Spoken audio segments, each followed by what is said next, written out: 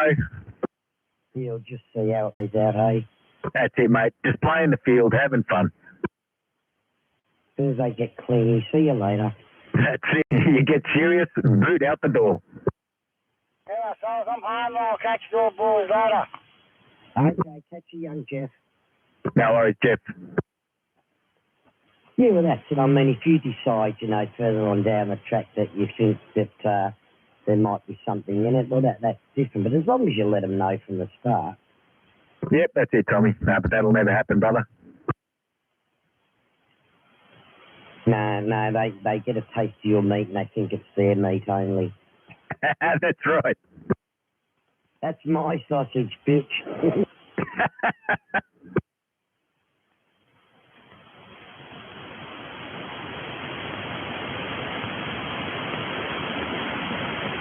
No, I won't go through it again, Tommy. You know the story, mate. I'll never trust a female again, mate. Yeah, look, I don't know.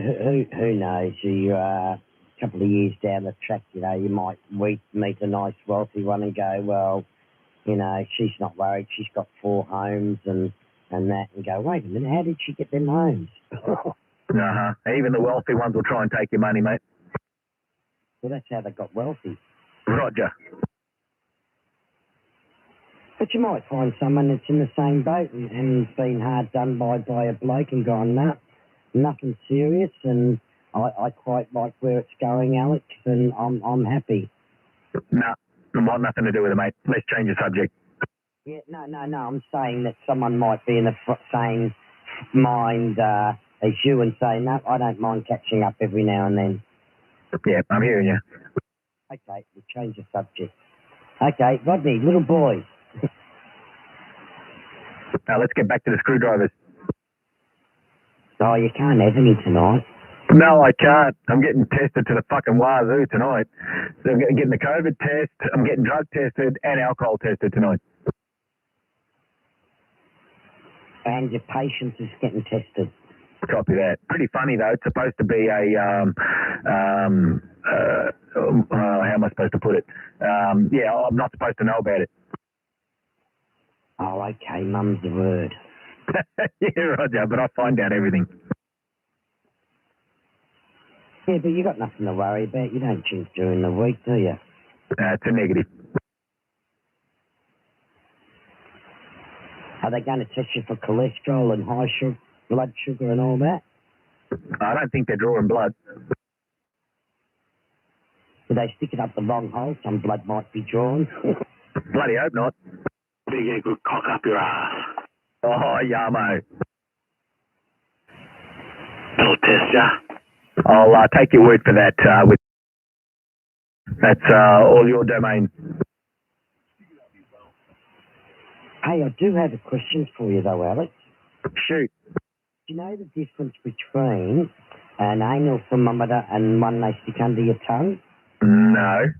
The taste.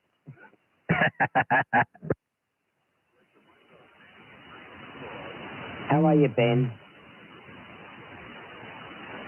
Is that you, Ben? Oh, Dino, sorry, Dino. You sounded a little bit like Ben and do about the same signal, Dino, over. Yeah, no, we can hear. I've still got a bit of noise there, but I know you're out there, Dino.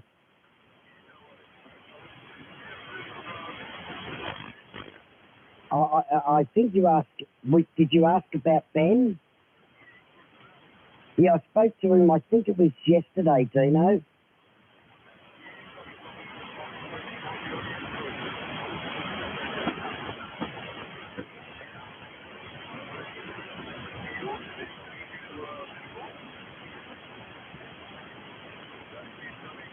No worries, Dino. Cheers, Ben. No worries.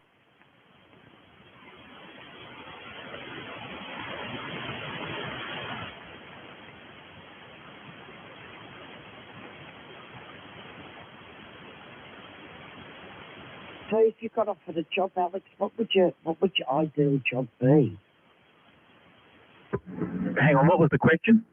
I said, if someone offered you a job, what sort of job would you like to be offered? was the question I was asking.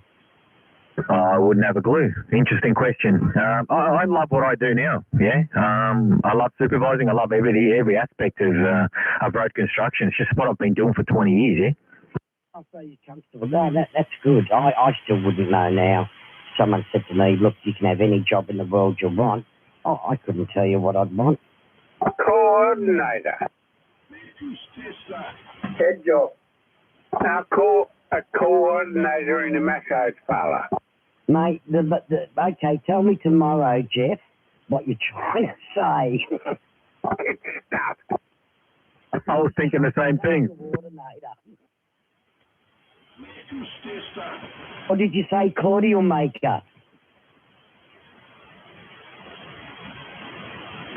Hey, Jeff, did you end up doing your crossword this morning? No. Roger. He's got bad coordination between the pen and the paper. I was surprised how many people were on this morning. Yeah, I don't think I got on this morning. I tried, the silly bugger was asleep.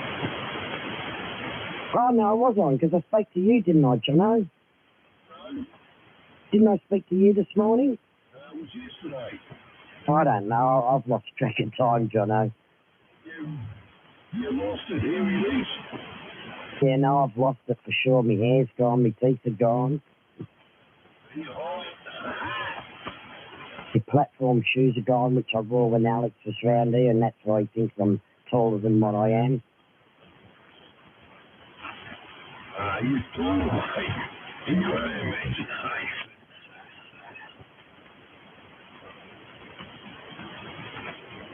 You nearly as tall as Tony. Yeah, sorry, Jono.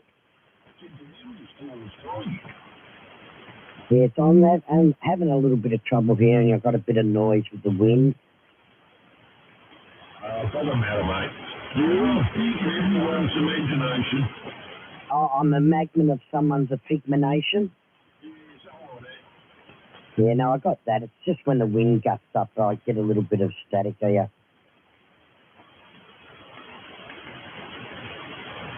That's a loose connection, you're correct.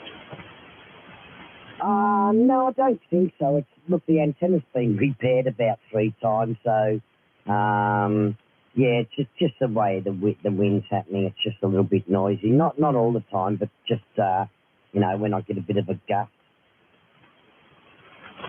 Yeah, well, don't stand up when you get back, because you'll end up with a stain in your jocks. Oh, I certainly hope not. Hey, Tommy. Yes, Alex. So what would be your answer to your question? Yeah, no, I did answer that. I couldn't tell you. Jeff said that I should be a coordinator, coordinator. Jeff said, I think he was trying to say coordinator.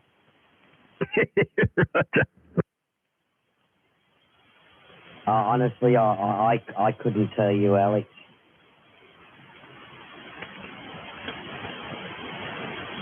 An Olympian high jumper?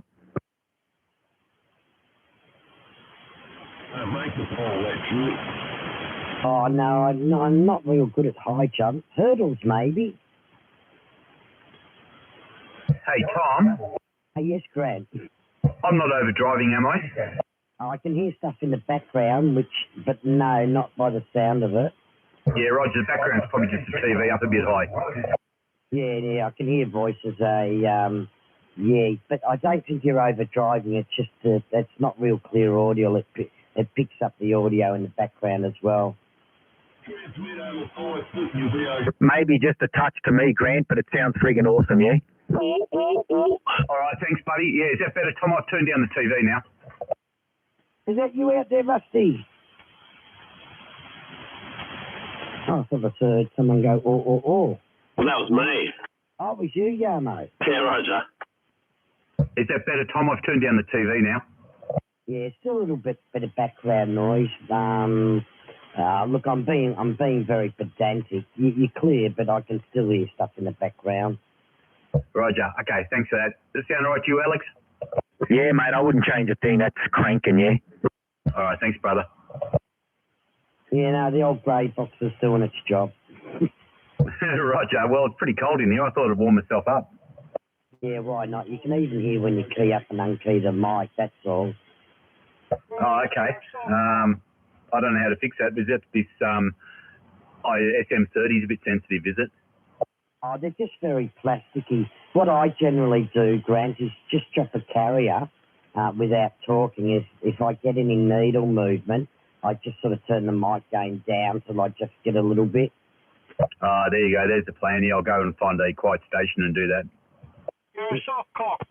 Sounds clean to me. Too many soft cocks out there. Too many soft cocks, Rodney. Oh, no, it's clean, Pete. I can just hear everything there, though, any background noise. Was that Rodney or was it Darren? Yeah, you're good, Peter. I'm not sure if it was Darren or Rodney. Hey, Rodney? I think you heard. Wouldn't be Darren. He'd be doubling over the top of everybody if it was. What you talking about there, Mr. Grant? Will you soft cock? Yeah, there he is. He doubled at the start of it. How are you, mate? I'm fine there, Mr. Soft Cock. It's getting too cold for you. What you talking about, you soft cock? I bet you've got the heater on that little room. It's cranking up to about 26 degrees. I guarantee you I haven't. That sounds like a dirty bird. Good evening, my son. Shut up. I'm not your son.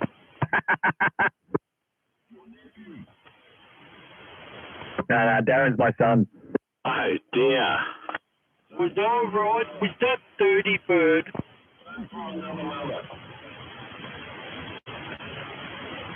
Not your poo baby, is he, Alex? Wouldn't surprise me. Oh, goodness. Don't eat soft, mate. Thank you, Bradley. A bit of love in the poo shoot. With a touch of bum gravy.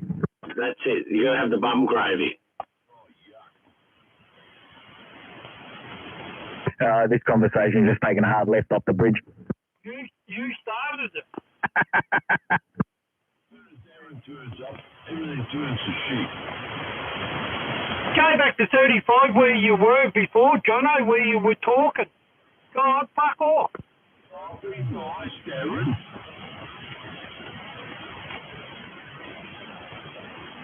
You're nasty, Parsley. Well, unappreciated there, Jono. Unappreciated. I know. He doesn't love me anymore. No, we wouldn't have Darren any other way, yeah? Yeah, no way, but I won't mention it.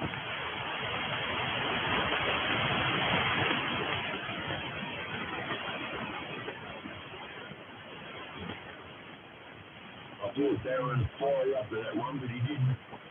Hey, what the fucking weather's shit tonight? It's fucking horrible. It's not very nice. It's windy. It's fucking starting to rain. It's fucking black as Ace of Spades in the clouds. Oh, you can't say that. You're not allowed to say that. You say it's clouding over and it's getting nasty. Fuck off, Jono, if you want to be a cocksucker like that. Yum, yum, yum. You'd love that, wouldn't you, Darren? Alex, why do you need to go out and find yourself a woman? There's so much love on here. Copy that. Playing the Dago, Alex, mate, he started at Tommy. Did he? And good evening to you, Darren. Good evening. Hope everything's fine with you and Jack. Yeah, everything's fine this way, mate, apart from the wind. Bloomin' windy down here, but the antenna's still vertical. And you are too. I'm surprised mine's still vertical. The old 2016 still fucking cranking along. About 1.5 metres apparently vertical. Yeah, 1.55, Grant. Oh, sorry, buddy. Is that at 25 degrees C? Actually, it wouldn't be too far. Yeah, no, it wouldn't be too far off that. I wouldn't mind you cheating, you know, probably get a little bit longer in one direction or the other, so to speak. I'm taller when I measure myself in the morning. Yeah, Roger. Talk back a bit and sound more louder. I don't care what anyone says. He's 5'6". Sorry, Alex, I smashed over you. Is that Sydney coming through in the background? It sounds like it. Couple of days. Never mind. These people go undercover me. How you been, Leroy?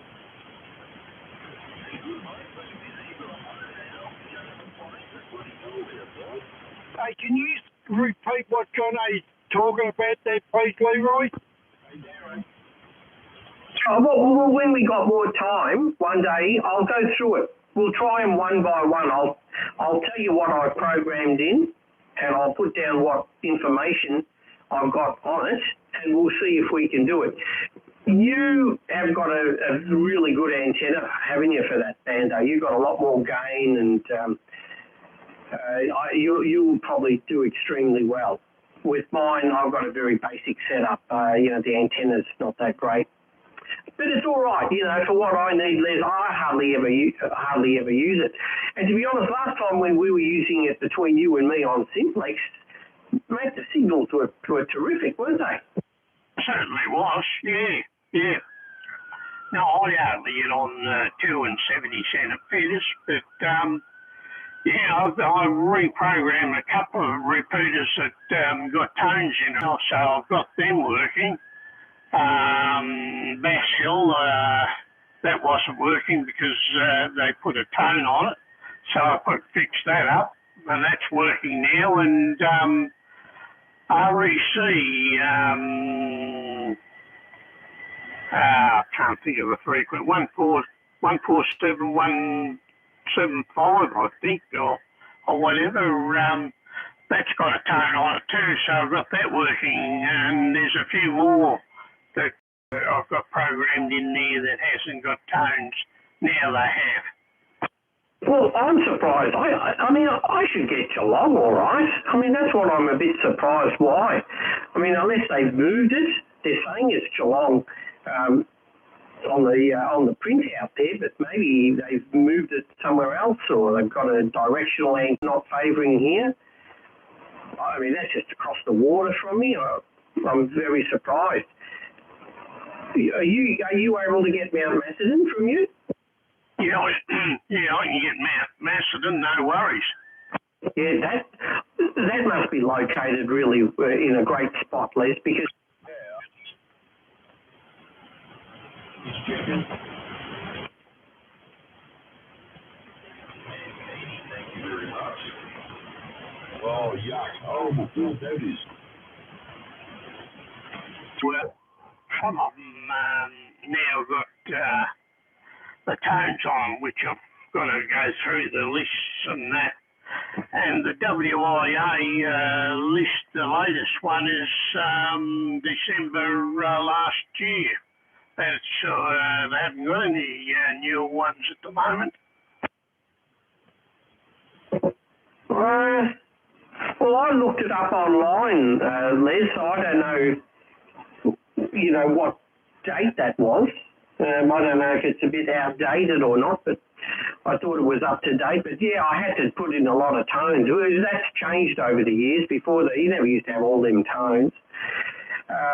But there was also one that just says Melbourne. It's located in Melbourne, and that comes out very strong. I'm not sure where that is. But it was really strong signal.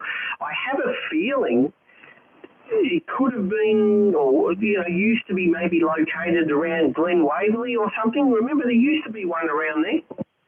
Yep. There's one around in Glen Waverley. That's a pretty good one to get into.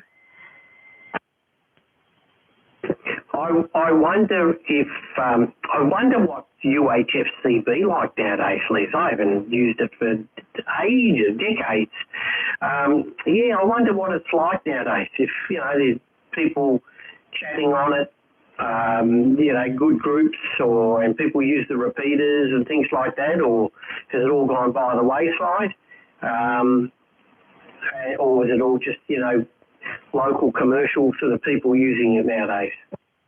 No, apparently a lot of people still get on the UHF CB. I did have a very good antenna up quite a few years ago, but I could hear hardly anybody.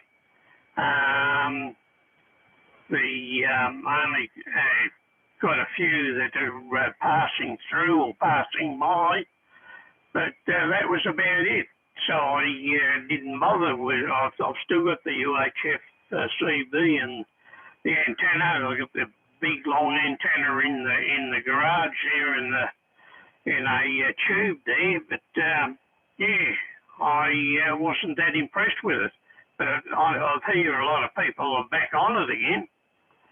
Oh, okay, yeah. I must have a listen. I don't know if I've got anything that would transmit there at the moment, but I must have a bit of a listen and hear the repeaters. Of course, now there's 80 channels. There used to be 40, so now they've made it 80 channels. But I guess the repeater channels, there used to be, 1 to 8, didn't they? So I guess that's the same. Don't know if they've actually changed that. But I might need to check that out, Les. And they used to have repeaters, you used to be able to get a lot of the repeaters, like out of the 8, I remember you could be able to get 5 different repeaters, but I don't know now if anyone's bothering to maintain the repeaters as they used to. The antenna you got for 2 and 70, what's that one? Is that a diamond or something, is it? Yeah, it's a diamond antenna, a high gain, 2 and 70 centimetre antenna. Yeah, what's that, like an X?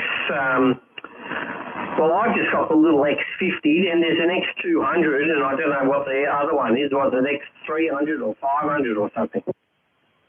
Yeah, I think so. I got the X50, a short one there in the garage that I used to use for portable, but they're the only 2 I've got there at the moment. Yeah, but the one you got, that's like about 6 metres long, isn't it? Yeah, around about that, yeah. Yeah, that would have very high gain. Now, I wonder if you could connect up your UHF CB to that. Probably could. Yeah, I reckon it would. Oh, well, I don't know. I think they're reasonably broadbanded. I reckon it would probably work all right. Yeah, I might give it a try one day. Yeah, I'm going to have a bit of a listen on them, but remembering now, Les, I don't know what the frequency allocation is. I don't know how they've worked it, because remember we used to have just 40 channels. 1 to 8 were your repeater channels. I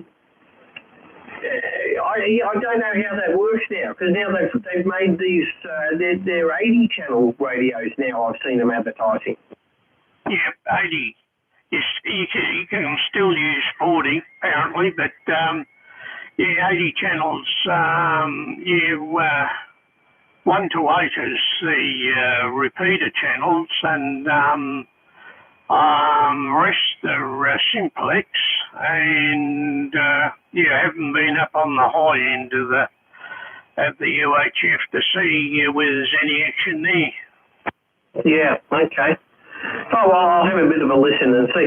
I thought there'd be a lot of local companies using it. They use it instead of buying proper and getting licenses for two-way communication frequencies and things. They just tend to use that, like your garden supplies, your tradies, things like that, or maybe transport companies. I guess now with the mobile phone, it's probably not really necessary anymore. But I thought, you might get small businesses using it. Yeah, well, I don't know. You haven't had a listen for ages yourself, have you?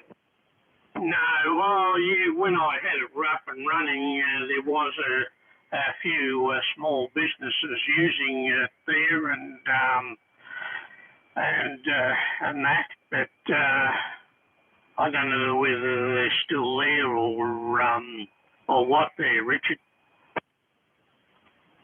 Yeah. I mean, I think if you get out of Melbourne, farmers and things like that probably use it, Les. But I suppose times have changed, nowadays. You wouldn't need to contact someone, you just call them on your cell phone or send them an SMS. I do get these occasional emails from this American company, Les, and it's like a handheld radio, but they reckon it's like Android compatible. You could use it as a mobile phone, but I think it's got 2 meters and 70 centimeters, and it's got a fantastic looking screen on it. But it's a bit complicated. I don't quite understand what it can do, but it says, you can use it through the internet and reliably talk all around the world with it and all that. I don't know. Maybe next time I get that email, I'll forward it on to you to have a look. Yeah, I have seen them there. Apparently you can talk around the world on them, and they've got 2 and 70 centimetres on it, as well as a mobile phone. Yeah, I know. That's pretty good.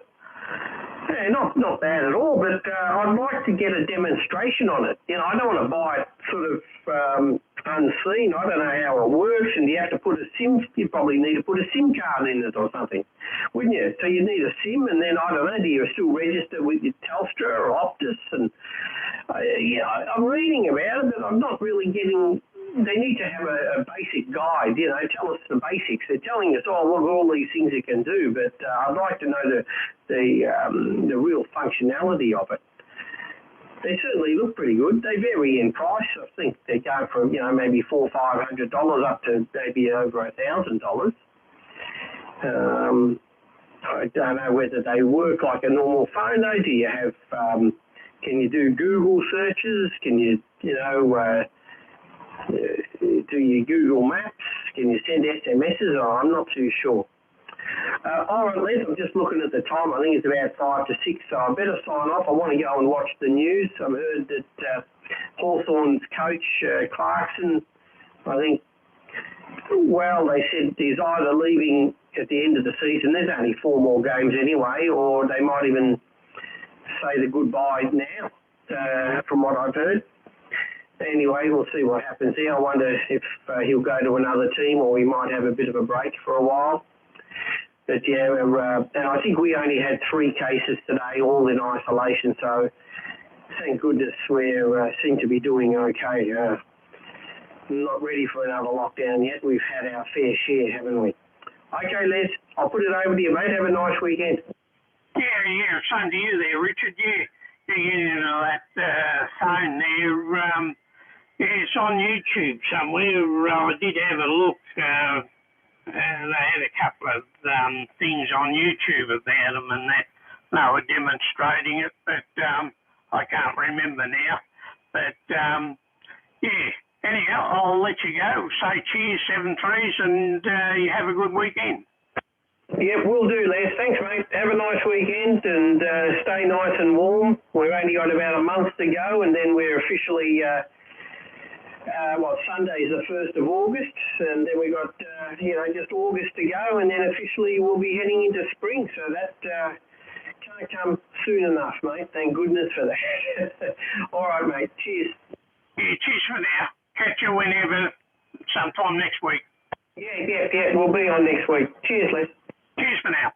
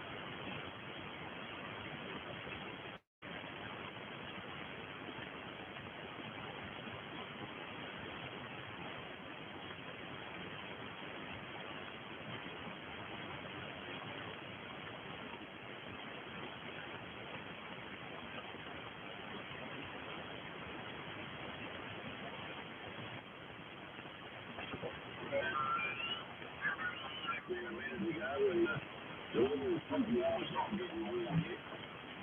But the radio is getting warm. If you're a fan on the radio, it might stabilise your business.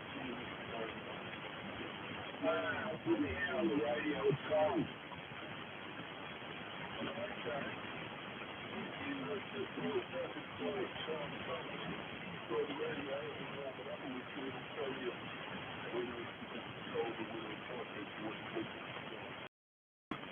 Don't worry about it. People don't like it, they can go to another channel.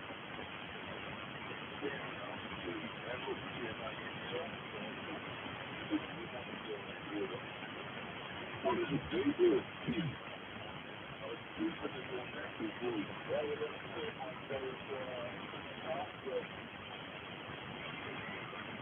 Yeah, I thought so. Thank you. Hey, Andy, there's a lot of the quiz sometimes that happens on this chat. Yeah, I'm still in there. When my mate passed away and all this shit got fucking left behind and I missed out on the test ride I was feeling. Yeah, those test rides aren't cheap. You know, I was looking online for, even second-hand ones are not cheap. All you have to do is connect a gas bottle to it, mate, and a keg. You know, like it has fittings and everything that come with. You have to fill a little bit up with water and just twirl it around and fuck away you went. Yeah, you've got to buy the refrigerator, the glyco something or other, which is what takes the circulates round and takes the chills down the beer. Yeah, no, this thing had was like a, what would you call it, an old milkshake motor there that swirled the water around and it swirled around. It used to freeze up the pipes, mate. These are all copper pipes. Like, you just have to put nothing in there. Oh, okay. I've not seen one like that, but I've seen the ones that use this glyco something or other. And, like it's like a proper, caterer's tent, right, for chilling beer and stuff. Like I said, they're not cheap, but, once you've bought your glycol or whatever it is and that's topped up, you only just need to top it up every now and then. Just run it and, it cools the beer because it just pulls all the heat out of the beer. Yeah, right, this was a similar thing, yeah. How do you explain it? And you had to run water to it, and it used to run water out of it. Is it dump water or take water? But once it was up and running, the thing was frozen, pretty much frozen, but the water in the middle wasn't. But all the pipes, all the copper pipes used to freeze up. Like, oh, mate, it was the beast. Yeah.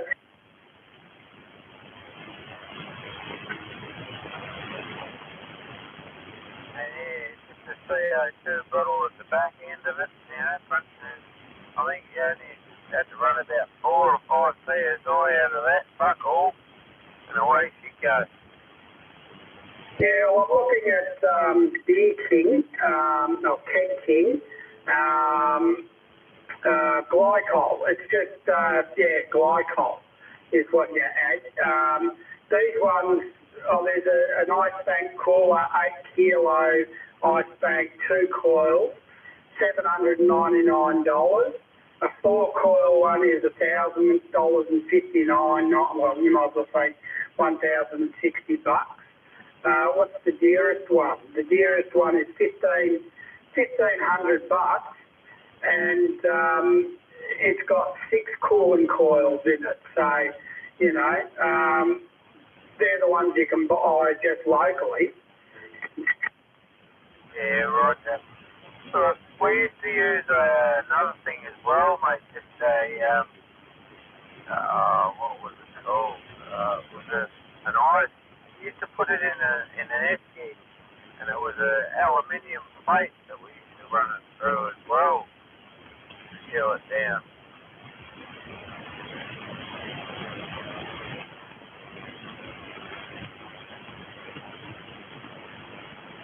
Have you heard of the Rhino? No. That's just a self-propelled one, as in air yourself. You put it on a full-size keg, you have to push down 8 times and you get a fucking beer out of it. Oh, okay. Yeah, it's called a Rhino, mate. Yeah. You got to push the handle down and it pushes air into the fucking keg. But you have to have it stay. It's chilled.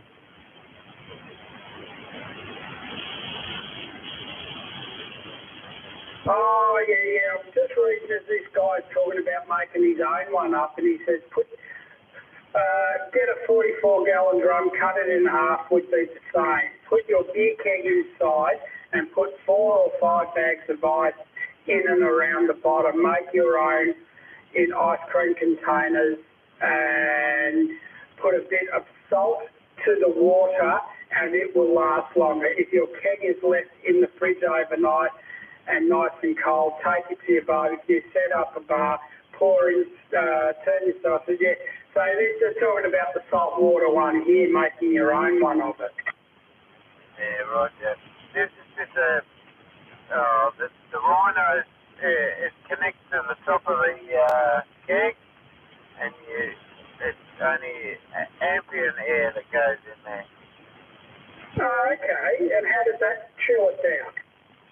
No, it doesn't chill it down at all. It just gets the beer out of the keg for you. You got to chill it in a bucket, like you say. Oh, yeah. Well, you can do it that way. If you're going to, you can use air. You don't need to use CO2. But the thing is, you want to drink that beer, on the day. You don't want to be, sealing that keg up with all that air in there and then forgetting about it because that air will turn that beer off. But if you're going to drink that keg that day, you can use air. There's no problem with that. Yeah, Roger, 270 pots go through. Hey, what was that? 270 pots you have to go through, mate. Yeah, well, that's all right if it's a barbecue and you got your mates around and, you put on a good session. But, but as far as, like, turning the tap off on that one and leaving the beer sit for a couple of days before you go back to it, that's when it'll go off. Yeah, Roger that, yeah. No, I understand where you're saying that. Yeah, whereas the CO2, no bacteria grows in CO2, so the beer won't go off.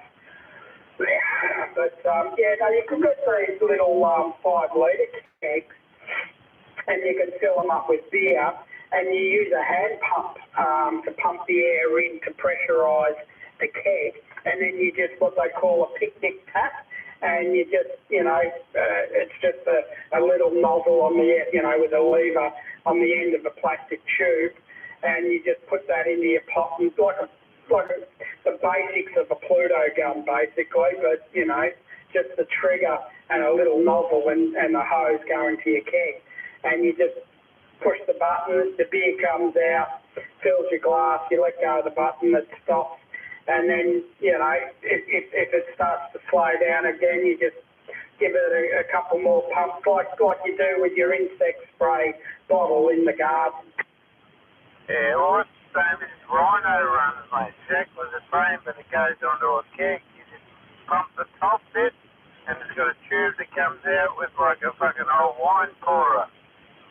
Yeah, well, that's what I know what you're talking about now, yeah. Yeah, no, they're working great. Yeah, but like I said, you wouldn't want to use one of those on a 50-litre keg unless you're really going to be, drinking it that day or that day and the next day. Like, you could probably do that at Bathurst, take your own keg and Rhino, and that'll be all right over the weekend. Yeah, Roger. Yeah. Well, that night, as you say, you got to get into it. Well, that's it. Hello. Like you can with CO2, I know that. That's fair. That's how they run normally. So you'll need to clean the tubes out and all that shit. Sorry, I was talking away from the microphone there. Yeah, no, I do that after every keg.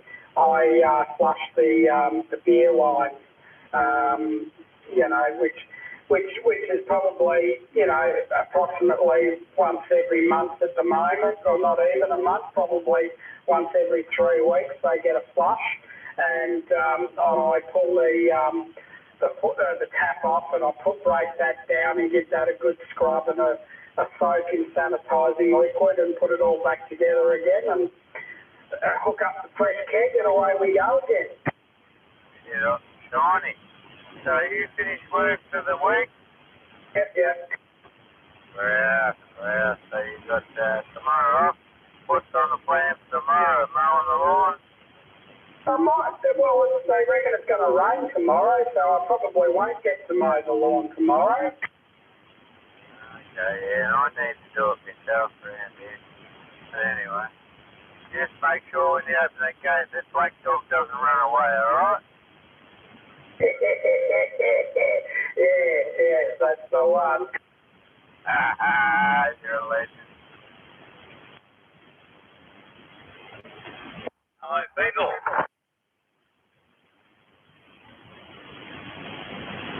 Who we got on the side out there? Go ahead. You got malfunction. This power mic is bending my strength meter like you wouldn't believe. Can you hear that out there, Keith?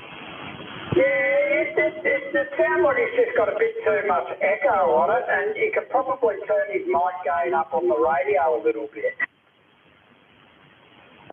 I don't know what the fuck's going on. Anyway, it's a mic going up flat out. Yes, I know what's going on. It's malfunction here, and according to my meter, I'm fucking pushing out a heap of juice. Yeah, turn the echo down a bit. It should be off now, I think. That's all right. That's okay. Yeah, you know it's malfunction. I don't turn that different, do I? You've got a bit more depth to your audio than what you normally have. When you first key up, you're punching a good 10 plus to a 20, and then it drops back to a 7 and an 8. So you're definitely pushing the figures out. Yeah, thank you, Goody. Got the power mic on flat out. I got the echo turned off. And according to me juice, I'm putting twice as much juice what I normally do, but that's not a lot in strength points. But yeah, what a trip.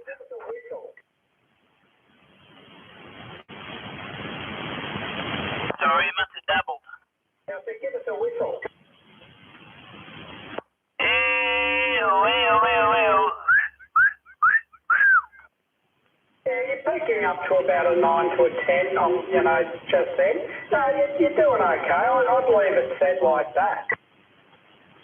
Cool, the way it's set, the modulation's flat out.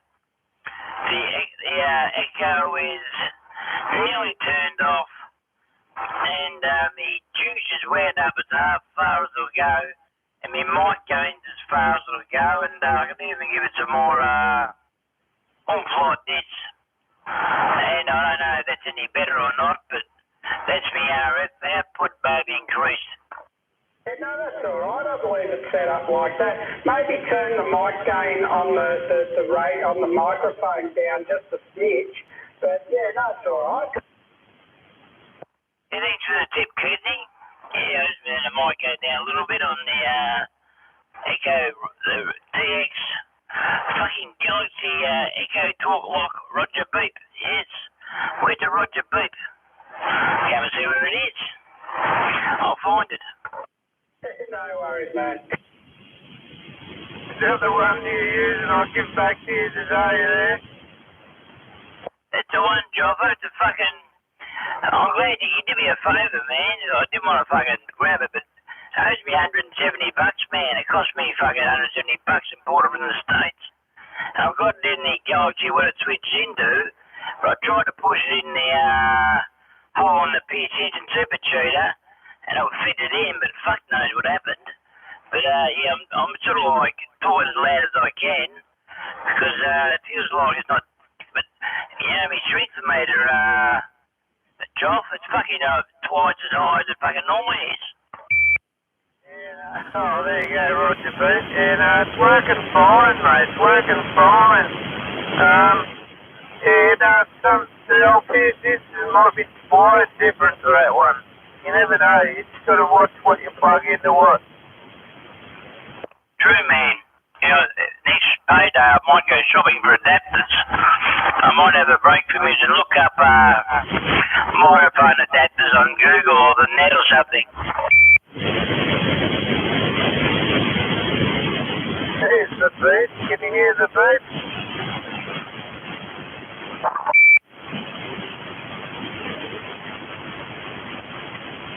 We've got one in the rig too, believe it or not. I told him then. Where is the bastard? Here you go. I should have 2 beeps now. I've been told off about this, but anyway, here we go. Beep, beep, beep.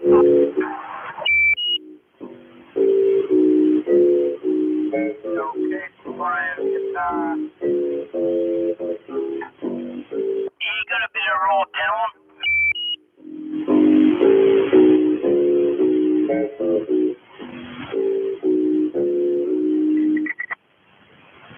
Hey, papa, wow.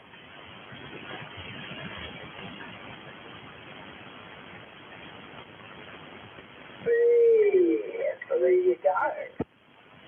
Well done, kid. Yeah, no, you always seem to lug it out of the end there.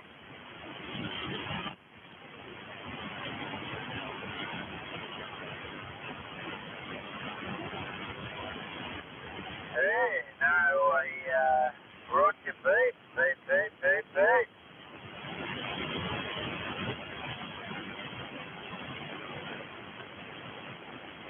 Where's old Stumpy gone? Have you heard from him?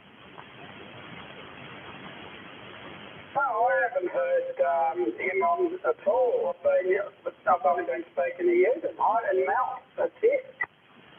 Yeah, no, he was on earlier, mate. I don't know where he's run off to.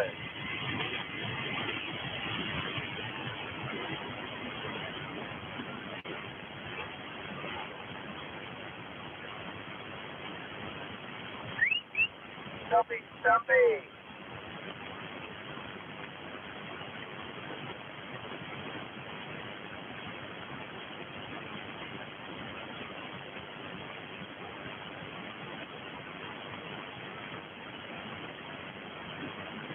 Yeah, must be around tonight.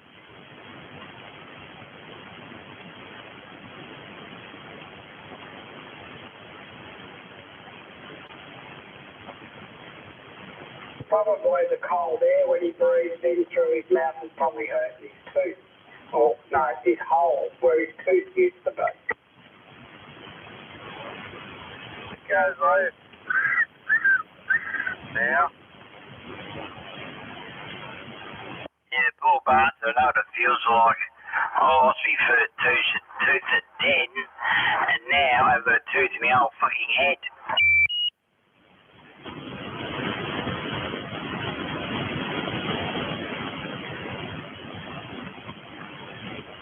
Is that you, Mel?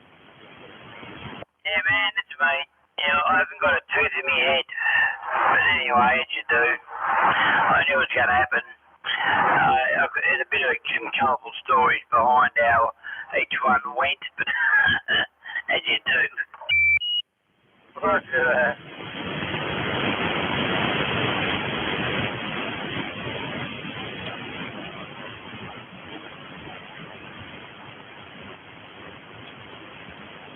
So what's your son doing tonight, man? Yeah, just cruising back, mate. Thank you. All good.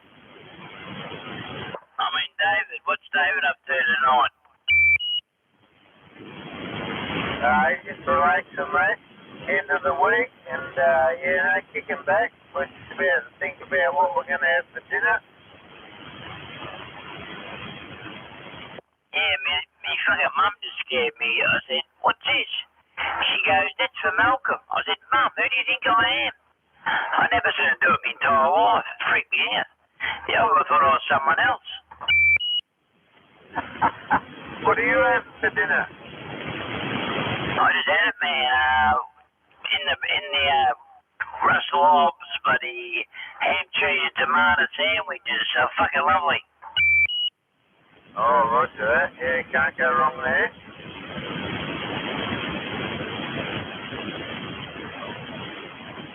Anyway, to be honest, everything's on flat out. The microphone's on flat out. The amps on flat out. The juice from the rig, the RF gain's on flat out. The mic gain's flat out. And the fucking needle is bending on the fucking power scale. So yeah, everything's fucking flat out. Roger that. Don't overdrive everything, mate. You're going to blow shit up one day. Yeah, I can see how it happens. I'm talking about 2 inches away from your mic. I can be a bit more casual. But yes. Flat fucking out.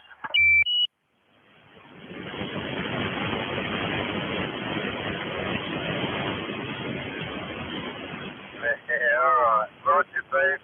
Beep, beep, beep, beep.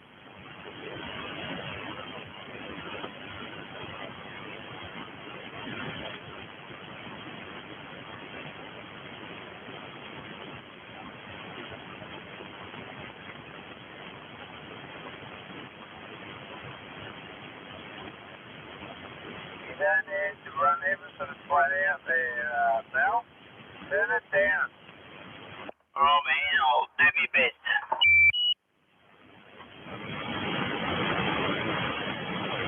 We can hear you clear as a bell over here, mate. You don't need to run it all flat out.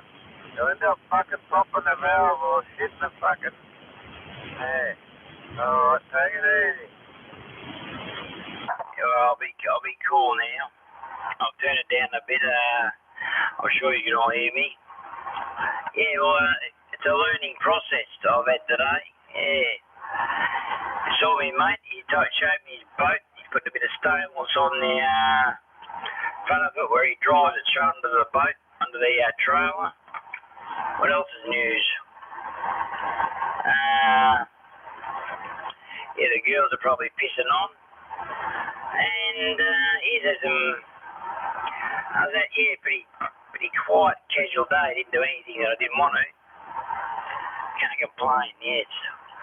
Anyway, yeah, I was legal after I when I went out, I didn't drink anymore, so I might just go crack one now for the sake of it. It's Friday night. We all have fun on Friday night. Roger that. Yeah, no, you've got to have a bit of entertainment, excitement in your life.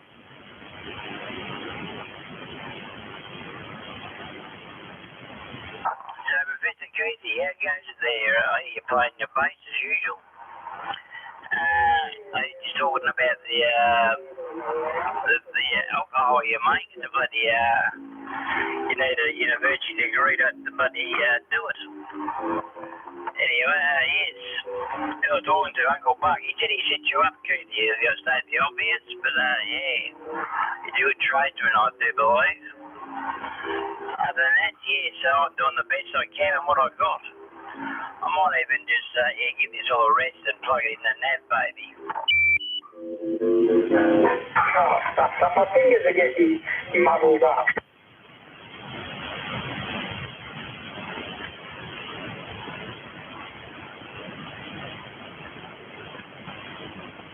Did I blow my radio up? Oh, I don't think so. It's working fine. Well, that's all right.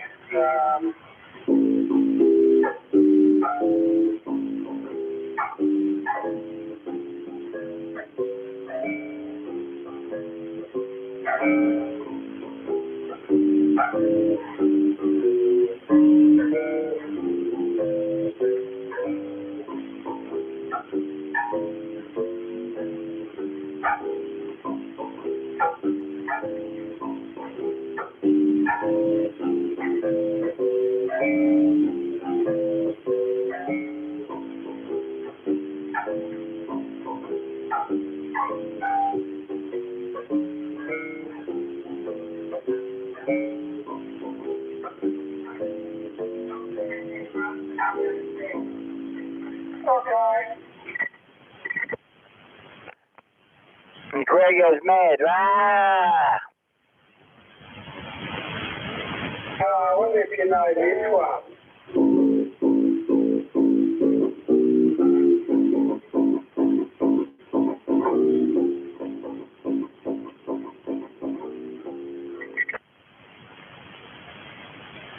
I did a bad thing. There's a little house down in Texas. In the garage. Pretty much the same thing. Probably is the same risk. I did a bad thing.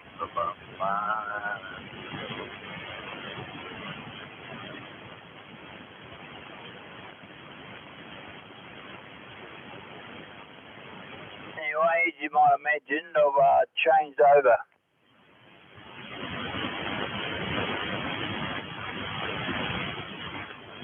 What's that? You coming out, Mel? Oh, cutting out. That shouldn't be happening. Oh, fuck off. What's going on right here? I'll turn it down a bit. Bitch of a thing. Don't do that to me, relay. Yeah, back on the Navajo, fellas. Yeah, it sounds pretty good.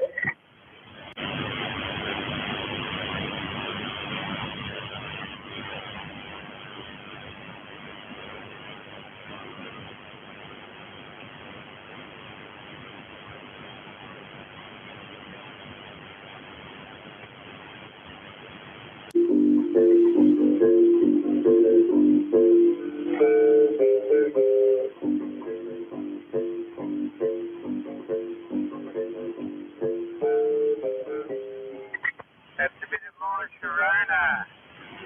Yeah, you got it. Fucking right on it,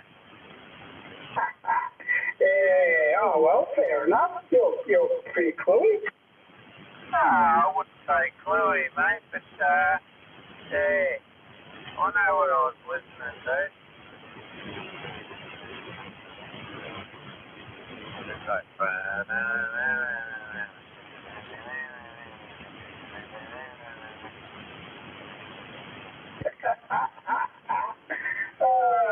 wonder if you know this one.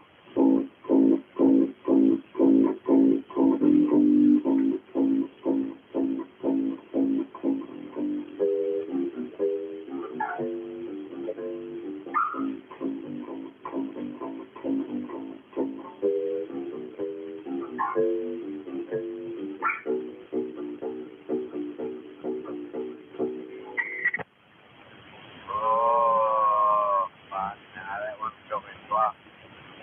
Psycho killer. Psycho killer, yeah, get there.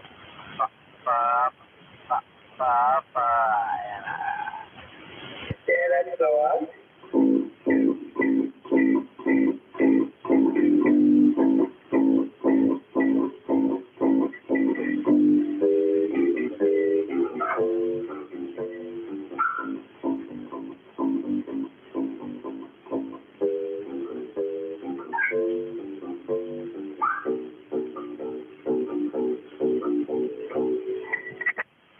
Yeah, no, you're right onto that. Yeah, now I've got it. It's pretty hard to pick some of the bass lines unless you sort of hear the guitar going with it, and then you get the whole thing. And, you know, just listening to the bass line, you know, because so many bass lines sound the same too. Yeah, roger that. No, you do well, mate. You're a fucking legend. I wouldn't go that far. Oh, you know, those can say anyway. You're doing alright out there, Tom. Well, I hang around with it just for my own amusement, so, you know, I don't profess to be a, you know, shit-up musician or anything, but at least I can sort of belt out a tune or two now and then. That's what it's all about, mate.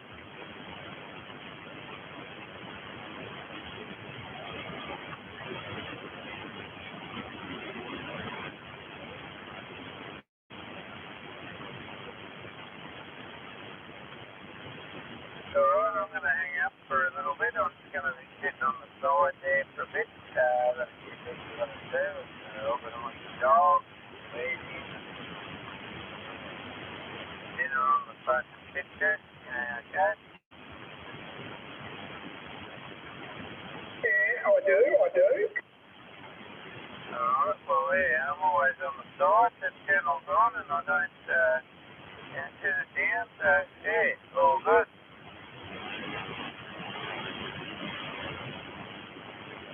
I just sent Stumpy a text to see if he's getting on, but we'll see. Alright, if I hear him on there, I'll say hello, and we'll all say hello and get on.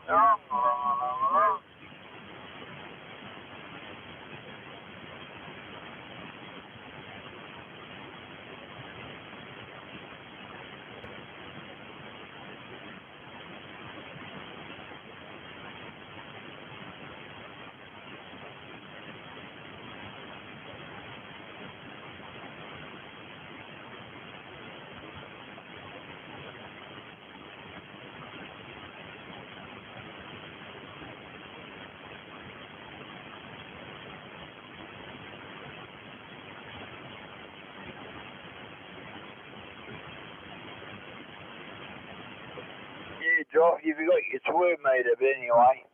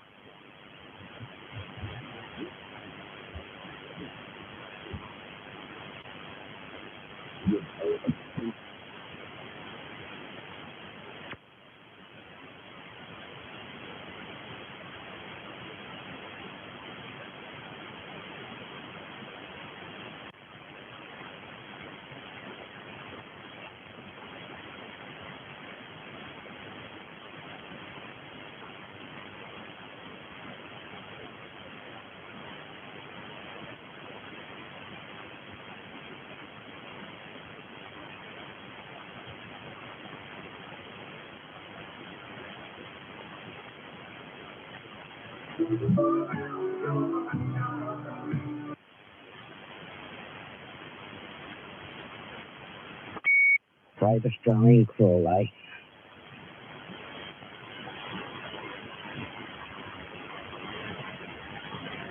And that wouldn't have been me.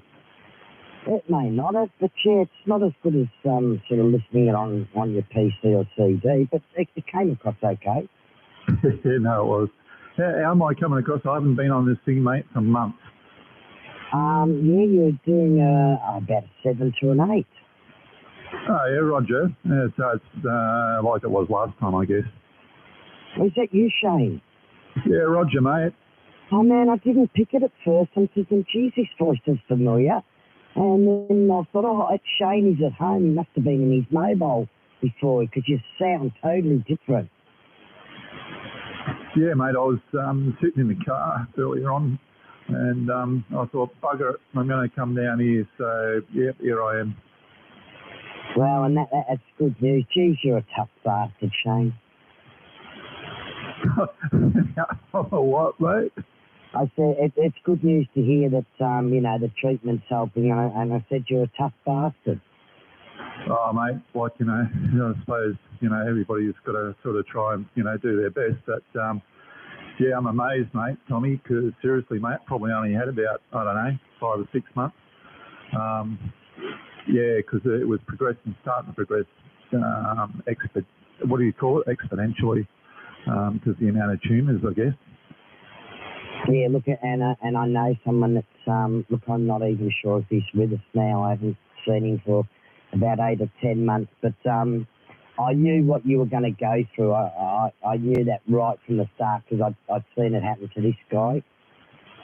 Oh, mate, I was getting there because the pain was just getting pretty horrific and no painkillers, your Endone and all that. Didn't matter how many it took, mate. All it done was make me really crook. It certainly wasn't helping the pain. So I was getting there, mate. I even had it in me bloody bollocks. That was the worst bit. I was starting to walk like bloody, like John Wayne, mate. Yeah, and I don't know if this guy had it down there, but yeah, had it all through his head and inside, and you know, they just cut him up and then they do a check, and a couple of weeks later, you know, they go in and cutting someone somewhere else. And, you know, honestly, Shane, I don't think that cancer is advertised as much as it should be. It's a silent killer. I've had it and Jack's had it, but luckily we didn't go past stage 3 and 4. But it's just not enough advertising with it, Shane. It's shocking. Yeah, no, g'day, mate. No, you're dead right, Tommy. You don't hear about it enough, and you hear about all these immunotherapies and all that sort of stuff, but this one that I got, that NRAS type, the neuroblastoma rat sarcoma, they call it, freaking rat sarcoma, that's the name that sticks in my head. There's no cure for it, mate, and like even your nivolumab and the ipilimumab, they're the two main immunotherapies they use for it. It may have slowed it down, but that's about it. But thank God for this new shit, mate. And that's brilliant. That's really good for yourself and the community. Look, it's unless you've sort of been there, Shane, and I'm not saying I've been there anywhere near as you, but yeah, there was a few shocks there, and when it was explained, if it had got to this stage, and then this stage, what actually happens to your body. And that's just not done. Oh, you know, put your sunscreen on because you don't want melanoma. But I don't tell you how much fucking melanoma can fuck you up and how quickly. Oh, yeah, mate. Look, they expected me dead freaking 18 months ago, to be quite honest. They were scratching their head as to why it was progressing so slow. My body seemed to be fighting it at least and doing a fairly good job of it. But it gets to a point, you know, where it gets into your organs and shit, shut down my bloody... Because my, as you know, my endocrine system, adrenal system's just screwed permanently. So that made it even worse, and that was the ipilimumab that done that. That the ipi and the nivolumab immunotherapies, they work fairly well on the BRAF type melanomas, but not... unfortunately, not on the NRAS type. That's why this American company was concentrating on this belvarafenib and cobarafenib. And, stuck me down as the first human trial. And there's myself, a dude in America, and another guy just started at Peter Mac about 2 weeks ago. And I don't know whether it's working for them, but fingers crossed, hopefully it is. Well, you know, I can see, man, if this works, well, how great would that be? Who knows, you three could become the figurehead for it. And being a survivor and being able to tell someone how good this product is, wouldn't that be brilliant? Oh, yeah, absolutely, Tommy. 100% there. You know, you feel really humbled and privileged. I do, to actually even get there. I'm lucky because they do a screening test. You've got to be healthy enough. Otherwise, this is the bit that gets me, is it messes up their data. I mean, I get it, but there's probably people out there that could have survived had they have got that in time, you know, and there was one guy on Facebook had a heap of brain tumours like myself, and but he apparently only had, I don't know, a few weeks to live. Had they have got it to him, maybe it would have saved him, maybe it would have screwed him, who knows, mate. But it's interesting how it all works. I mean, like they pay for my petrol to go in and back. They pay for any food I eat at the cafe, and they pay for my parking, and that's the American drug company, that is. Yeah, Roger, look, Jack has just come off a 7-year trial. It's got to go for 10 years. And that was the same. If for some reason I couldn't drop her off or pick her up or whatever, they would they'd either pay someone to come and do it or give her a cab voucher. And that was the same, but very, very strict. Even though it was... for a totally different type of medication, man, the things that they had to do, and it had to all be this, and you can't have done that. You need to let us know if you've done this, or drunk dad or whatever, within 7 days, we need to know. Just give me a sec, Tommy. I'm bleeding from the mouth. Hang on, buddy. Okay. Evening, Tommy. Is that you, number 2? No, it's John, Tommy. Oh, how are you, John? What he just said, Tommy? Yeah, sorry, Vito. Did he just say what I heard him say just then? What, that he's bleeding from the mouth? Yeah. Yeah, Roger. Oh, great. Yeah, no, I'm still bleeding. I'll try and talk. I forgot what I was going to say now. I've lost it, Tommy. Nah, I can't remember. If I think of it, I'll get back to you. It's that razor tongue. Yeah, look, I don't think that's the medication, Shane. You're just getting old like me.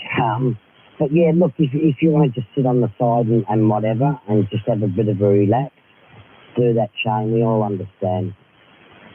No, it's all right, mate. What it is, the medication dries up your skin, yeah, as you know, and like most of it.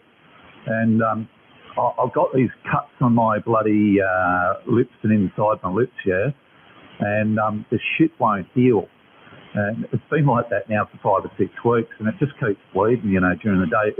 Sometimes it might stop for about 4 or 5 hours, but then it just bleeds profusely. Yeah, and that's because of the treatment, obviously, and medication drying you out. And there's not much you can do about it. Yeah, it not only dried me out in my mouth, it dried me out down below too, mate. Unfortunately. Do you mean the yellow stuff or the white stuff? Probably both, mate. Yeah, I don't know. I didn't know if one night you were trying to have a go and you thought, oh, you know, I feel half all right, you know, let's get a bit amorous and you've had your orgasm, but nothing come out. Well, no. When I started, it was getting a bit tender down there, and I started walking like John Wayne. You know, I couldn't even try to see if it was working. But now that I'm, half good, no, it's not working, mate. It's fucked that up as well. Hey, Tommy.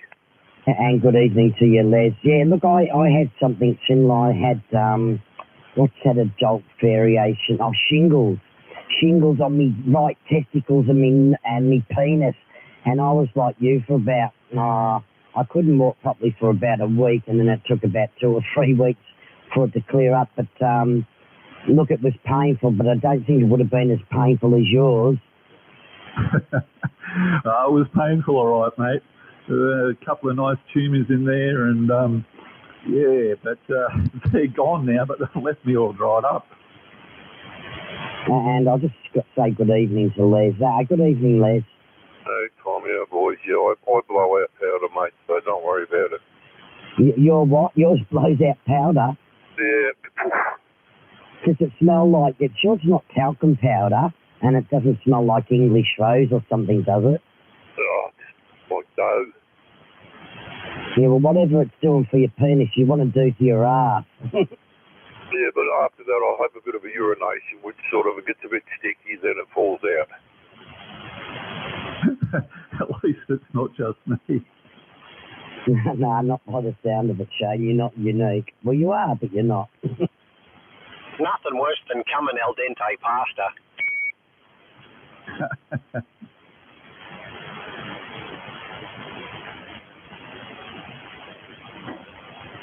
Hey, Tommy, I come down here before and I switched the radio on. I thought, that antenna's, I haven't been down here for months. Switched it on and I'm looking at it. I thought I'll just give it a couple of clicks just to check the SWR. And go, what the fuck? Oh, it's way off. What the hell's going on here? It took me ages. And, it was the power meter I was looking at. Oh, you idiot. Yeah, and I pulled the bloody, I got the antenna analyzer out and stuck it on there, and it's going 1 to 1. And I'm going, what? What the hell? And I'm wiggling the cord and thinking, the coax, and I'm thinking, maybe it's the coax got a crack in it or something. And no, it was all good, 1 to 1, 1 to 1. Put it back in, and I'm looking at it and going, what the reckon hell's going on? Yeah, 5 minutes later I worked out you're an idiot. The meter that says SWR usually means SWR. Yeah, look, yeah, I'm hearing you. Yeah, look, we've all done stupid things like that. I've switched the power supply on, the lights on the power supply. I've turned the radio on, the radio's dead. I think, you check the fuses in the leads. Nothing wrong with the leads, the fuses. Oh, you idiot. You haven't connected up to the power supply. Not worse than that. You know, I've actually had when it's been an electrical storm, I've unplugged the coax and back and turned the radio on. Was there something wrong there? What's going on there? I didn't realise I've unplugged the coax. I went to jump. I was putting the key in the wrong car in the supermarket. Oh, I've done that too, and actually opened the door. Yeah, well, I done it last week. I come out for the bloody dock. I was driving the Sunsville, the other Suns on I-30. I thought, righto, and I'm pushing the button, nothing's happening. I'm thinking, what the hell's going on? So I go up to the door, and the bloke's looking at me, and he pointed, yeah, wrong car. It's the one behind you, you dickhead.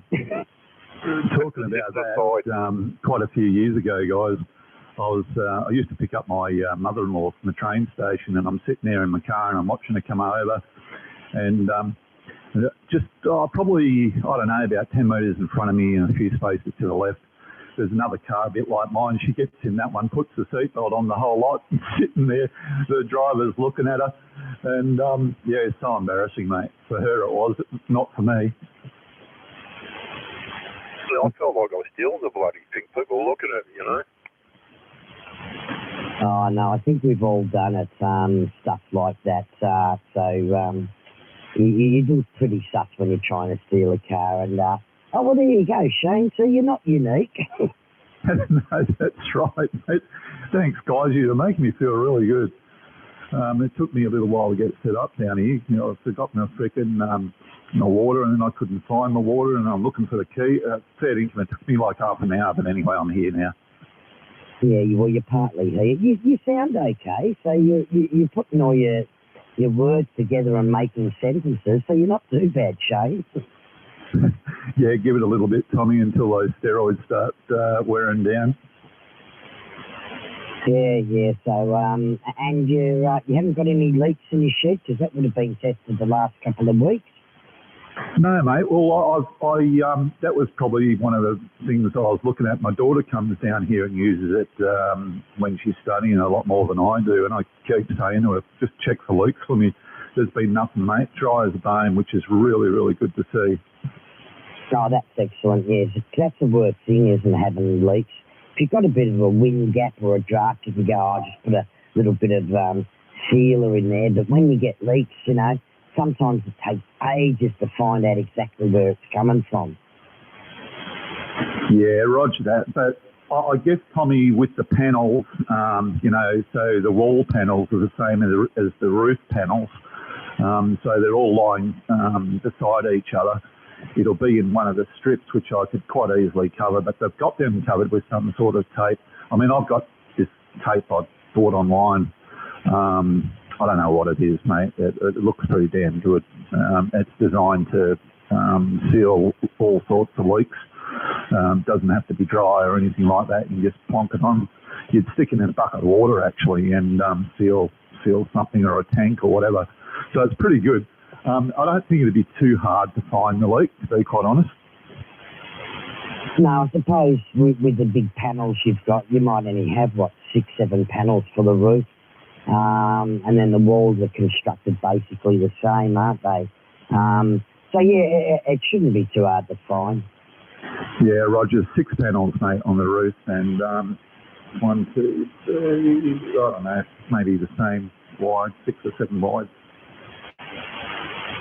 Yeah, no, it looked good. It'd be a great little place, wouldn't it? If the missus says, no, you can't use a house, you've got to build your own little shack, it's, it's good because it does keep the warmth in and the heat out to a degree because of its construction. And, yeah, great little spot. Oh, it is, mate. Like, at the moment, I've just got in the background there, but it is toasty warm in here at the moment. I mean toasty warm. It's bloody brilliant. Anyway, I better not take up too much time. There's other people obviously want to speak to you and to speak to each other. But no, I'll be on the side, Shane, but great to hear you on the mend. Yeah, you too, Tommy. And when I'm well enough, mate, I'll get you round. You'll have to give me a little bit of time for that one. Oh, excellent. No, that'd be great. And I know Damien will be eager to see you and Brett as well.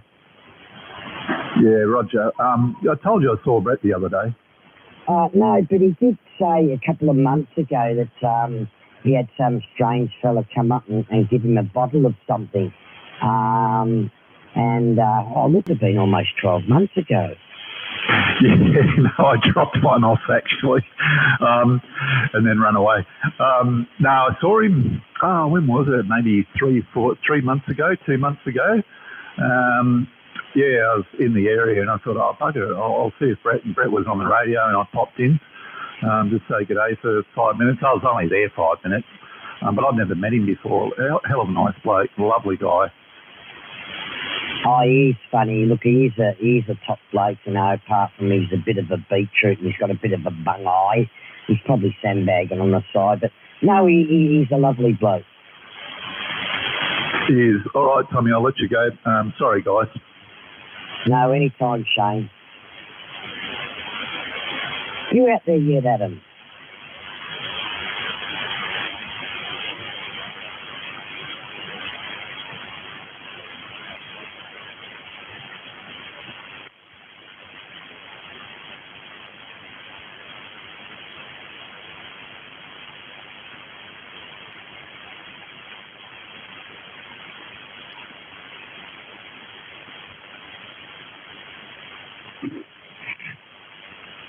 Oh, that was a strong signal. Yeah, sorry, mate, I was missing my mic. Oh, it's you, Peter. No, I just installing the software, listening, sandbagging, as we do. Oh, yeah, it's good. Sometimes I get on and just sandbag, and I can do that for a couple of days. Yeah, no, it's good just to sandbag and sit back and just have the radio in the background.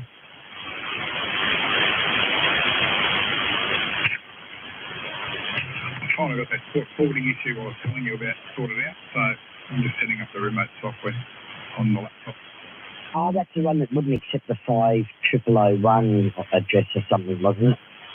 Yeah, and it's bloody, for some reason, Optus has blocked it at the, wherever they block it.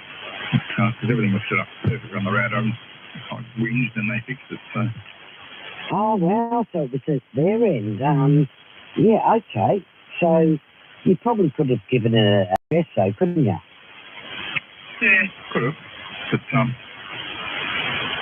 think I actually tried that for some reason. That's why they actually blocked a lot of port forwarding. And someone in their Philippines office said they do that to protect our security. So I lost my shit with them. And said, you just need to fix it. And they sent me out a whole new router. And then that was the only one that wouldn't work, and the rest did. So, but anyway, they fixed them out. Oh, good stuff. Oh, well, I suppose if that's why they say they do it. But yeah, I never had a problem. I'm with Optus as well. And yeah, well, we're both pretty close to the exchange. Yeah.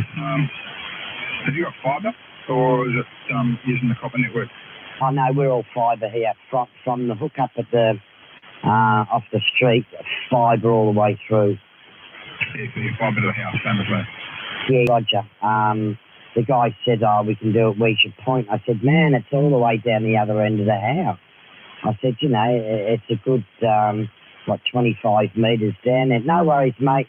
I'll just allow for that. And he gets his reel out and he's got his Telstra rods and he pushes it down, and then he had to get under the house and pull it another 10 foot, drilled up through the floor, up into the wall stud, out through the wall. He was done in about an hour. It's unusual. Well, they usually done it in about an hour. They usually do shit work, and their name's Marvin Mahatma Cape or something. No, it was great. He said, not a problem. He said, I'll run it up the walls across the roof. I said, man, we've got insulation, there's noggings there.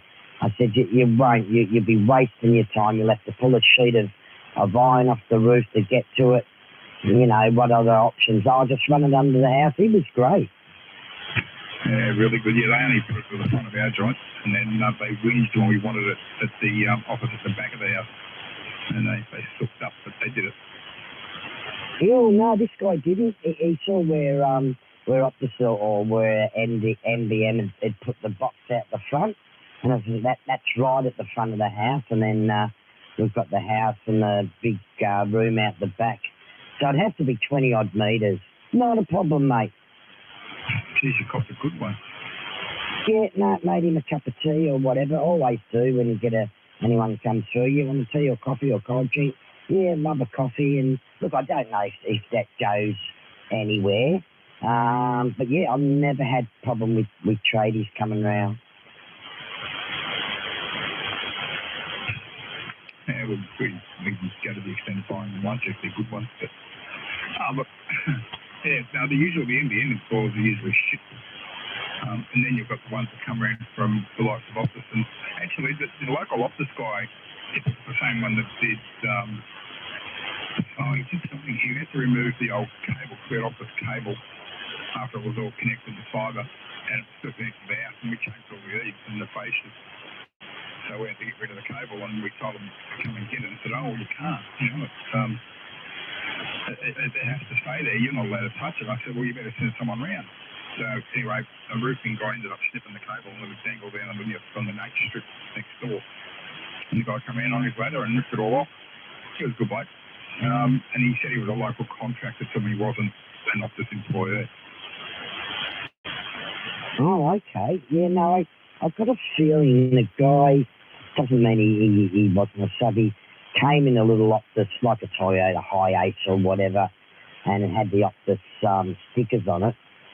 He definitely wasn't Indian. I've got a feeling he may have been Malaysian. I don't think he was Filipino. I did ask him, and I've got a feeling he was Malaysian. He's good. At least he's nice. You don't get that much these days.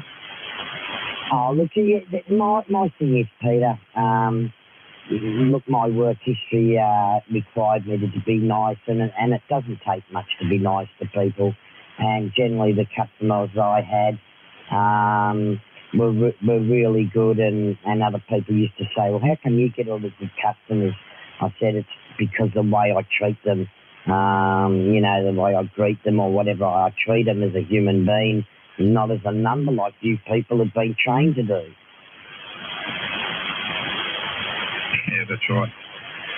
It works on it. Customer service is always nice. Put yourself in their shoes, etc., etc. Well, that's it. I mean, I'm a customer too, and if I go into somewhere, I wouldn't like to be treated the way that certain companies train their staff. I'm in there. I'm a human.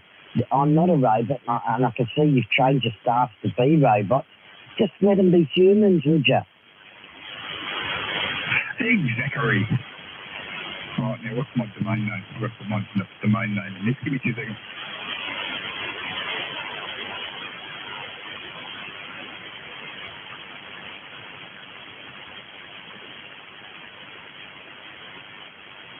Come on, Adam, you should have had your tea by now.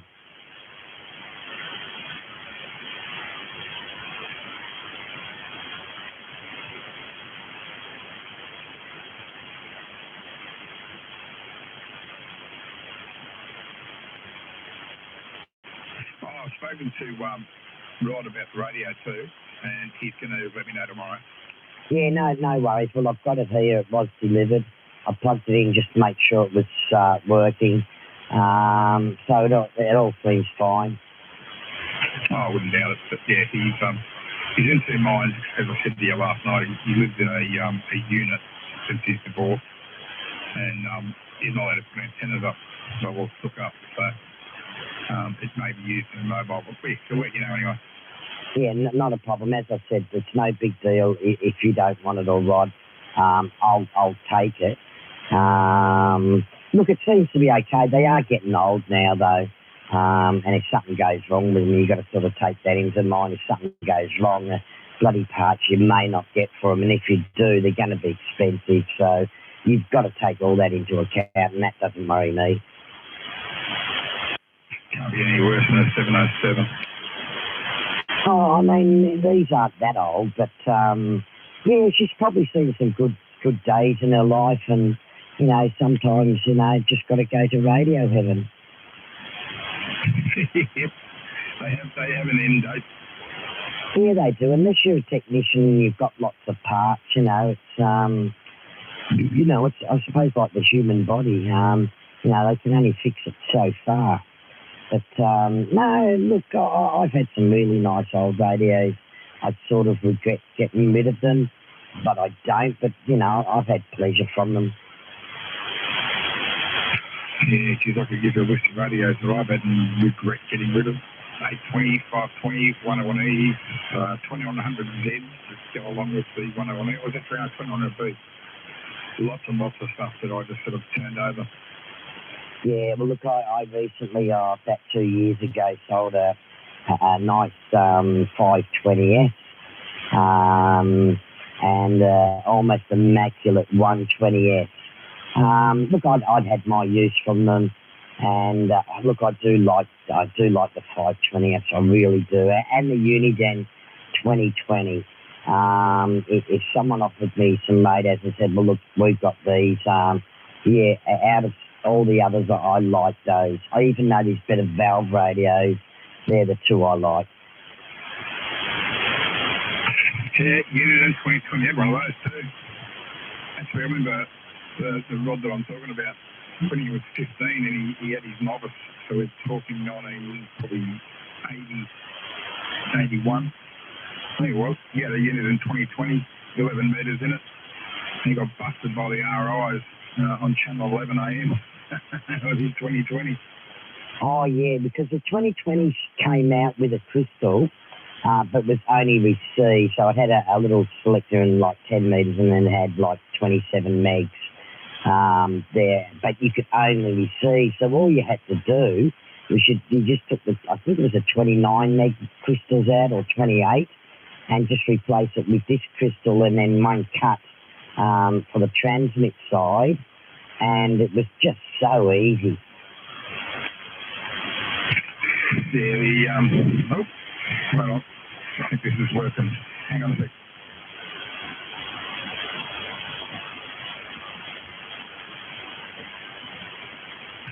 No, it's a rocker. Connected all right from work, but it's not connecting now. I'll find out what I've done wrong. Maybe something stupid. Oh, you put an underscore or a dot or a capital letter or a space or something in there.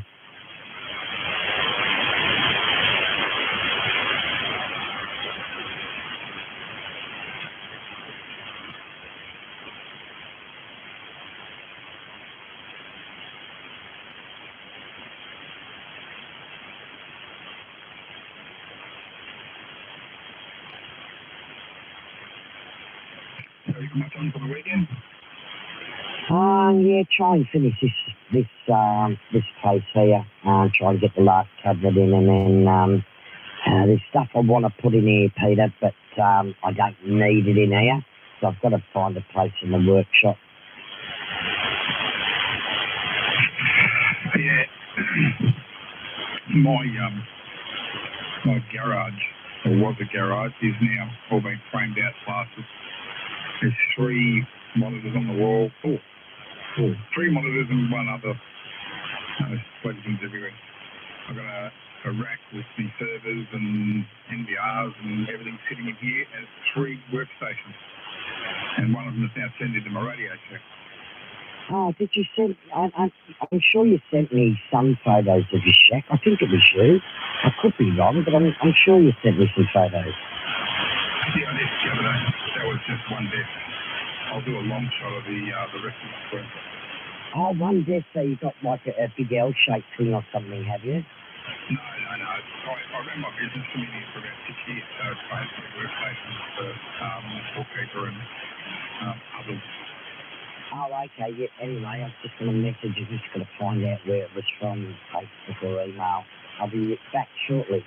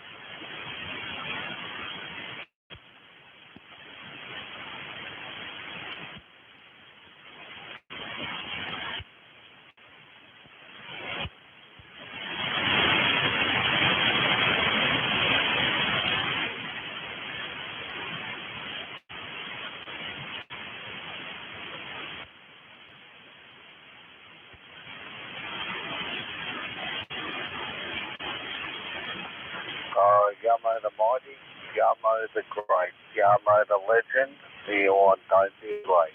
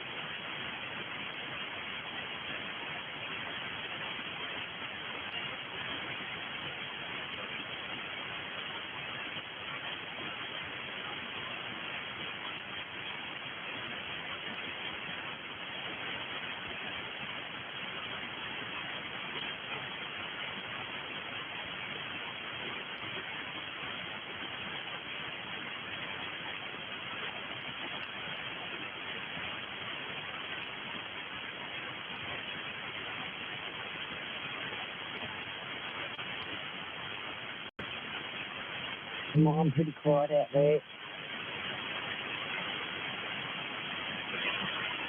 G'day, Tommy. How you going? KT41. Yeah, good yourself. Yeah, good, Tommy. Now, how was your day? Yeah, it was pretty good. A little bit of shopping and to the chemist and bits and pieces, but otherwise pretty good. Fantastic, mate. Now, how's the wife? Yeah, look, not too bad. Yep. Now, Tommy, I need to ask you a question here. Okay. bloody phone. Hang on. I'll be back in a minute. No worries.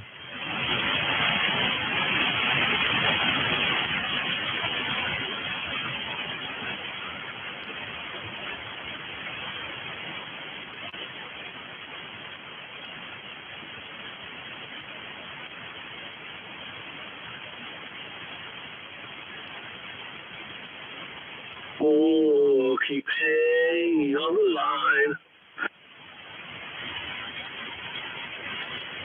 I think he's a bit procrastinating there, Tommy, a bit of procrastinating. Yeah, procrastinating. Yeah, that's right, yeah, mate. Yeah, working out what I need in this shack and what I want in here. Procrastinating or procrastinating? Forget about what I want. It's procrastinating. That's what he's doing. I'm procrastinating.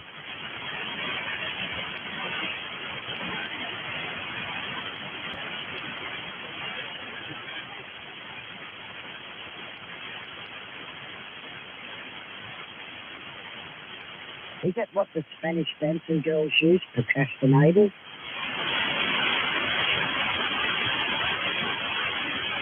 Sorry, I just left to sleep for a minute. Oh, is that what the Spanish bullfighting girls use when they dance? So they called procrastinators? Whatever you want to call it, exactly. Or they call castanets or something. Castanets.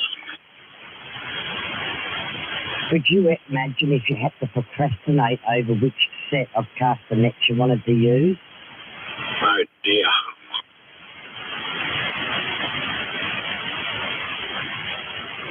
That's all I've got to say. Especially if you had to write down to someone, you know, the reason why you were procrastinating over which castanets. They're too long words. They're too bloody big to write down.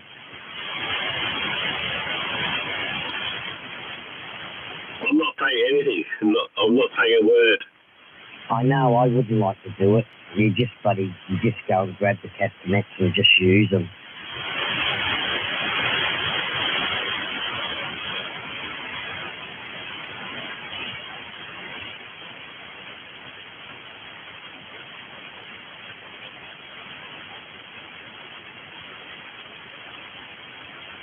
So do you play any instruments at all, Yano?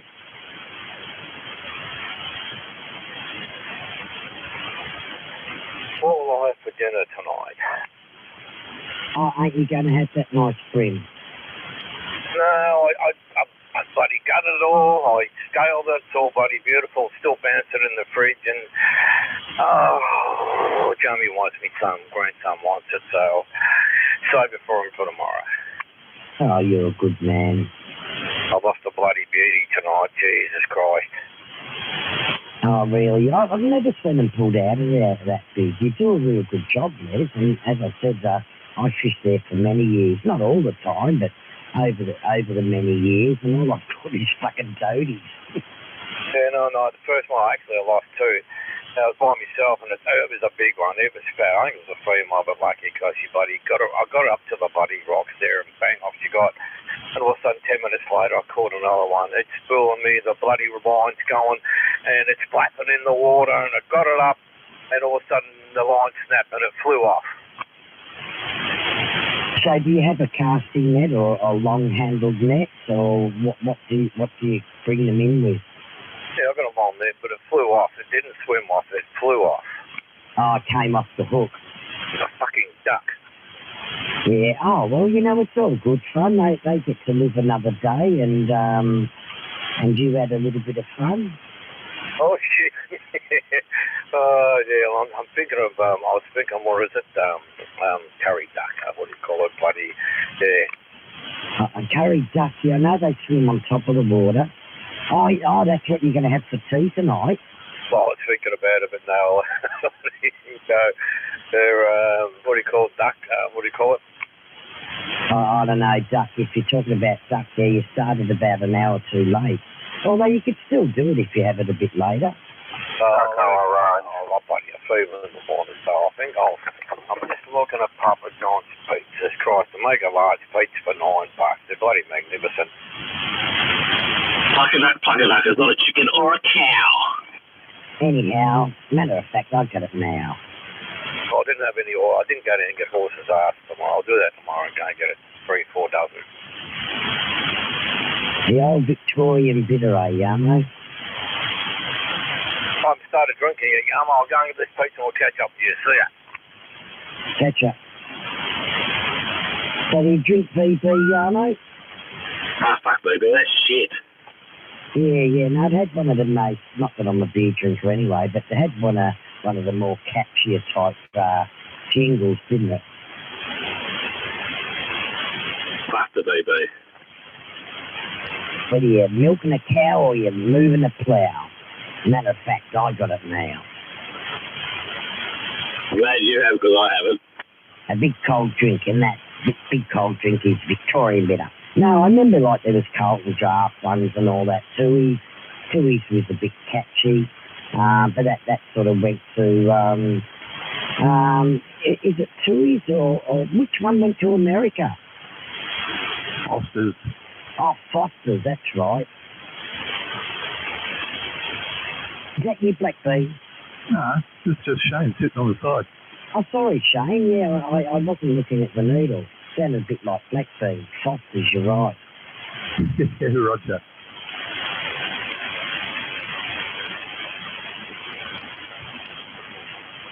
How you going there, Yamo?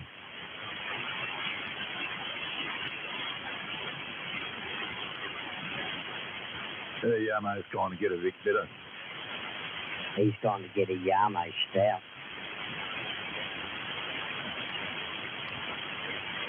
Yeah, that's one thing I do miss because I don't drink, Shane, is I think if I did, I'd probably brew my own stuff or make my own liqueurs. But, yeah, sort of went off drinking very early in life. Yeah, Roger. I used to drink like a fish, but when I first come on the radio, started again, but not like fish only, when I was on the radio, but somebody asked me for a beer the other day, and it was like, oh, don't take it away. I sort of get really queasy just thinking about it. So what do you drink? What is palatable? Water, tea, coffee? So what can you palate? Oh yeah, look, I drink tea, coffee, have a shitload of water. I try to drink as much water as I can because it makes me sick to have too much. I mean, any of it would. It's just that I drink water a lot more. But that's all I'm sort of having at the moment, mate. Yeah, because a lot of medication just dulls your taste buds and that, and all the food tastes like cardboard and all the water tastes stale and that's good. You can at least enjoy those. Yeah, no, I love cup of tea, mate. Love the coffee. Just got to be careful with the diarrhea part of it. Excuse my French, but so it's a little bit hard. I take a lot of Dosomodium just to keep the food in the stomach and get as many nutrients as I can, I suppose. Oh, okay. So the Dosomodium is that like a supplement or just stops the food from breaking down quicker? Yeah, no, it stops it from running out the other end, Tommy.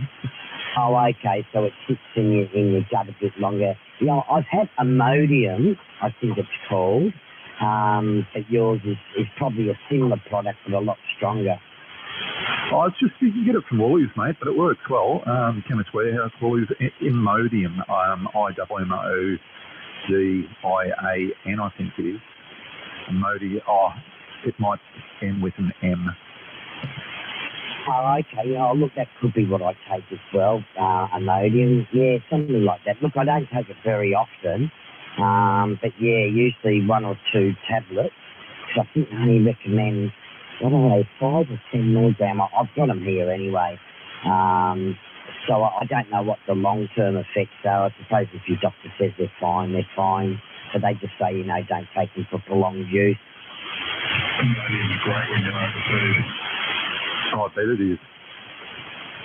Never drink the water in Thailand, Hong Kong, or anywhere like that, mate, because you're going to need the Imodium. And I always took it every time I travel.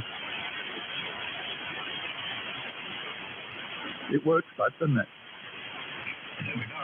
takes about 3 tablets to solid it up, mate. Otherwise, you're still shitting your undies. Yeah, roger that. The worst thing is, you don't know whether to drop your guts or not, And, 5 times out of 10, that's what it is. But that's just it. It's a 50-50 chance, and I'm not prepared to take that chance. No, nothing worse than following through. I'll tell you what. Where was I?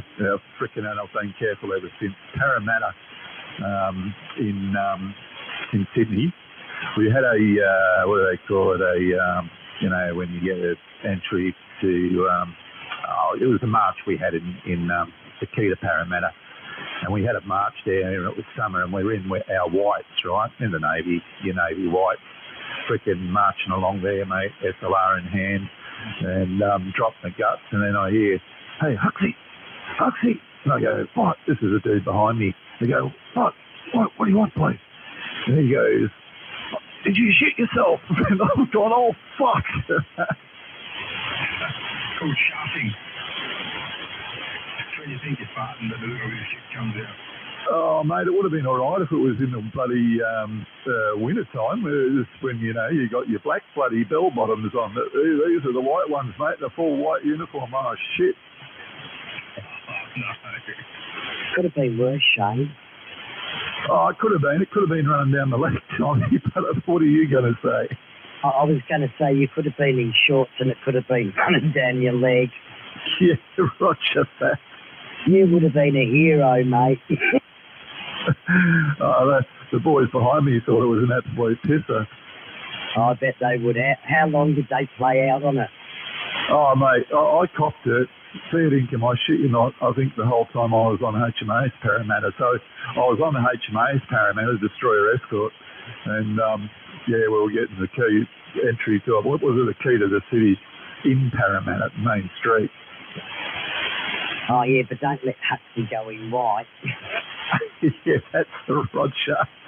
But no, luckily my missus, or my girlfriend back then, my wife now, Stace, she bought a change of clothes for me and went to the RSL and I was able to have a shower and everything and change clothes, so that was pretty good. Oh yeah, not forgetting Pete and the other guys. Look, and at the time it's embarrassing and that, but have a look at the Book of Shame. If that had if a lot of things hadn't happened, whether they were good, bad, or whatever, sometimes some people's books of life would be boring. Yeah, that's right, mate. You got to keep the spice in your life, don't you? Yeah, well, that's right, and everyone has their own story, and that's what I like about the radio. Everyone's got their own stories, and we're all different, and a lot of ways we are the same, but I just like people, Shane. I like hearing their stories. Used to go fishing, and catch up with some of the old local blokes down there, and they tell me the history of the area, and then they say, "Oh, look, mate, we don't usually tell people this, but go down, just behind the pub there by the old tree, just drop your line there, and that's where the big ones are." Yeah, that's the Roger, mate. Yeah, I used to love my fishing too. Can't wait to get back out, but we'll wait. Yeah, it'd be nice. I haven't been. Look, I was telling you guys the other day, I got a brand new pair of neoprene waders because I always had the Snowbee or whatever. And I thought, oh, wow, these are just like wetsuits with the gum boots in, and they must be 8 or 10 years old, Shane. I've never worn them. Oh, fair dinkum. What, gum boots, brand new? No, they're not the gum boots. They're the whole wader, the neoprene waders. They're not like the plastic ones. Roger that. The ones like you go fly fishing in. Yeah. No, I'm an avid fly fisher. Yeah, that's right. Yeah, so you'd make your own flies, yeah? Oh, absolutely. And that's one of the things I'm saying. Do I want it back in the shack, or do I want to store them away somewhere else? Yeah, I've got all my vices and all the feathers and stuff. Yeah, that'd be very rewarding, actually. More so than sticking on a piece of bait, I guess. I've never really got into it. In fact, I've never had the chance to do it. But it'd be pretty rewarding making your own fly, and then some big bloody trout coming along and grabbing it, and then another one grabs it, and it would, wouldn't it? Oh, look, it is, Shane, but Look, it does have its bad points. You know, if you're a fly fisherman, and a pretty average one at that, or at least with me, yeah, I make sure I take a little bait and some spinner rods as well because, you know, unless you're really, really good at it, you're not going to feed yourself all the time. But you can almost guarantee it with either bait or spinners. But yeah, it's great. Most of the flies I've tied, I tie some pretty basic patterns that are, you know, just well-known ones, like one that's called a red tag, represents a beetle that's got a little bit of blood out the back, and a Glennis hopper or any of the grasshopper patterns. And then for the wet fly, some midges and nymphs, and everything I've made, I've caught fish on. Not all the time, but yeah, it is nice to say, well, I made that and it represents this, and I fooled the trout. Yeah, that's the bit I was thinking about. You know, you've made it, you've thrown it out there, and the trout goes, hey, that's whatever it might be, a midgie or whatever, and yeah, you pick it up. But it's really good because you learn not a lot, but quite a bit about entomology and the larval stages of insects and that. So, you know, you learn something along the way. You learn, you know, about the, what do they call dragonfly larvae? Not stoneflies, not mayflies. God, can you remember the name of them? Yeah, not midges. Yeah, I know exactly what you're saying. Yeah, it's on the tip of my tongue too. Yeah, well, they're the dragonfly larvae before they actually hatch, and oh man, I've made heaps of them and bought them as well, and you know, so that, see, Shane, it's not medication, I've just fucked in the head. Yeah, I am too. Make a lot of it. Oh, that's a good thing, brothers in arms. Just makes the conversation more interesting, doesn't it? So you were saying before, Shane, I've never met you on Peter, by the way.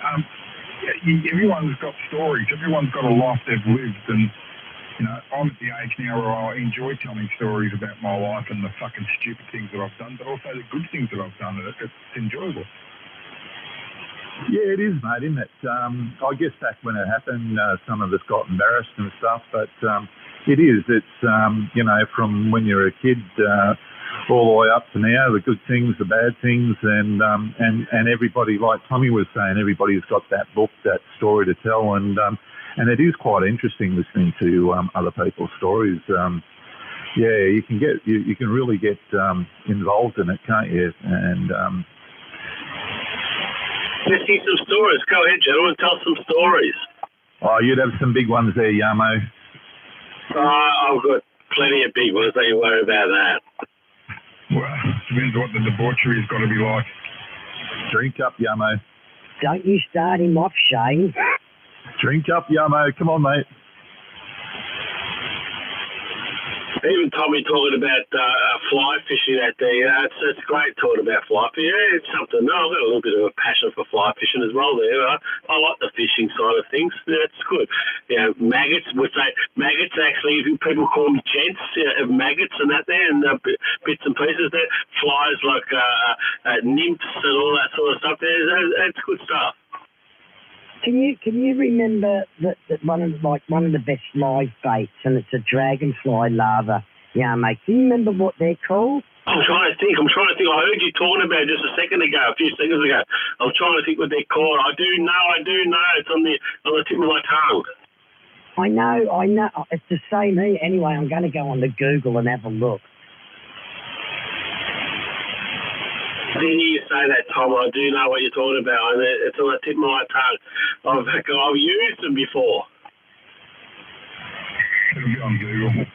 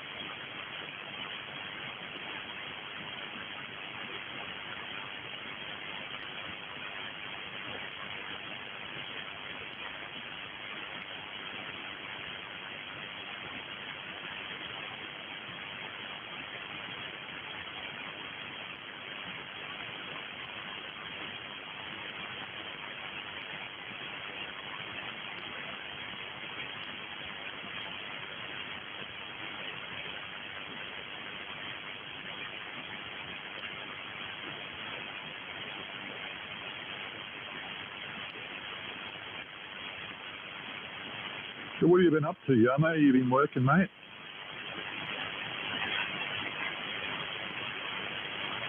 I think he's looking up dragonfly maggots.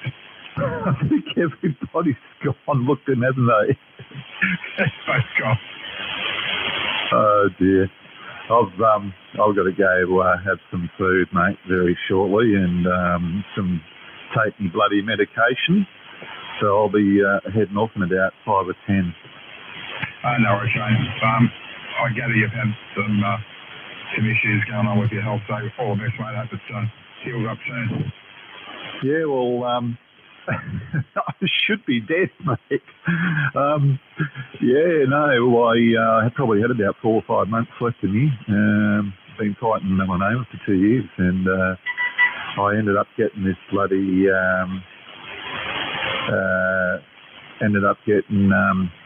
this new medication. I'm the first in the world actually ever to receive it, American Drug Company, for this NRAS type, and within 24 hours, mate, all my pain gone. I had 40 to 50 tumours, brain tumours as well, inside and out, and within 24 hours, pain went, and within 48 hours, I could see him getting smaller.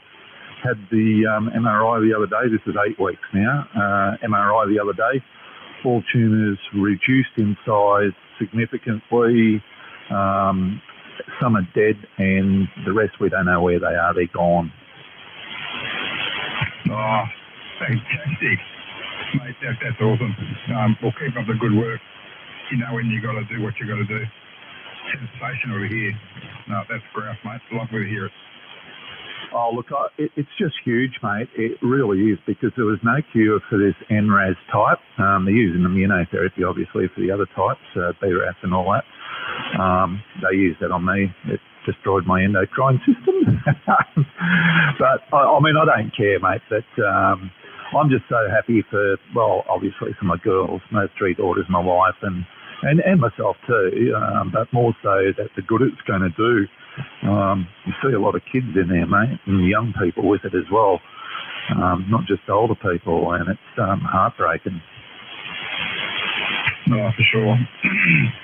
There's not many people walking this earth now that haven't had a loss through that shitty disease. So it's good to hear you're on the mend, mate. That's fantastic. Yeah, no, thanks, mate. I appreciate it. I'm back, Shane. Hey, buddy. So I'm just saying I'm back because I did hear just before I went to go 10-100 you were going shortly. Yeah, Roger. I may as well go up now. See you later, Yamo. And sorry, I missed the name. Who was I just talking to a second ago? Yeah, it's Peter. Peter, sorry, Peter. I'm going to be a bit shit with names for a bit until I, get back on here. I started getting really good actually to pick everybody, but because I've been off a bit, mate, just going to have to get back in the swing of things. So please forgive me if I forget your name. Just call me a dickhead. And all right, guys, thanks for the conversation. Thanks for the chat. But Tommy, did you find out what it was? Cheers, Shane. Catch you. See you, mate. But Tommy, did you find out what it was? Yes, I did. I couldn't find it up, but I remembered the name. Do you need to know it before you go? Yes, mate, because I'll be thinking about it all night. Okay, Shane. We used to call them mud eyes, but I could not find where they called them mud eyes. It's mud eyes, that's what they are. Yes, you're right, Tommy. Yeah, you've got it, mate. Yeah, so I looked them up and all I could find was dragonfly nymphs. And for some reason, mud eye just came back in. I thought, that's what they are, mud eyes. That's exactly what they are, Tom, mud eyes. They're fucking up. As soon as you said it, straight away, I thought, well, there you go. There you go, Shane. You don't have to all right, guys, see you, Pete. See you, Yamo. See you, Tommy. See you, Shane. Look after yourself.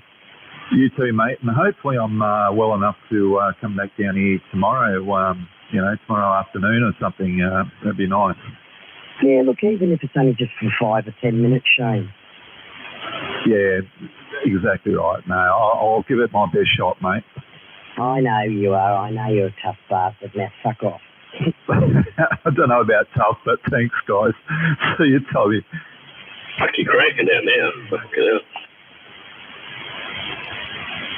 Yeah, I'm so cool. much the It old was mud a mud duck before, now it's cranking out. Quite a maggot. Yeah, so when so have you been fly fishing, Yarmo, or not? I have. Not for a long time now. I have done fly fishing out there. Yeah. I do know a little bit about fly fishing. I'm not a very experienced person on there, but I have done a little bit of it.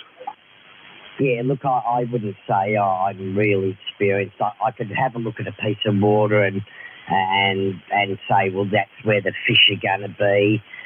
What they're biting on, you know, I'm still a bit of a virgin on that. I know by the times of the year and what's hatching and whatever.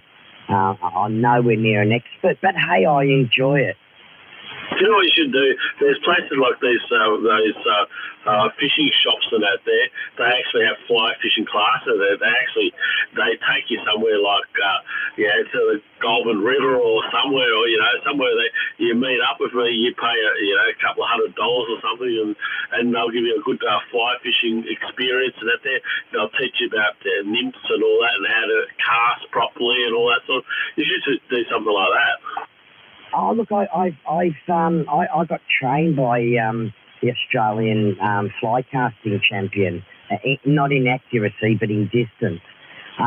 Yeah, look, I've been up around Taggart in Thornton. I believe it's Thornton is at the Goulburn Valley Fly Fishing Centre, and that looks good. Okay, well, there you go. You had a bit of experience there. You're probably more experienced than fucking what I ever fucking learned. Well, there you go. Yeah, but as I said, he was a champion at long casting, not so much accuracy, and he taught me how to tie a few flies and bits and pieces. So no, it's good, but it doesn't mean to say that I haven't hooked myself in the back of the head before. Yeah, we don't do long casting out there, but if it's an experience to fly, it's the same same old. It shows you, sort of the general way of doing it out there. It's pretty easy. I know how to sort of cast and that there. You go downstream and all that sort of stuff there. I've actually caught a few trout fly fishing over the days and that there, but I've been for a while. Seriously, I haven't fly fished for a while out there, but I should do it again there. But I just haven't got around to it. But I enjoy it. I enjoyed it last time I did it. I enjoyed it immensely. Yeah, well, there's nothing to say you can't get on your boat now and use some lures for the reddies and stuff. I mean, there's all sorts of fly fishing. It used to be predominantly, fresh water, but you have a look at the saltwater fly fishing now they do in the Florida Keys and that. It's big, whether it be freshwater or saltwater. It's just a different technique, and the same when you're fishing a really tiny little creek as opposed to a lake. You can't use the same cast methods, but it's all good. Well, exactly. You can fly fish on, on the lake and that there. It'll do the fucking same thing, wouldn't it? I don't know. Yeah, well, that's it. That's where the distance needs, because most rivers you fish, you don't need big distance.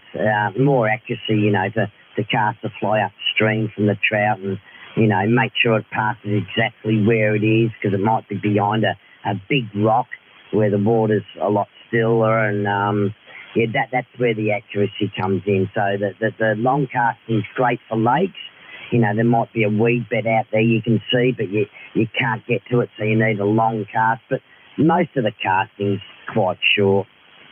Yeah, Roger. Yeah, fucking hell. It's been a while since I did fly fishing last out there. So, I like fishing in general. It doesn't matter what it is there. So, boat, fishing offshore, fly fishing, just fishing in general, I enjoy. Yeah, fly fishing I haven't done for a while there. I have done it, but not for a long, long time. Probably a few years, probably 3 or 4 years ago since the last time I fly fished. Well, geez, it's been longer than that for me. As I said, I've got these brand new waders, not forgetting Peter and everyone else on the side. I love me fishing. I've been eager to get out, Yarmo. and I want to go out to some dams and I want to catch myself a bucket full of freshwater yabbies. Yeah, I've done that many a times. There you go, yabbies and that there. I remember one day I went out there, I had the yabby net out there. Anyway, I put a bit of, I don't know, I can't remember, a bit of meat or something, I can't remember.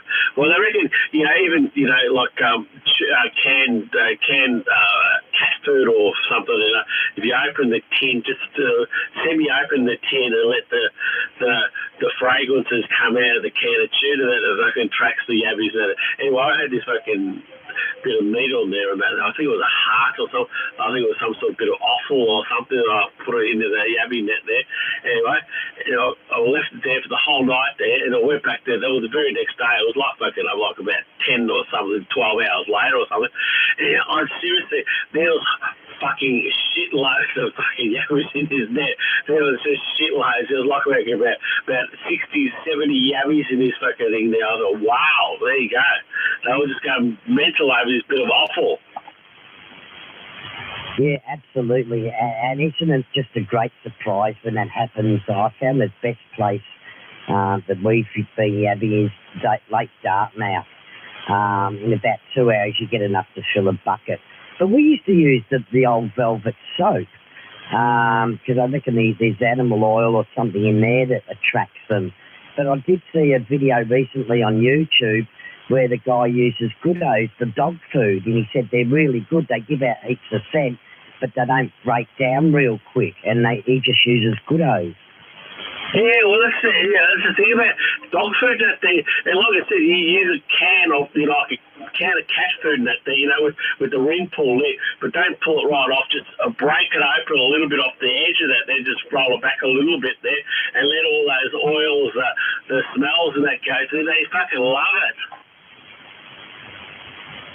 And leaving a bit of break for someone else. Yeah, well, that's it. It's just like burleying up, isn't it? Just give them enough to attract them, but don't give them enough to feed them and nick off. Well, they reckon yabbies don't like. They reckon put raw fish in that there. It's not the raw fish that or raw meat in that there that brings them in there. It's actually the aromats, like you said, the perfume of what you're putting into their environment out there. It's something that's invading. What they call it, invading. They're invading their environment, so they try to find out what's invading their environment, what's making it toxic, and then they try to fight it. So they go down there and attack whatever's fucking attacking the environment. Okay, Yamo, thanks. Yeah, I did get that, Yamo. Someone just called out. Yeah, go ahead, that station. Yeah, Thomas Grant, can you read me okay on this? Yeah, fine. Oh, awesome. I just put one in the car and it's fine. Yeah, no, 9 plus 10, so that's working fine, Grant. Thanks, buddy. Back to it. Have a lovely night. No worries, Grant. Cheers, mate. Thanks. Yeah, well, that's right. They don't. They want to find out who's invading their territory and go and hunt for them.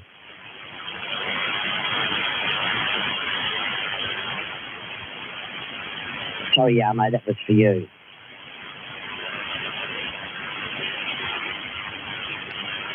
Oh, the yabby's got his tongue now. You might have had him a bit of Goodo. Yeah, may have, but he'll be back soon. I'm sure. Yeah, I had fishing pictures that we used to get up there and get a few ready. So good fun. And where'd you go? Those Lake Eildon or somewhere up there? Yeah, Roger, Lake Eildon. And on the lake, freezing ass off, get up early in the morning, drink beer and catch fish. Yeah, it's great, isn't it? Yeah, last time I was down at Drops Bay, and good size reddies down there as well. Roger, it's good fun. It was more a bit of bonding with the boys and having a good night of it. Yeah, well, that's it. I always look at fishing and, I'm just going out there to sort of get back into nature. I love Gippsland. And it's a bonus if I catch a fish. If I don't, I've still had a good weekend or week. Yeah, Roger. All right, mate, I'll talk to you over the weekend, no doubt. I'm just at home. I went to fish and chips, so we're going to have a nice night. Oh, very good. And if you need to reheat them, put your bloody fish and chips in the air fryer. It does them really well. Oh, there you go. I never thought about it. The chips turn out shit full in your microwave. Yeah, no. Chuck them in the air fryer. Oh, roger that, mate. That's dead set. We've always got some left over. Yeah, well, we occasionally get fish and chips down here, maybe 2 or 3 times a year, and, you know, I just order a couple of dollars worth of chips, and it's always 3 times too much. And, man, for 2 or 3 days, I'll have a good, you know, whether I cook a steak up and have those chips in the air fryer, they come up really well, Grant. No, that's awesome. Well done. Thanks, Tom. We have a fish and chips every Friday night, so there's always a few potato cakes and different pieces left over. But that might be my lunch tomorrow, the air fryer. Absolutely. You won't look back. Even fish, potato cakes, Dim Sims, you've got to be careful of if they've been steamed, they're okay. If they've been fried, they can be a little dry. But your potato cakes, fish, and your chips, beautiful. You're a legend, mate. I'll report in. Thanks again. Have a lovely night, pal. Bye-bye.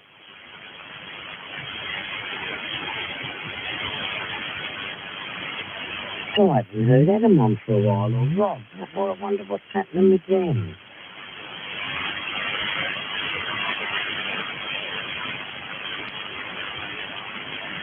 They might be spending time with their beloved ones.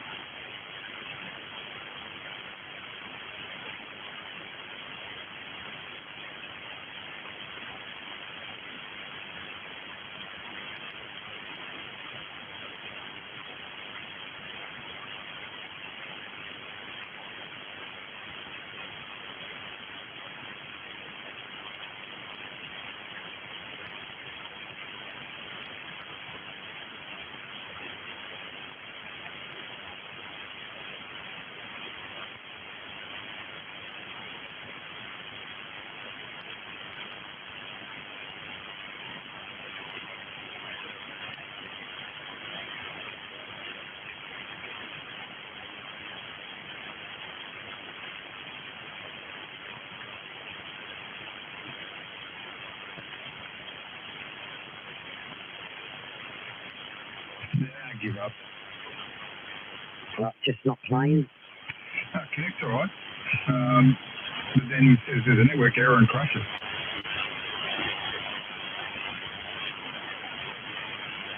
Tried everything. Everything's the way it should be, so I'll sleep on it and try again tomorrow. Yeah, sometimes it's like that, Pete. I remember when networking that came out, you had to set everything manually.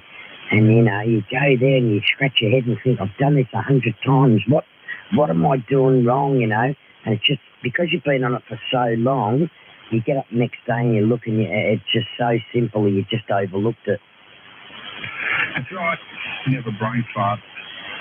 Yeah, no, so I like computers these days. As they say, it's plug and play. Like, you know, I can get a new modem or whatever tomorrow and just type in, you know, my provider's details and bang, it picks up everything and knows where everything is and what my emails are. It's, the technology's come a long way. It has. What's the audio like now? Any different? Well, honestly, no, look, it probably is. I haven't noticed it though, Pete. All right, I'll wind things compression-wise up.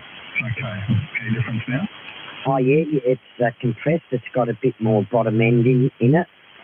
Oh, yeah, I'll leave it at 3/4. Just wanted to see what it's like. I haven't heard this radio, but the other ones I haven't, this one. Yeah, look, I should record it. I suppose if I recorded it straight to the card and then done an audio file, I don't know if you're going to get a great representation of it. Look, it sounds good. There's no worries about it. It's nice and full. It's got a little bit of bottom end. To me, it sounds just slightly over-compressed, but we are fairly close. Yeah, no, you're right. You probably are. I'll turn it down a bit. That's probably a bit better. Hey, that's good. That is good. What are you going on for the weekend apart from your shack? You got to go do something with the missus, or are you just going to look after number one for the day? Oh, no, look after the missus. I don't work, Pete, so, we don't sort of travel too far. Shopping's our sort of day out for her. That's enough. Look, there's a lot to do, Peter. There's so much even to do for the shack. So I'll get that sorted out, and then I'll start redoing all the garage and clean that up. And when I've got all the stuff out of the lounge room there, I can really vacuum and wash the floors. Yeah. I actually had Wednesday off, so I did all that Wednesday. Now, did you get those photos all right? Oh, yes, yeah. I did say something. Maybe you're off. No, it looks good, Pete. Yeah, considering it's the car park, isn't it? Oh, yeah, well, you must have sent one of where you used to be, because I thought, man, he's got a fridge, he's got a sink and everything. Yeah, my coffee machine, the whole lot sitting in my motor and everything. I mean, if I sold this joint, some hairdresser could probably use this. Oh, so that is in your radio room. That wasn't like you were sitting in a dining room. No, there's 3 workstations in here. So when you look at the first photo, you'll see 2 workstations or two desks, then the rack with a printer on it and a CCTV screen above that. Then to the left of that's the radio section. Yeah, but those fridges and all that, microwaves and that, they're in your shack, are they? Yep. Oh, wow, because I thought, that must have been when he was in the house and he had a little section tucked away there in the dining room. Oh, wow. Yeah, it's got a microwave, we've got toasters, we've got everything in here. And as I said, merely coffee machine because I love my coffee. But, fridge, pizza storage, it's pretty good. Can I ask you a question, Pete? No, I'm not gay, sorry. No, it wasn't that. Are you allowed inside the big house, or is that where you live? I go in there. Look, Jack, she's got her own office, and because she shift work for insurance companies, works from home, has done for 8 years. And we did share that office until I built this one. So she's usually in there looking at her conspiracy shit on Facebook, and I say it is. Oh, okay. She loves the conspiracy stuff, does she? Yeah, part of the Tinet Brigade. Mind you, a lot of the stuff she comes out with I kind of believe, but at the same time, you got to ask the question, why would they be doing it? And then you got to ask the question, why is this virus being acted upon so heavily? Anyway, so I kind of believe a lot of the stuff she says, but at the same time, I think a lot of it's fucking bullshit. Yeah, look, I don't know. I'm just trying to do the best I can with it. I try and, if I go out, I definitely wear my mask and I try to keep safe away. I'm not going to get into this because I always start an argument with somebody. And until they tell me that that I have to have that needle, I may or may not get it. But until the government makes it compulsory, it's everyone's right to choose whether they want it or not. It's different when they say, right, it's compulsory and you don't get it, then I think that may be a problem, but still their choice. Well, yeah. I mean, they've already done it with the no jab, no pay and no jab, no play for the kids. It is a breach of human rights. They don't see it that way. The states are all in a state of emergency still. They keep their omnibus bills coming through. And while they're in a state of emergency, they can make their own rules up. So, yeah, bit of a problem. I mean, they've made it compulsory in France now, and France is turning itself upside down because of it. So, I don't think it'll come to that here. They'll just make sure that you have to have it before you fly, before you go to the footy, before you do anything. If you haven't had the jab, then you won't be able to go. Yeah, well, and that's fair enough. You know, you're right, and I think it'll get to the point where, you know, if you go for a prospective job and they may ask, do you have your certificate, yes or no, and it may play a role in whether you get that position or not. And I think it will come to that. But at the moment, you know, it's no use harping on people saying, oh, you're doing this and you're doing that. Well, the government has said it's by choice at the moment. So I haven't done anything wrong and I shouldn't be made to feel like I'm doing something wrong. When the government says it is compulsory, then I'll look at the situation. But, yeah, some people on the high horses think that because their opinion is of this, that we have to agree with their opinion. Yeah, exactly. No, I actually saw a post I put on Stalker Book the other day about this very subject. It was quite long-winded. I drive along that fine line between the middle. I ask the question why.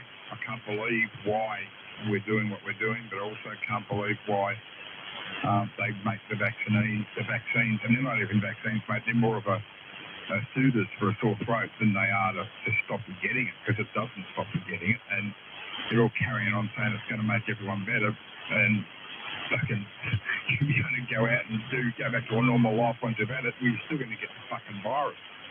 So I don't doubt that the virus is there. I just don't get why they're pumping poison into your arm. We don't know what it is. We're all on different types of medication, and look at poor Shane. The medication Shane's on, if he has that jab, mate, it'd fucking kill him. And I'm sorry, Shane, if you're listening, but it will. So you've got to be really, really careful. I've got a good friend of mine, Tommy, who he's had 4 bouts of cancer, got through all of them with chemo, and his doctor gave him a clear bill of health and said, well, it's about time you had the jab. He goes, I'm booked in there quick. He goes, I'll do it for you now. So he gave him the jab, goes back 2 weeks later for another check-up, and apparently his last bout of cancer has come back 10 times worse than it was before he had it. Yeah, and that's the whole point, is it's still very new. And even the experts are saying we don't know what long-term effects will be, and we don't know the adverse effects that it will have on everyone. It's impossible to do that. You know, some people can take a Disprin or something and die. So that's why I'm being hesitant. I think it's too early. Who's to say they don't say, right, it's compulsory, anyone 30 and over has to have it, and then 5 or 10 years down the track that these young 30-year-olds have got all these lung defects from it. They don't know. That's right. And they've been made immune from any responsibility from it. So, yeah, that's what I'm saying, something's happening.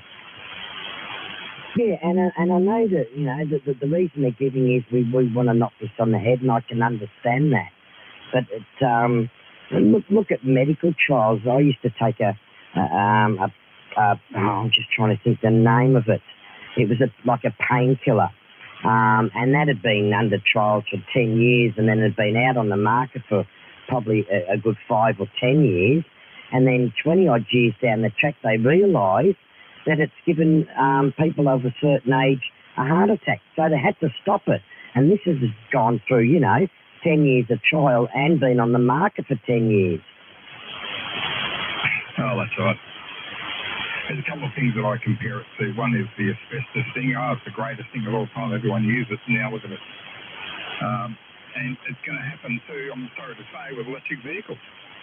You know, lithium, yes, can be recycled, but not the whole battery. So there's going to be so much waste. Where are they going to put all that? What's going to happen to the used car market when a battery costs 80% of the value of the car? Everything's going to fall through the floor. There's no forecourt on anything they're doing. Like shit. Yeah, look, and they've still got to have these big generators to generate the electricity to charge that battery. There's no getting away from it. There's no amount of solar panels at this present time that I know that you could put on your car and have like an endless supply of electricity for, say, 5 years. So they've still got to generate that electricity.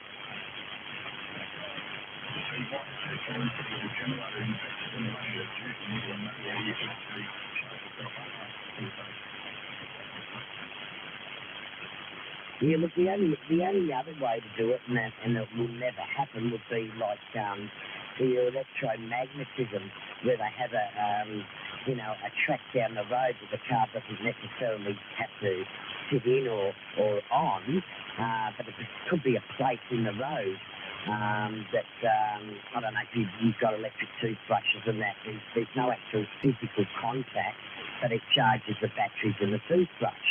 That's the only way that I could see it working, but it will never happen.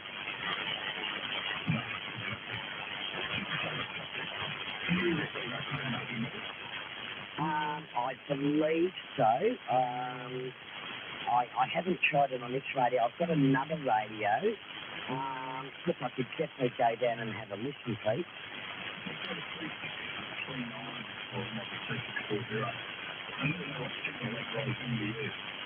3640.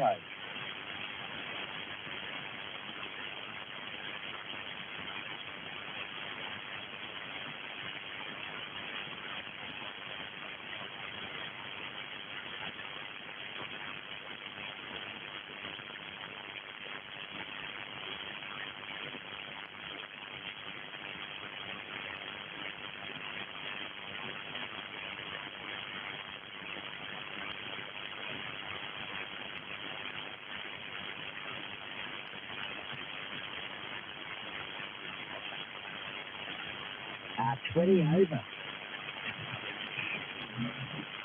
No, it must be close to you.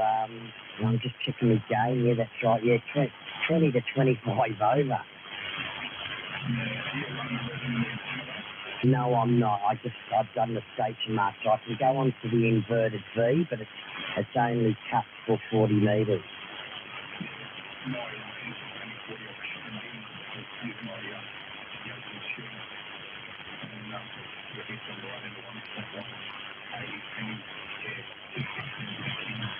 Okay, I'll go down on the other one with the inverted V, and we'll see what that's doing. Oh, really? Could be.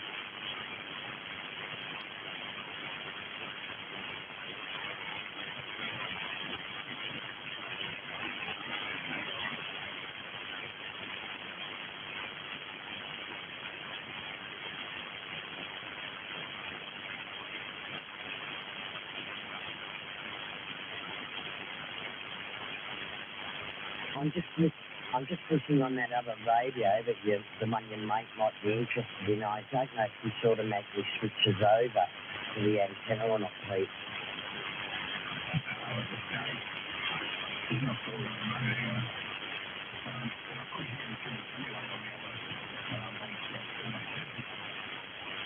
I can hear settling there, but yeah, not as loud as I could hear him on the vertical. Might have to the same bloke.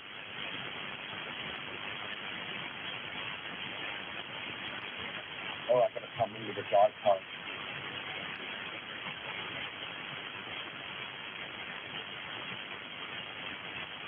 Anyway, definitely on the vertical, he was 20 over.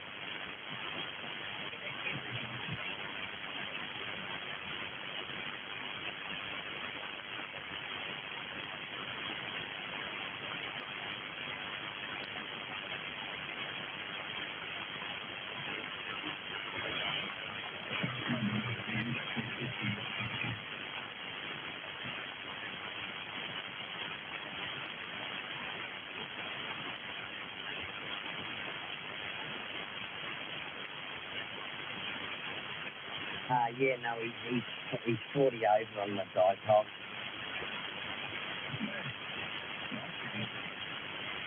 Yes, for 80 metres, yeah, very rarely hear anyone on 80 metres.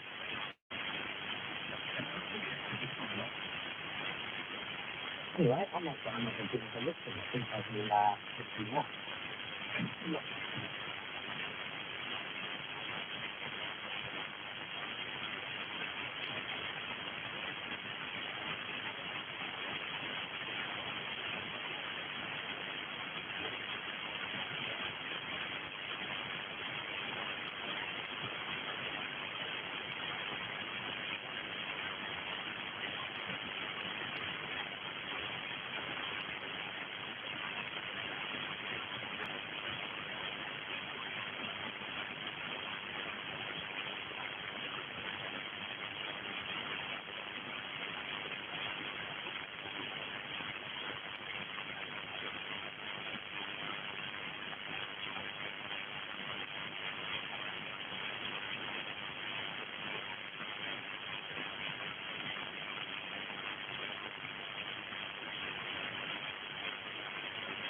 Oh, that's me stuffed.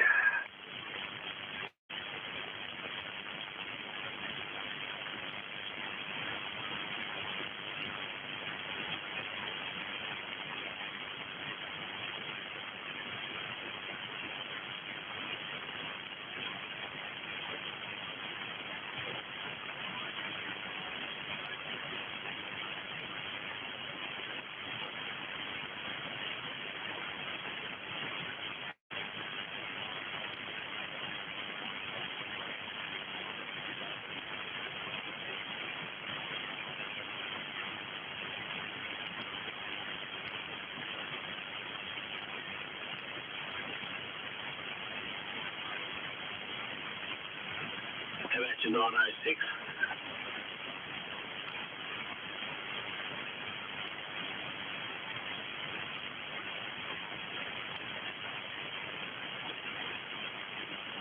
Yeah, still out there, Kate? Don't worry about 906. He's nothing but trouble. Yeah, no, I take looking by the name of it, he'd be Polish. Where's that 906? Forget 906. Yamo! Yes. What's happening, brother? My brother to a different mother. Roger. On my way to work. You're at work? I'm going to work now. You're off frequency. Yeah, I know. So it's good, you always got the same amount.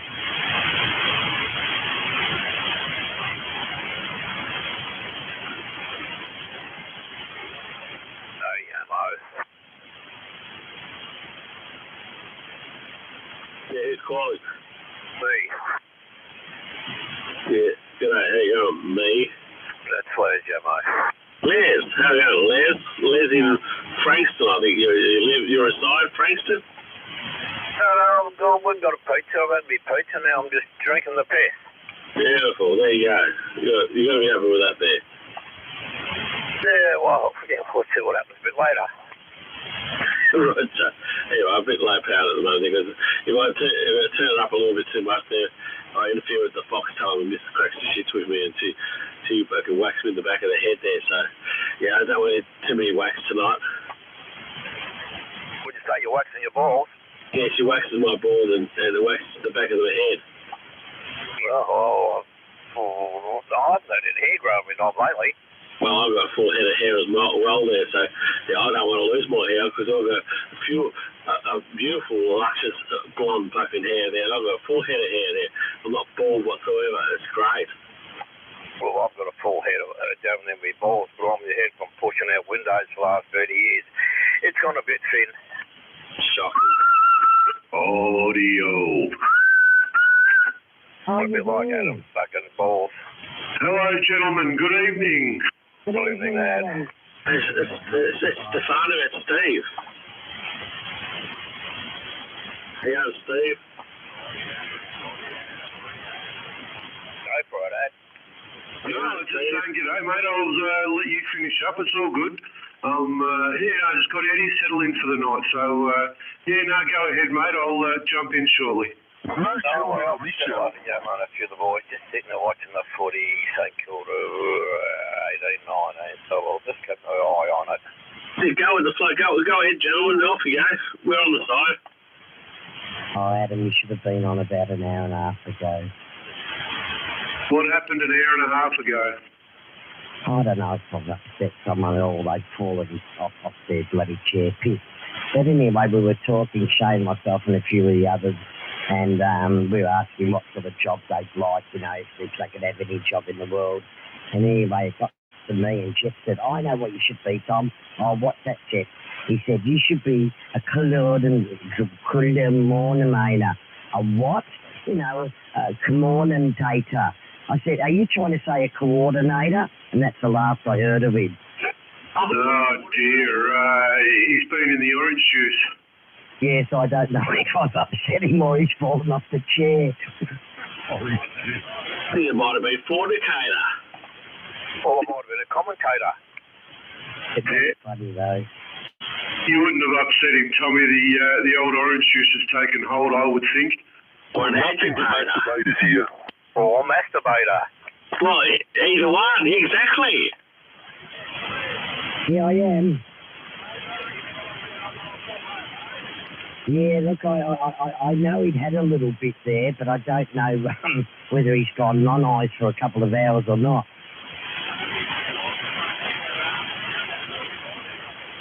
Yeah, very possible. No worries.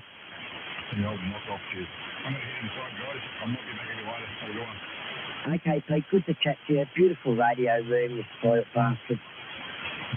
Before I was thinking of the radio. Have a good night.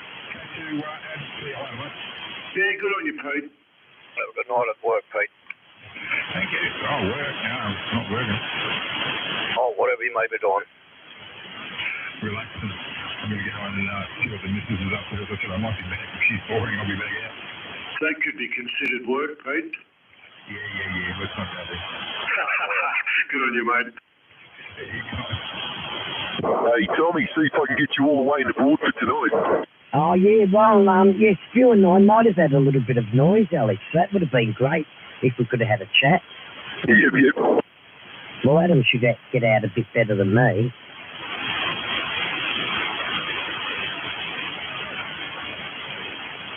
Yeah, look, I think you'll be up higher than me, Tommy. Location may play into it, but you'd definitely be up higher. Oh, yeah, I'm about another 30 metres higher than you. But no, Alex was saying he could hear me out at was it Broadfoot or somewhere out there? Shit, that's a good trip. Look, I could possibly make him hear me, you know what I mean? Yeah, that's what I mean. Yeah, I was just using the radio at him. Oh, I most definitely could have. But no, I was just using the radio. But he said he couldn't hear anyone else. So maybe it's 3 o'clock in the morning and I was ghost talking. Well, it's a little Dago. You're not expecting me to respond to that, are you? Oh, shit, he's there. Where are you now, Alex? About to get on the Eastlink, heading north. Roger.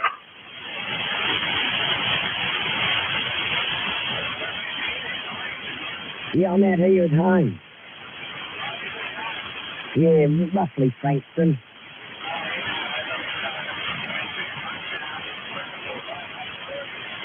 Oh, Tooradin. Oh, that's a good trip from Tooradin.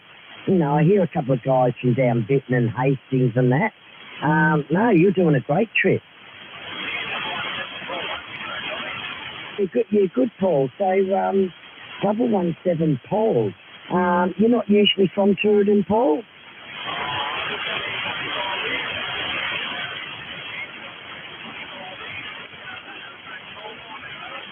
Oh, okay.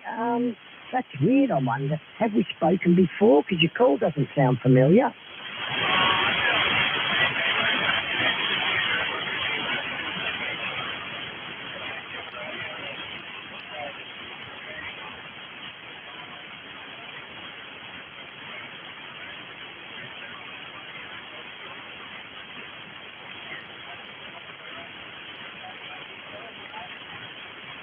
good, Paul. No, good to hear you on. So, do you get much noise down there on the receive side, Paul, over?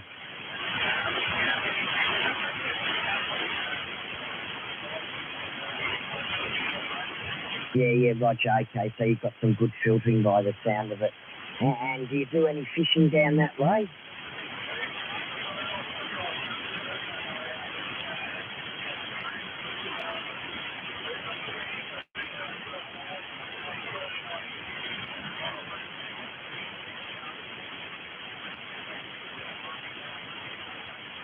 Oh, excellent, Paul, and not forgetting Adam and the other gentleman on the side. So, so you do all local stuff or interstate, Paul, over?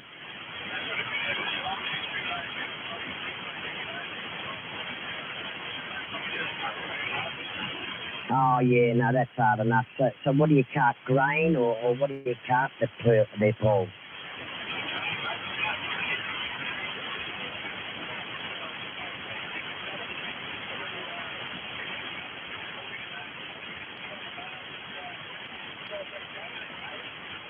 Yeah, that's quick, isn't it, Paul? 12 weeks. That's incredible. Yeah, no, good on you, Paul. No, I used to drive many, many years ago, and no, there's too many idiots on the road these days, Paul. I just couldn't do it.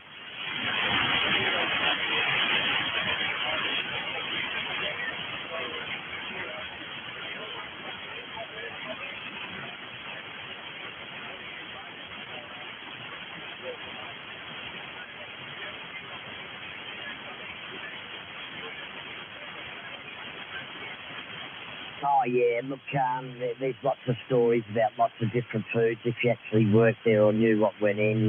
Look, the same as crab meat and all sorts of stuff. Yeah, that's right, Paul. Oh, well, H used to drive and Buzz out there. I don't know if you hear Buzz at all.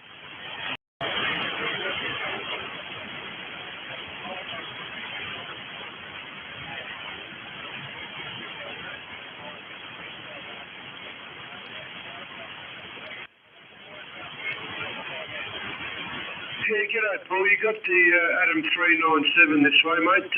Local down here in Carrum Downs.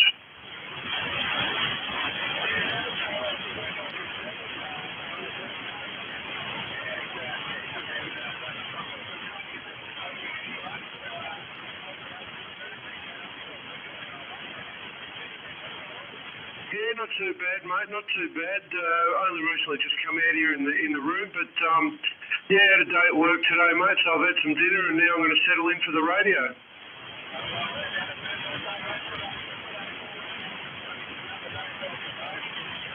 Yeah, roger that. So a couple of days off, mate, and we'll get back into it on Monday.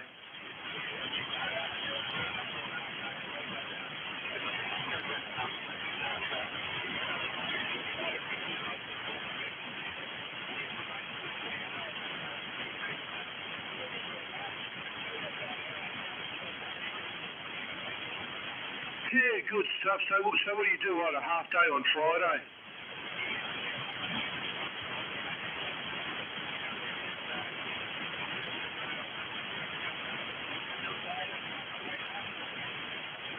Yeah, half your luck, mate. I wish I could do that. I'm envious. But, yeah, no, well, that's good.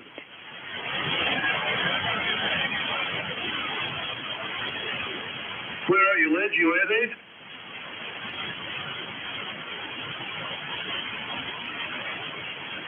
Yeah, maybe a lot of other people won't be able to hear him from here or from where they are.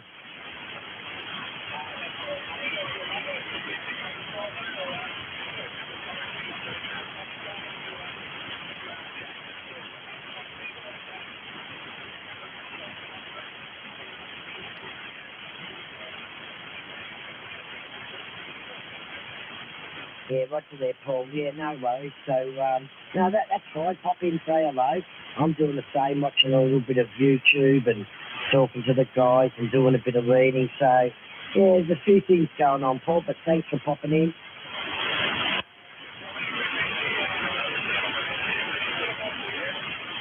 Yeah, I'm around Frankston area, roughly.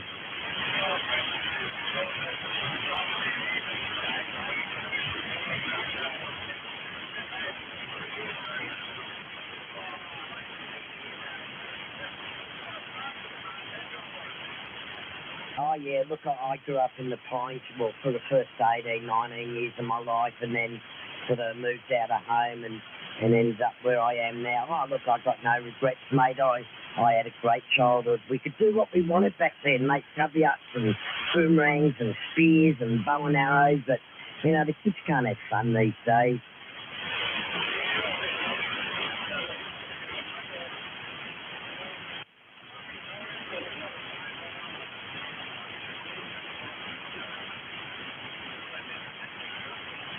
Yeah, sorry, I didn't get that bit, Paul.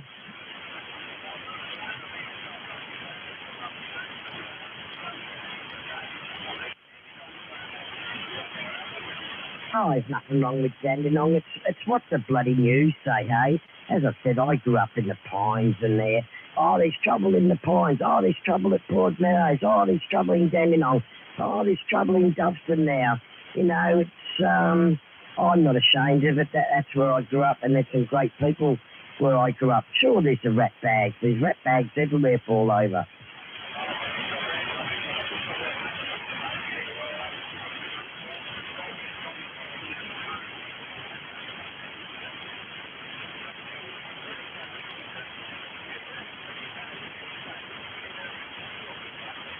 There I go.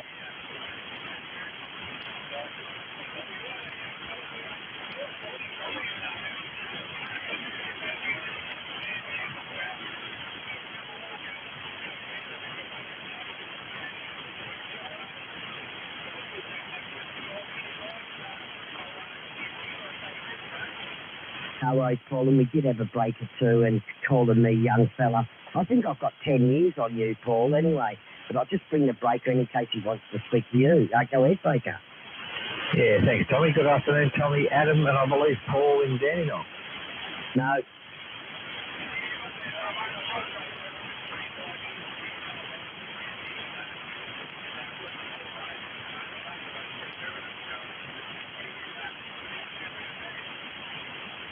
Sorry, Paul, Adam, Tommy, was that a no for Dandenong? Yeah, Roger, no, he lives there. Sorry, Paul, I'm just clarifying for JB. He's down at Turin at the moment. That's where he resides there, JB. Oh, good on him. All right, well, good day, Adam and Tommy and Paul. I'm in facing on the border of Baxter. What's your call sign? Yeah, no, pretty good. Can't complain.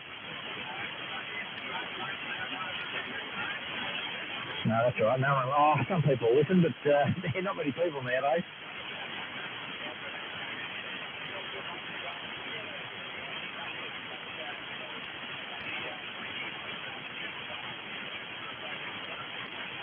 Yeah, exactly. No, that's all right. I'm probably a local to the other lads, Adam and Tommy. So yeah, get on here occasionally. So no, good to hear you on down in Turin, Paul.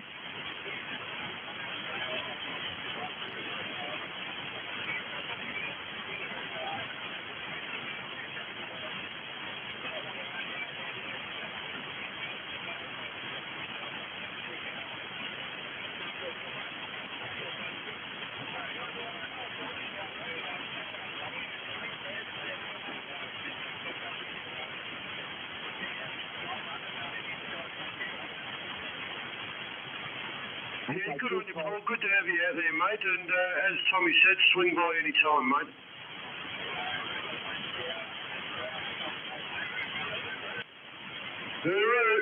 Hello. Hello. I'll try and be nice to you today, JB. That's all right. Water off a duck's back, you know. Sometimes I can be sometimes we all can be quite stupid sometimes. Who's that? 86? 86? Oh, blimey. Stop it, Adam. That's all right, JB. Don't worry about it. How are you, mate? What's been happening? Oh, not much. A busy day. Long busy day. Probably like one of yours, actually. Yeah, mine was pretty good, mate. I got out an hour early tonight, but I had a big pile of firewood I had to deal with, so it was good. I got home early and got that sorted out, and yeah, no, just settling in. It's good. Okay, so when you say big pile of firewood, split it or stack it, or both? No, I'll get it from a bin, just not far from your work. Okay, so you just bring it home, cut it up and stack it. No, I'll get it from a bin from your work. It's already pre-cut. Here we go, 86. Anyway, it's what it is, JB, is a truss joint. And they have all their offcuts and they put it in a skip bin and stick it out the front for everyone to come and grab. Oh, skip, yeah, cool, bin. What the fuck's 86? Have you ever watched Maxwell Smart? Agent 86 from Control. There, you're getting there.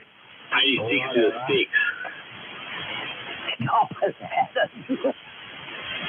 What happened to 86 to the 6, Tom? I spoke to him a few weeks ago. He's okay. He gets on now and then. He's just been busy. Dave? Yeah, Roger, I spoke to him a couple of weeks ago. Oh, Roger? Yeah, he just hasn't been on. He hasn't been in the mood and he's been away working a lot. But no, he's still operational, Yamo. Yeah, I know. I just wondering. I haven't heard him for ages. I know he had a bit of a fallout with Leroy and that there, so I don't know if they're mates again. Oh, look, I don't know, and that's a shame because they went through bloody primary school and secondary school together, and I don't ask and I don't know what it was, but obviously they've both got their reasons, and that's a shame because they used to be great mates. Yeah, I just haven't talked to Dave for ages and that there. I haven't been on when he's been on, so he's still around. Oh, it's good that he's still around. Yeah, no, he's around. He's listening. Yeah, okay. JB. Yo. To Group A VN going for 500 this weekend. Group. Ooh. Gee, that's a bit. How many Ks? It's number 2 Bill. You haven't heard of it? Oh, I think I have actually, like, flipped past something on the old book race. Is it through Grade? I'm not sure who the auctioneer is, but I watched a thing on it today, and it was number 2 built, VN Group A.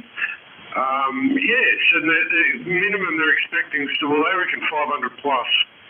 Oh my God, we had one at auction a couple of months ago, actually.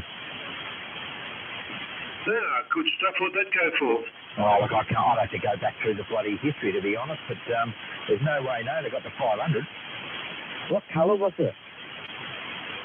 Oh, 86, come on. 1986, is that like the Blue Meanie? You can answer that one, Adam. 86, it wouldn't have been a VN Group A in 86, JB. No, I called Tommy 86, come on. No, I don't know. Did they only come out in one colour? What type of wheels did they have? I'm not a real big car person, JB. Round one. No, I mean, did they have a specific type mag wheel or spoke wheel or what was unique to them or wasn't there anything unique to them? No, Adam can answer that. He knows more about this one for sale. Oh, they're all the same, all the Group A's.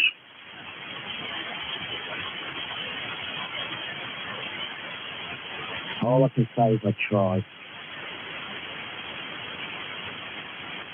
The guy lives across the way from me in Carramdown, at number 5. Did he sell it or has he still got it? They fucking flogged it off fucking next to me. Oh, shit, how long? 5 years ago, I think he fucking flogged it for about $8 grand. Oh, well, you probably just heard me saying that there's one going up this weekend. Like, it's a mint. It looks like, I don't think it's done very many Ks at all, but they're expecting 500, Les. I think I've seen that on Facebook somewhere.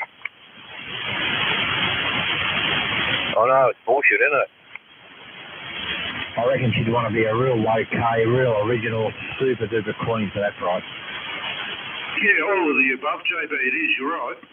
Yeah, the one we had wasn't probably as good as the one they're going to auction. I mean, what we know now, Christ. Oh, if you had that crystal ball. Oh, I know. I mean, you know, me and you are 60 years old, Christ, the cars we had back in like my HQ2 Monaro. Christ, what's that worth now? 308 or 253. Well, the 308. Then, do you ever see the red one I had? Oh, I can't remember. So many cars, so many blokes back then, Lee. Yeah, I know. Yeah, bloody shit, Christ, bum, crap, shit, bum. I must say that out of all the Monaros, and I know I'm going to get hammered for this, but I did like the shape of the HQ. HTs, HGs, HKs were good. The later ones were good, but I don't know, I liked the HQ Monaro.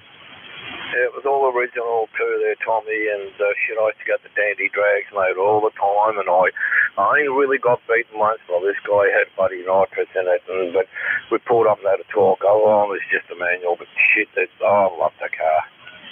What was the Monaro came out with the sort of goldy car? Well, I think it was a Moroni car that had the gold honeycomb wheels, or the gold honeycomb wheels Monaro. What model was that? HZLE. Oh, what was it, Adam? HZLE. HZ, yeah, I think I said HX. Okay, yeah. I had that as my wedding car, and my wife's girlfriend, she still got hers. What model was that? HQ, two-door. Candy apple red. But, no, I think she changed, and it was a yellow one I originally heard. Yeah, one I just said before there, the maroon colour one with the honeycomb wheels. What model was that? Yeah, but she's getting a rebuild. It's costing her bloody arm and a leg. I mean, they took it in the panel beaters to get bloody... And they've been at it for about a year now. Yeah, Adam said what it was before. I can't remember. It wasn't a HX, was it, Adam? I thought it was a HZ, but now you say HX. Look, I'm not entirely sure. It was either the HZ or the HX, though. And, they were red, they had a big wing on the back, gold wheels, and they used to have a big gold stripe that run down each side, or pinstripe that run down each side. Yeah, that sounds like it. Yeah, I'm not sure either, whether it's HZ or HX. It's one of those two. Yeah, they had that, like the mags were like honeycomb sort of design mags, the honeycomb shape. Yeah, that's right, Yarmo, they did. That honeycomb, though, is just a rubber insert that's glued to a steel wheel. Ah, okay. Oh, I didn't know that. Okay, well, there you go. Wow, I didn't know that, Adam. I didn't know. I thought that was original alloy wheel.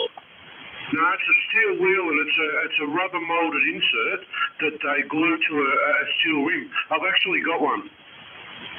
Wow. Well, there you go. I didn't even know that. And you want to know what I swapped my HQ for? A VL wagon. Hyundai Excel. A VL wagon. It was in good nick, didn't have a lot of K's on it there, but now. You know what I used to own back in the day? I used to own a 2.6 litre GJ Mitsubishi Scorpion. Do you remember the Scorpions? Oh, the old Scorpion, 2.6 litre, weren't they? Yeah, fucking that thing flew. That fucking thing hammered pretty well there. It was a 5-speed manual. It fucking went pretty well. I almost bought one of those. I think it was white and brown with a two-tone one, or white and like a goldy brown. Yeah, mine was sort of like that little, not the brown one, but sort of the beigey coloured one, the beigey GJ Scorpion. I think it was 82 model, 83 model. Yeah, look, I can't remember what it was, but yeah, I ended up not getting it because I needed a wagon, really. I've had wagons most of my life. And then just after that, with the Mitsubishi, they came out with the Starions, the Starion turbos. Do you remember Starion? Oh, yeah, the little, yeah. Yeah, right. No, I had the 2.6. Do you know what? I had that wound out, on the highway. I was heading towards Mansfield out there. I had that up to 200 fucking Ks an hour out there. The whole 2.6 was doing 200 Ks an hour. And it was about 11 o'clock at night. The middle of the night, it was fucking fly. If a Roo jumped in front of me, I would have been dead probably. They were a quick little car, those Starions. They were really the first of the turbo generation cars. Yeah, Starions, they were very quick car. And just even the standard fucking 2.6 Mitsubishi were fucking very quick cars. I remember the HQ up Frankston Dangle Road. I think I got to about 180 miles an hour and started floating. Yeah, exactly. You start floating. It's scary when you start floating. You don't know where you're going to end up. You end up in the bay. Yeah, a lot of boats end up there, Adam, I've heard. What you said? Talking about my boat. Hey, what'd you drive your car into the water for? Because you can't fucking back for shit.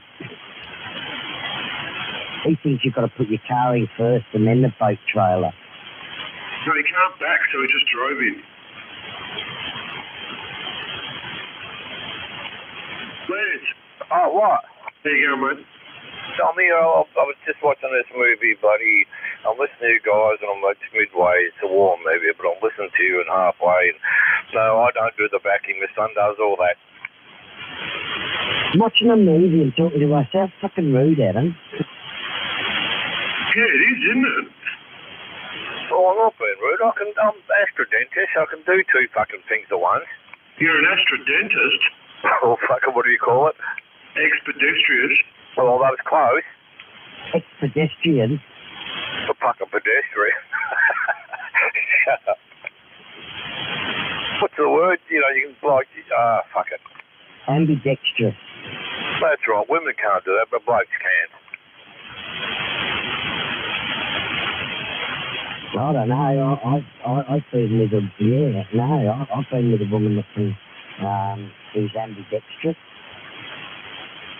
Yeah, my missus can belt me up with both hands. Punch her in the balls at the same time. Well, they can hit and kick at the same time. Yeah, but only if you let them. Well, I can drink and fart and eat at the same time. If you haven't trained your missus, you haven't trained them up for the first 5 years. Hope you're not following the Saints, Les. Shit, let me have a look. 22 points. 22 points, they're getting done. No, I'm not going to watch it. We're fucked anyway out of the 8, aren't we, this time?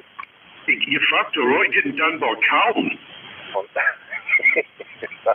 The boys must have been on the piss last night, had a few drugs.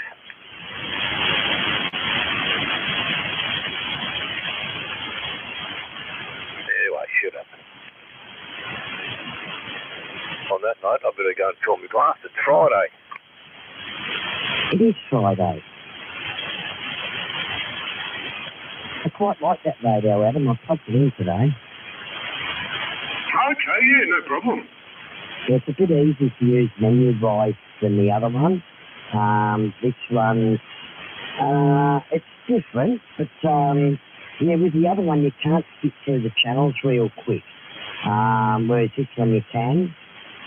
Yeah, roger that. I'm actually looking at my bench now, and I've still got a piece of it here.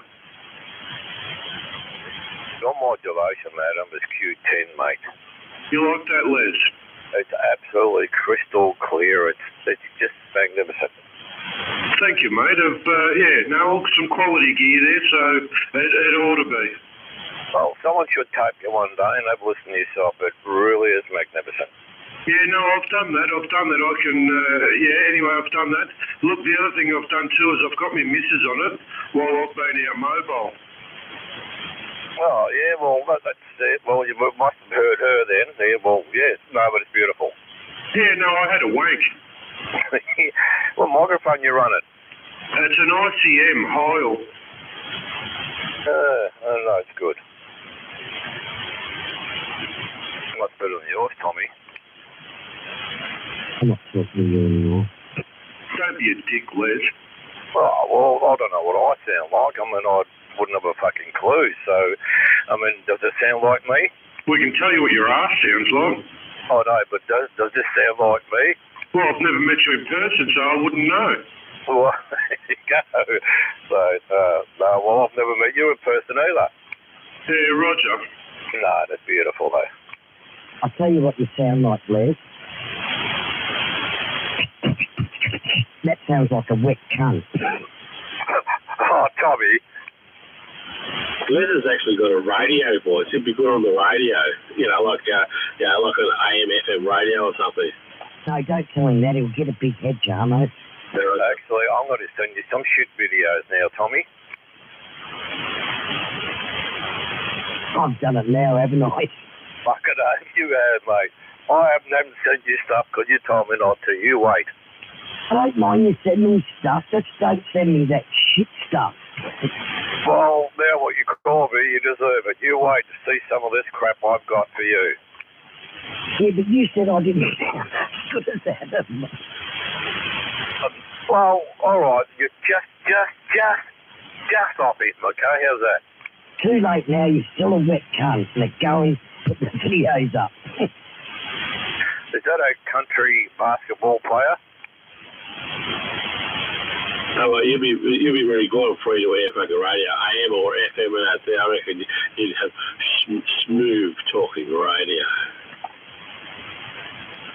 Yeah, well, I don't know what I sound like, but I've had my son on here and I was out in the van and he sounds pretty good. So anyway, look, she's an old bastard. It works. So anyway, what can I say? I'll drink to that and I'll go and fill my glass up. Well, I'll tell you one thing. You sound better than Kyle Sandilands does. Did you say I sound good there, yeah, mate? Yeah, well, you sound better than Kyle Sandilands. Oh, well, next time I see you, I'll have to give you a big tonguey. Oh, dear, tonguey. Oh, dear. I think we'll keep 1.5 metres below, social distancing. You've got to keep 1 tiny distance apart. You don't know how big my fucking tongue is, mate. Oh dear, it'll wrap around anything out there and just drag you in. Well, my wife used to love me tongue, that was about it. Oh dear, I'll tell you what, say your wife doesn't even put her legs together anymore there, because I'm not going to say anymore. Shocking, I think we're going into the wrong direction again there, Tom. Oh no, you're right, Yarmo. Oh, and now, Adam, have you seen on Facebook that microphone that's been made from a rifle housing? No, I haven't. I'll see if I can forward it to you. Looks good. I wouldn't like to talk into it, though, but scary. Yeah, Roger. A microphone, what was that? Yeah, it's like a machine gun, and I'm not big on guns, so I can't tell you exactly what it is. It's not an AK-47 or anything like that. But it's on a tripod, and he's got a microphone on the end of it, and the whole rifle is like his microphone. So it looks like the butt of the microphone's in your mouth. While you do that, I want to go and get another glass of Coke. Okay, I'll see if I can forward this to you. Is that what you're saying? It looks like the butt of the microphone's in your mouth. No. The whole rifle's there. The butt's up one end. And where the barrel finishes, it's got a microphone there. So you're talking down the barrel of it? Yeah, well, that's what I meant. The butt of the fucking gun is in your mouth. No, not the butt of the gun. That's the other end, the barrel of the gun. Oh, the barrel of the gun. Yeah, right. Yeah, okay. I'm on the wrong side of town. You're on the wrong side of the gun. You go in and rob a bank and they'll say, you Irish, mate. You go, why do you say that? You say, you're showing the wrong end of your shotgun off. Yeah, that's what I meant there, but I wasn't thinking properly there. I was, it's all good. It's all good, Jarmo. We know where we are now. Yeah, I know. I've got a head cold and that now. I'm taking cold and flu tablets and drinking alcohol, so it's not good. I think my head's sort of mixed up at the moment. No worries. It's all good. I've got a head cold and that there, but anyway. Yeah, I'm trying to get past it. Yeah, I'll probably take a few days.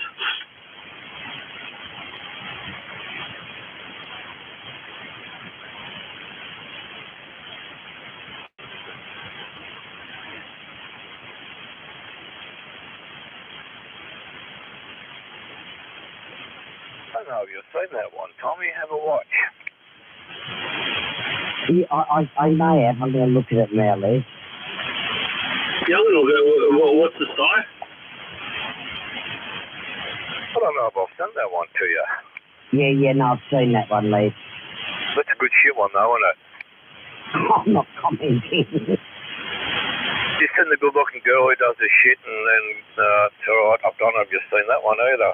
I'll just send all the shit ones to you. You might have seen not one. Yeah, no, I've seen them, Les. The good-looking Sheila does the shit. She squats down, and then she pisses on it, then she lays flat on her stomach, sticks her head in it, and eats it. Oh, I haven't seen that. Oh, you're a fucking deviant, Tommy.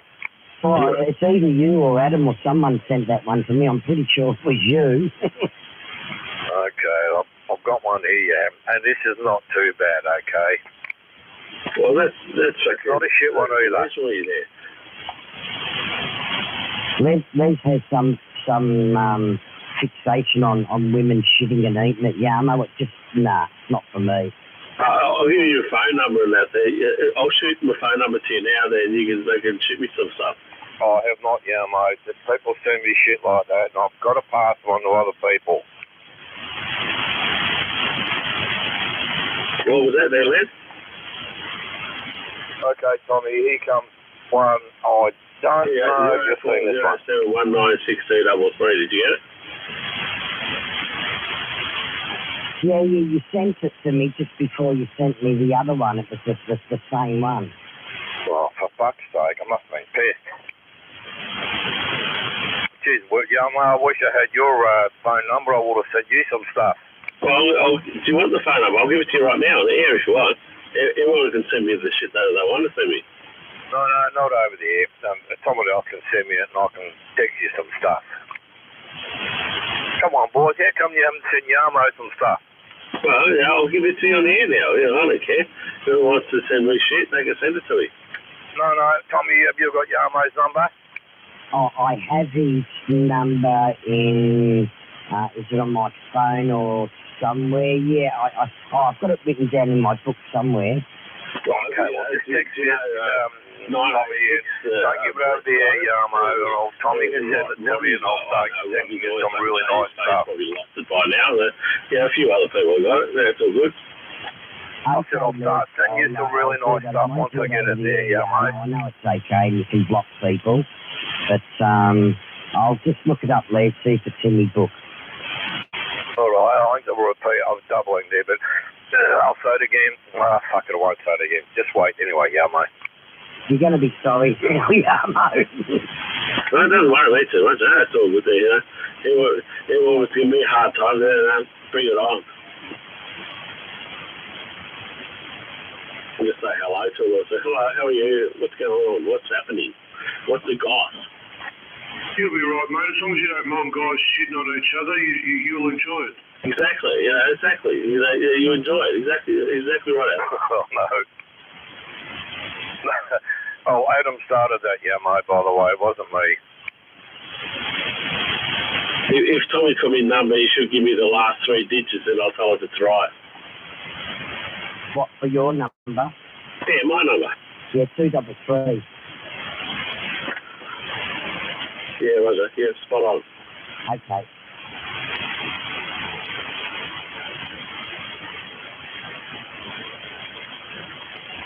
Yarmo? Yeah. Do you like 2 dogs fucking? Sorry? Is that Billy Bunter? He's Billy Bunter. I can tell you fucking voice a mile away. Right. I've got your number. I'll work this out, Yarmo, and I'll send you some nice stuff, okay? I'll send with the. I'll start with the really non-yucky stuff first. Like hell. I've got all the shit on my phone. I've seen Paul O'Reilly and twat licking and ass farting and people squirting fucking liquid in vaginas and that there in my fucking phone. People send it to me. It's nothing new to me. Okay, brace yourself. Just when you think you've seen it all. Look, I like most of the stuff, you know. Bill sent me fucking videos of people fucking squirting liquid and squirting fucking squirting it out of their vaginas of the fucking people out there. It's all good. I've got to work out how to do this. Give me some time. He's got to go and get his daughter to help him put your number in and learn how to send a message, Jamo. You should get it by Christmas. I'll get this up really quick in the next 5 hours. Activating my phone. You're using a Samsung phone. What's your name, Les? Would say Frank. Is your phone a Samsung? My phone's a fucking. I don't know. What she's giving me? No, it's Toll Toys. Fucking don't know. It's about how wide? 4 inches wide by a foot fucking high. Down the bottom right-hand corner, once you open the video, there'll be a down arrow. If you hit that down arrow, it'll save it to your gallery. Okay, I'm opening up now. There you go. It's got Yamo on the bottom. Yeah, so what do? Yeah, Yamo's phone number's come up on the bottom. So what do there? Yeah, so what? So is the video? Have you added the video to it? Not yet. Well, because if you're sending it to his number and not Messenger, you're going to have to save the video to your phone first. I've got to save his number to my phone. Yep. No, the video. Where are your videos? Are they only on Messenger or are they in your gallery? No, fuck no, I think they're all on Messenger. That's right. So what you've got to do now is you've got to save it to your gallery. No, you're going to have my head. I'll be back. I'll get my daughter to do this. I told you, didn't I? Shut the fuck up, Tommy. Oh, dear. No, I'm a phone illiterate. I am illiterate on, like H had the other night. I was literate, but I'm learning.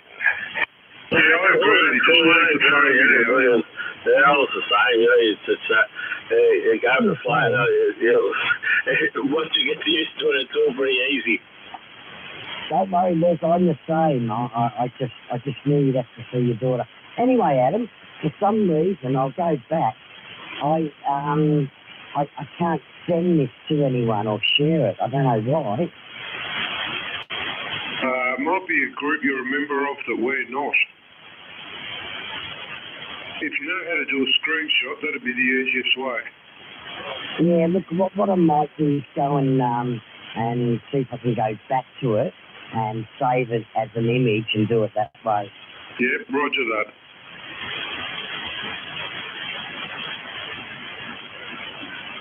How are you, Alex? Hey, where's that fucking Alexa stage? Where are you, Alex? Hey, Alexa stage. Oh, he went silent again there, Tom. He went silent. I did hear him go do, and then there was nothing. Yeah, I heard that too. I heard that. That's his introduction. That was the last noise he made before he hit the lamppost. Oh, fuck, I've gone back into Facebook and it's disappeared. I wonder if I can go through history.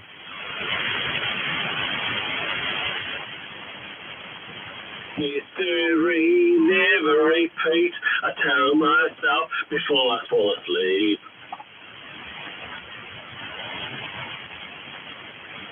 Oh dear, that's an old school fucking song, that one. Oh, that was from, was it Split Ends or the other one? Yeah, Split Ends. Mental as anything? The mental anything or Split Ends? Yeah, I think it was Split Ends. I could be wrong.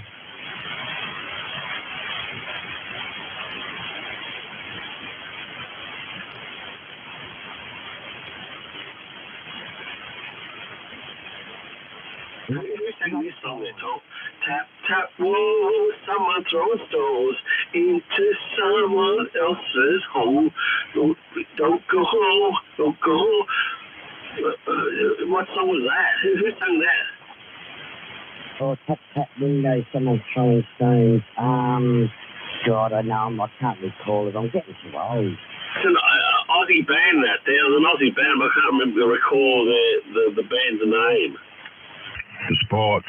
The Sports, that's the one there, Shane. That's it, the Sports.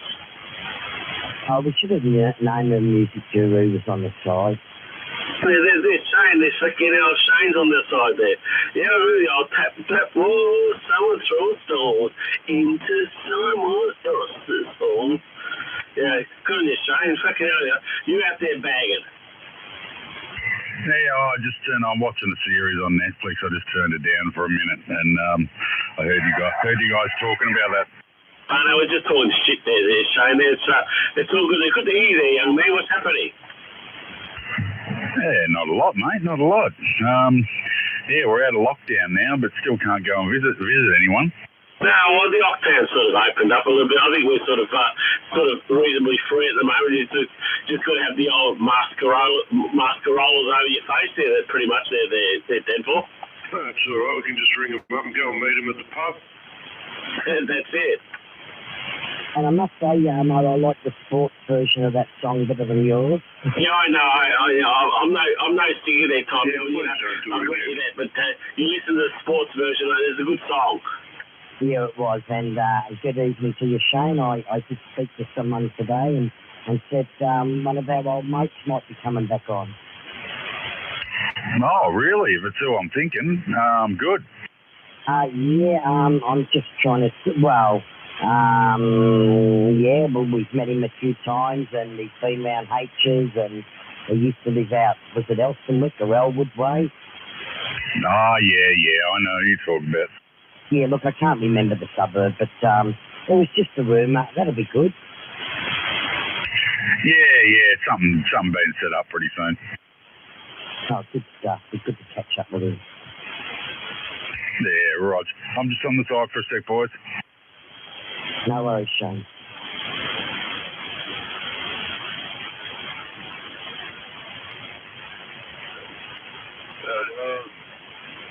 Oh dear. Hey, Tommy, could you look that up there? That song we were just talking about. What was that like about the early 80s, was it? Yeah, I'd say you're pretty close, maybe late 70s, early 80s. I'll look it up. Yeah, it would have been like late 70s, early 80s or something. It was really when I don't even think I had a license then. And I got my license in 1980, so it would have been 79 when when My Sharona came out from the NAC. Was it My Sharona came out in 1979? So it was around that sort of era, 77, 78. Was it not on the window, or was it tap on the window? Tap on the window. I think it was tap or something. I think it was tap. Yeah, well, look up like Shane said, sports. The band sports. Yeah, I'm typing it in and saying cricket sport, football sport, basketball sport. I'll put the sport, but maybe I'll put sports, the group. Yeah, put band sports or something, and then it'll come up. That's what I always put in. I always put in band, and then the fucking band comes up straight away. Yeah, no, I've typed that in, the sports band, all the sports that have been banned from the Olympics since it started. I'll find them. Oh, you'll find, I know you, yeah.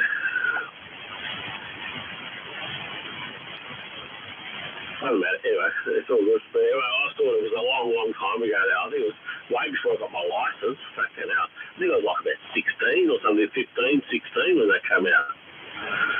It was about 1977, 76, 77, 78. Was it called Don't Throw Stones?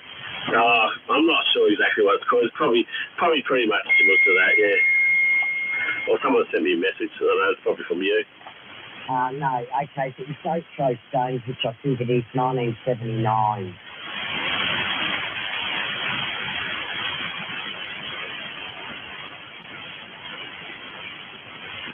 Yeah, that sounds like about 79. It was just before I got my license, I think. So it was about, I got my license in 1980, so it was 79. Yeah, that's about right. It was something like Don't Throw Stones into other people's homes or something, wasn't it? Anyway, someone sent me a video with. I haven't opened it yet, but I can see some naked people on the front of the screen there. I'll have a look at this.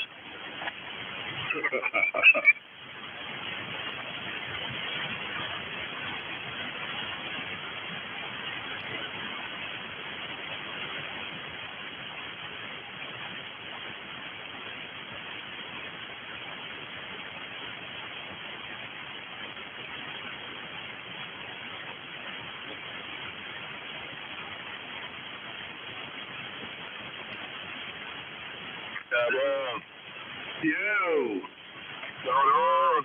Not much, mate. What are you up to? Back from the missus' place. Got work tomorrow. He's got to pack the car. Oh, Roger. Well, where are you working, in the city? Nah, down for anyway. Oh, yeah, Roger. Cool. So I'm hoping that's just a short day, but I fucking doubt it. Yeah, half day'd be good, mate, for a Saturday. Yeah, but it ain't double time, yeah? It isn't. No, I wish it was. Your work was getting a bit thin, wasn't it? Yeah, it's fucking... Well, one of my supervisors, he does like house jobs at the weekends, and after getting stung with that sick, service bill, I was like, fuck, I need to get some extra cash. So, yeah, I put my hand up to give him a job out. Yeah, roger that. So what did it end up costing you? 15. Wow. Yep. So did they do everything on the list? That first photo I sent, actually no, there was two photos I sent. I sent one of the parts they did do, and then there was a bigger list of the things that need to be done. Yeah, well, the rocker cover gasket and the throttle body gasket, just buy the parts, mate, and we'll do it around at your uncle's one day. Okay, I'll order those parts then, yeah. So anything on that list where it mentions the rocker cover has to be done. Roger that. He's like, oh, the radiator leaks, the small leaks, but nothing crazy, but he goes, I'd rather you get on that before it blows out. You're in the middle of nowhere. Yeah, that's it. It might be worth looking at.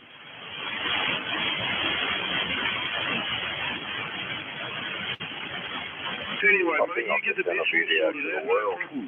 Yeah, can't hear you at the moment. I'm getting a shitload of feedback.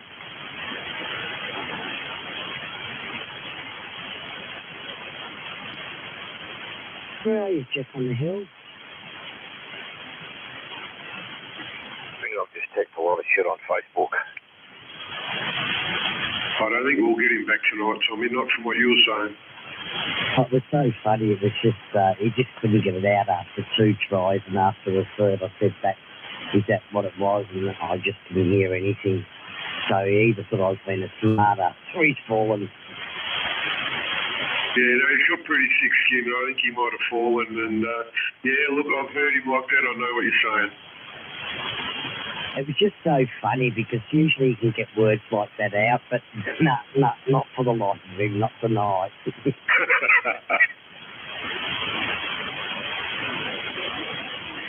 Yeah, what are you doing about a 3 here, Alex? That's Daniel. I can still hear you, Daniel. Oh, no, that's me now. Oh, okay, so it was Alex. Everybody's window. Oh, dear. Alex. Alexa Space. Yeah, we can hear you, Alex.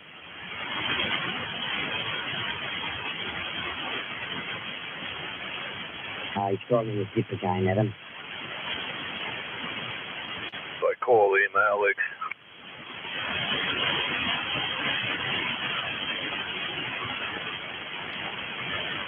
Oh, what the quack today there, Tommy?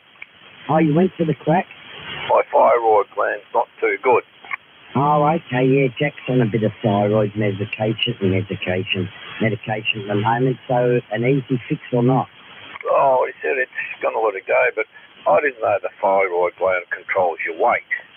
It certainly can, absolutely. You know, when I put on, buddy, I said to you back in kilos, and my daughter told me tonight, she said, Dad, you either lose weight or you gain weight, and I've been gaining weight, so she said, look, nothing to worry about at the moment, but I've got to go have all these fucking tests next week. I've got to go to the hospital and have the whole heart checked.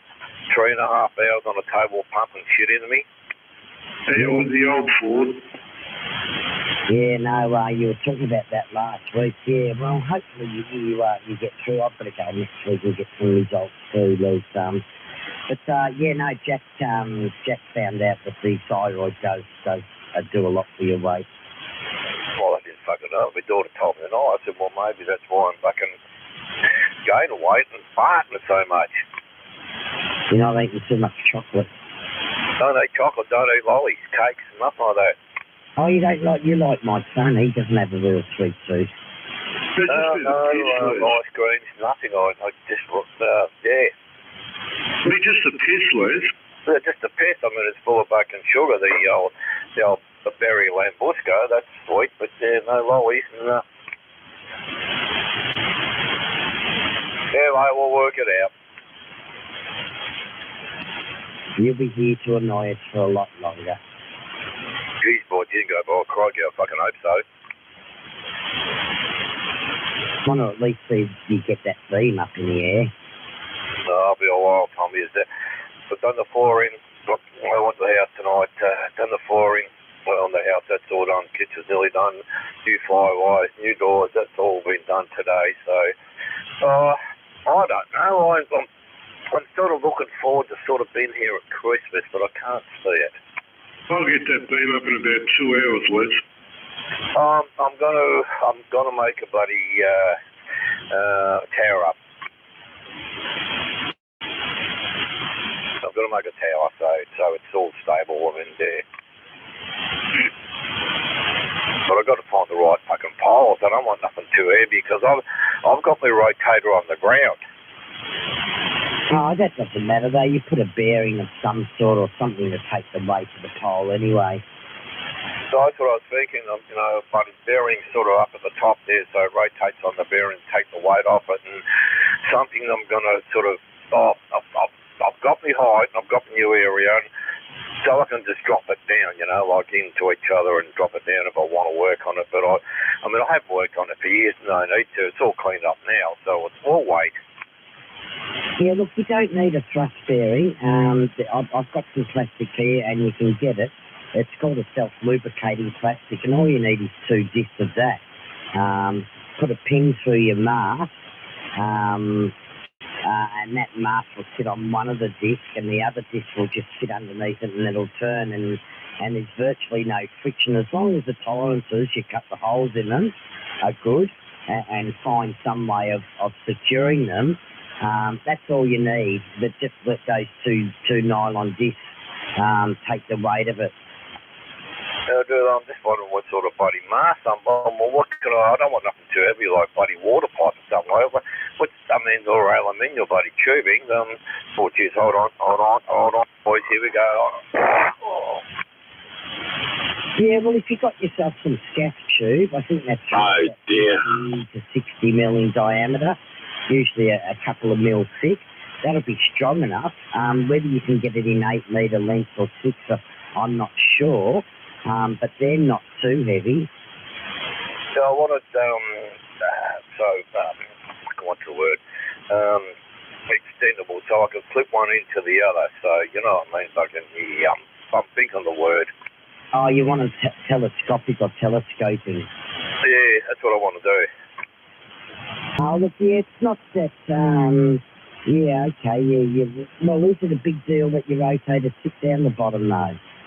Well, it's not, but if I shouldn't have to work on it. Once it's bloody up, it should be right anyway, but, no, look, the rotator, where it's been happening now, buddy, with all the shit and weight on it, it's been fine anyway. If you're going to make a tower, let's make it so the rotator goes to the top.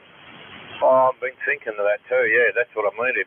If I have to bring it down, that's what I want telescopic-wise, if I have to drop it, yeah, that's what I've been thinking, Adam. Roger. And put my vertical on top of that. Huh? Yeah, well, look, I can show you a design. I didn't guide mine, but I suggest you do. And it's just square tubing. And yeah, it's easy enough to make a base plate for your rotator to pop into the tubing. And I can show you how you can make your telescopic mast. And I can make pulleys here if you need to. Just get yourself 2 winches, one so you can tilt it over and one so you can wind it up. And, I can show you some designs and then you can work out what you want from there. Oh, that'd be good there, Tom. I like be thinking it sometimes at night and think, shit, something. I mean, I've got bloody garage door automatic wind up, down things that bloody can work and shit like that. I've got a couple of them, bloody brand new. I've given to me, and the guy goes, shit, they'll get it up and down though, Reece. But in my head, I've designed the tower.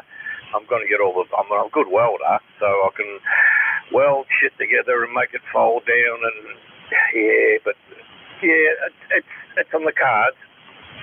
Yeah, just let us know when the time's ready, and I'll draw you a quick sketch. But yeah, I suggest you don't use electric winches, and if you're going to get winches, get brake winches. I had electric winches, and we had some bad weather about 5 or 6 years ago. The power went out, and I didn't have a battery charged up, so I couldn't take my antenna mast down from 15 metres, and it bent it. So just make sure if you do go electric winches, you've got a permanent supply there. Yeah, these are like the roller door ones, but they're really bloody heavy duty, and they're not that big. The new stuff now, and if the power goes out, you just pull the cord and just sort of undo it anyway, you know what I mean? Oh, yeah, geez, the one I'm looking at, the mate, man, that'll come down real quick. Fucking, woof. Yeah, no, you don't want that leg unless you've got like a 6-foot spring in the bottom or 7-foot spring, because it'll come down real quick with the weight of it. Yeah, but I was thinking, but like, when I wind it up and stop it and put pins through it, then another section pin through it, and you know what I mean? So if it happens, yeah, I can pull a pin out, lower it down manually, you know what I mean? Yeah, you want to have fucking something like a boat winch or something like that, with a steel cable out there, so you wind it down with a winch, like a boat winch or something. Yeah, well, that's it. Yeah, get yourself a brake winch. With a boat winch, it's only got a ratchet, and if you let go of the handle, it's going to go down, whereas a brake winch won't. You can just walk away from it at any time, and it won't move. That's the one I got a box for there. Got all that for nothing, buddy. The tower's got the old winch up. Yeah, I've got that one up there. Yeah, well, the only problem with those are, as I said, if you don't have the lever in the right direction, or the slips or the spring breaks, that antenna's going to come down. Whereas if you use a brake winch, it's got its own braking system, so you can wind it halfway up and just walk away and leave it, and it won't move. Exactly right there, Tom. You're right. Spot on. I wound it right up there, shit, I'm up there for my tape was still bloody standing. The wind I've had up there, I've rung a few blokes, can't get hold of them, but geez, fucking high up there, Tommy, really, really high up. So, but I have got guides up there, so what I've done, when I've taken it right up as high as I can go, I'll put a big block of wood in there and put a bolt through it.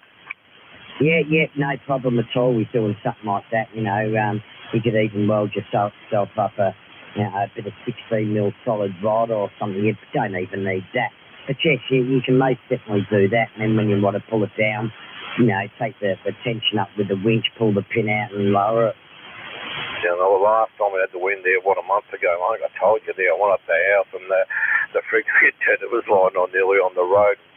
I got a call from Gazza. He goes, "Oh, you got a problem or what?" He said, "Your TV antenna's lying on the road." He knew what it was. I went out there and went, holy shit, it was like a big U-bolt. One of the guide wires had actually snapped, and they were lucky the tree sort of stopped it actually right down the middle of the road, so it was hanging over the road, you know what I mean? And I don't know if we had a breaker out there or not, if we did acknowledge the breaker. Yeah, well, look, I used to use stainless steel on a lot of mine, and it's good, but it's very brittle, so you're best off probably going for the gal wire. It lasts a long time, it doesn't get brittle. There might be people out there say, well, if it's done properly, you know, it won't do that. But yeah, I'd say for the winch and the guide, just use some gal wire.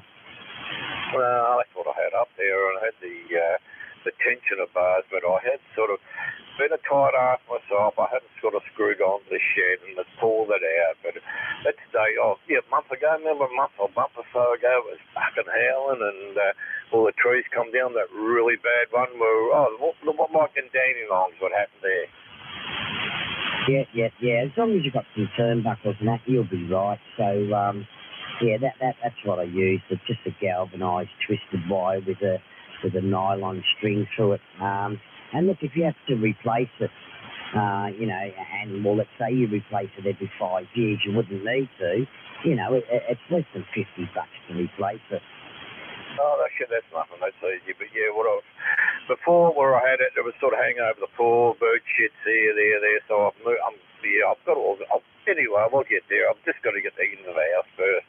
Fuck, all my fucking guy wires are held by carabiner clips, stainless steel carabiner clips on the fucking on the base plate of the fucking on the antenna there.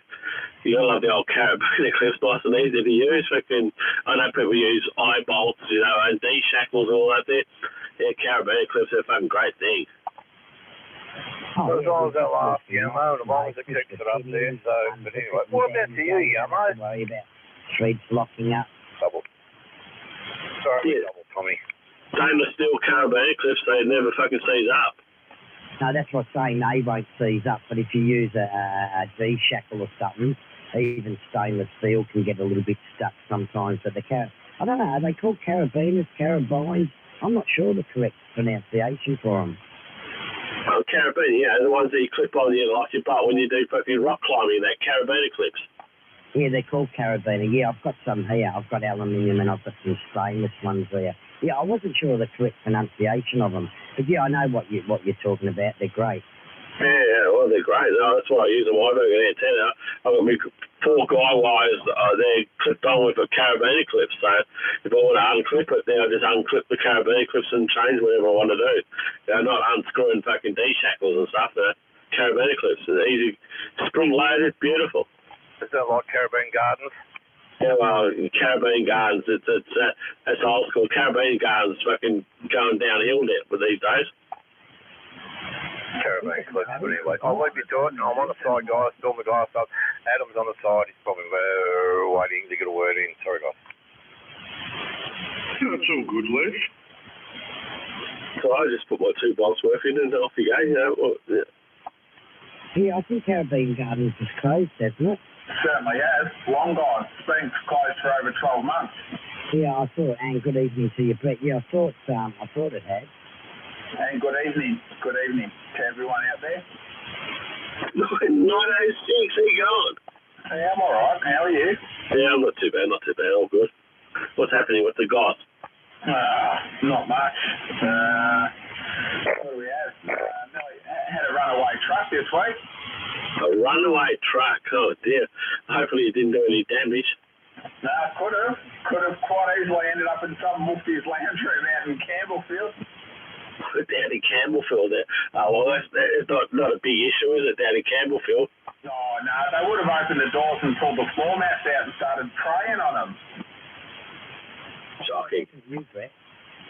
Sorry?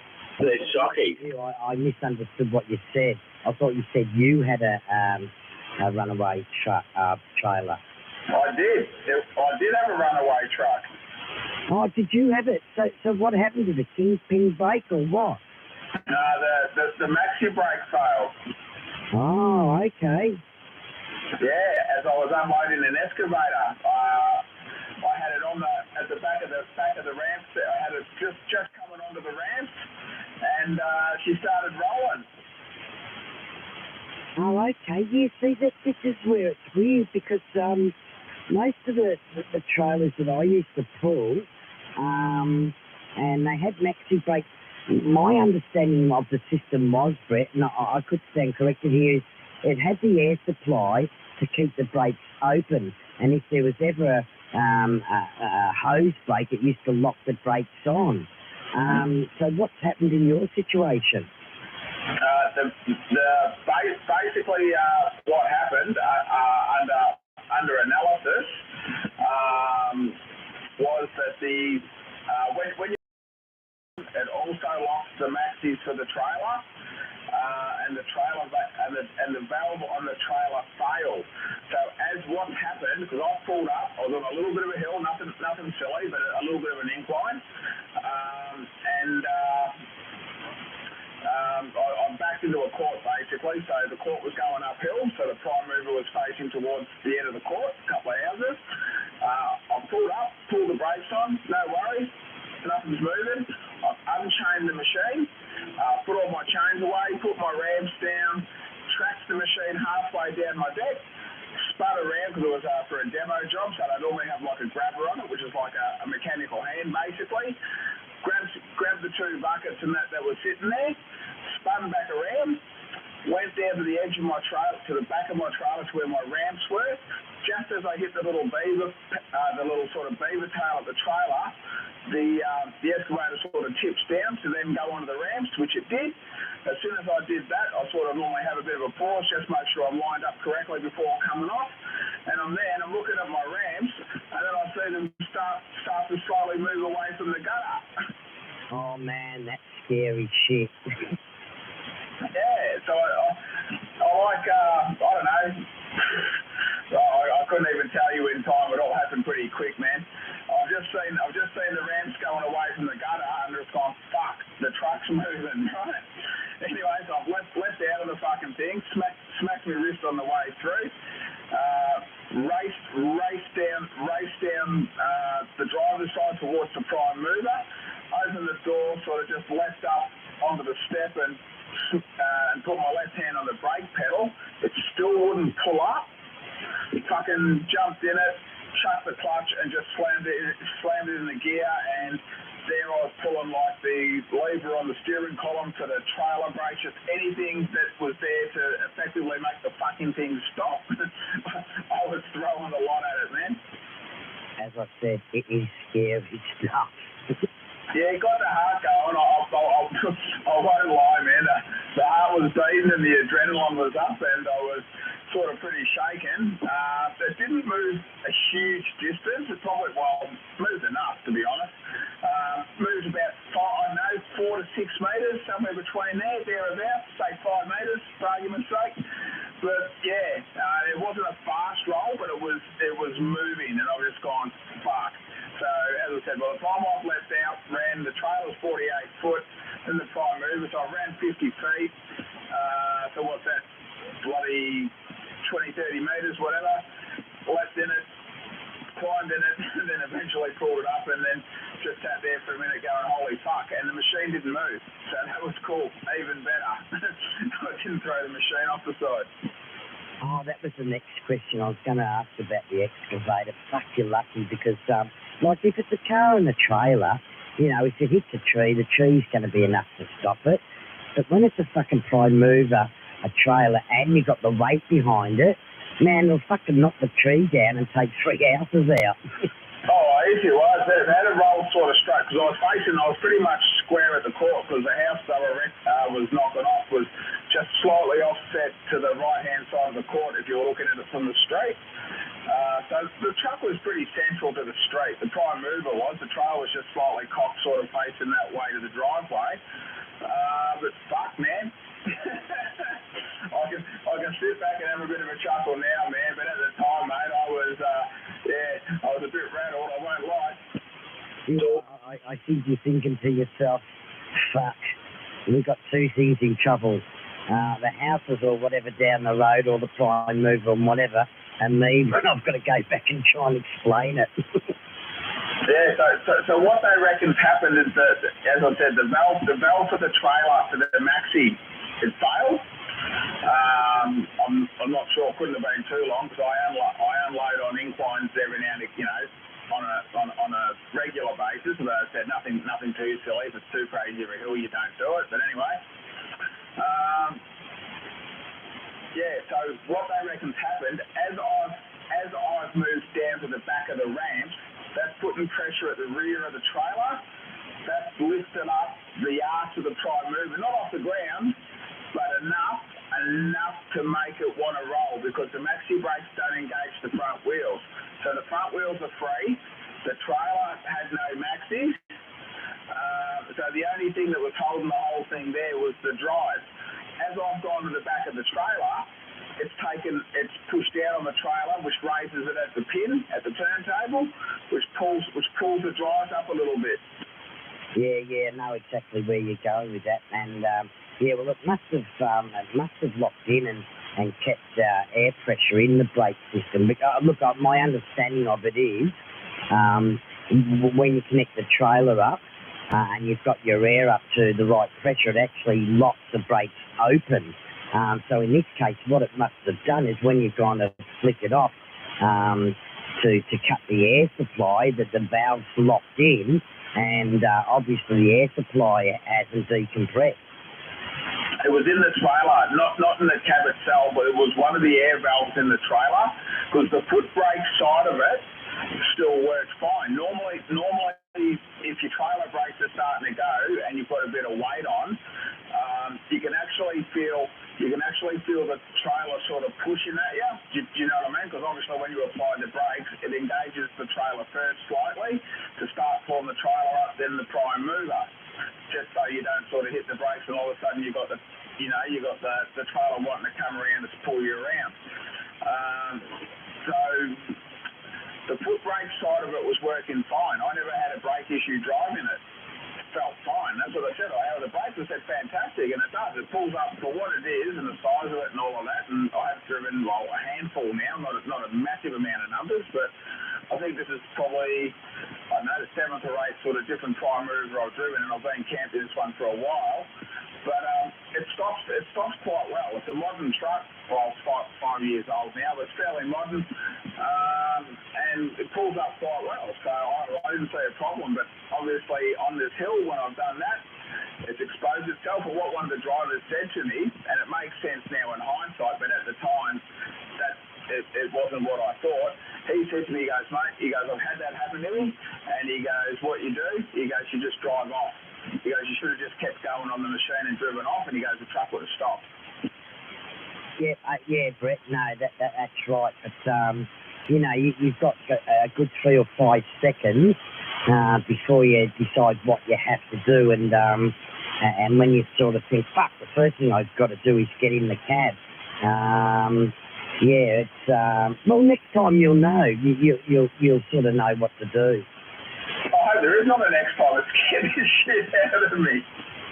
Yeah, no, it's all good fun. You can see your name coming up on 60 Minutes. Fucking drunken truck driver. Killed 5 people in a runaway truck. It all flashes in front of you.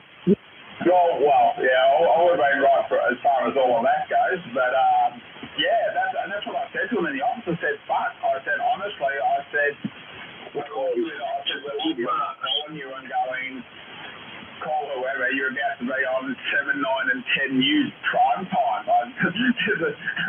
They go, why? Because I disowned the truck then. I wouldn't say my truck, but everyone says the truck they drive at work is their truck, sort of thing, even though it's not a company truck, but we're in the same get-up every day. It would have been, your truck is now in someone's lounge room. Call it skid marks. Yeah, no, it is scary stuff, as I said, Brett. Well, good. I'm glad because it could have been a lot worse.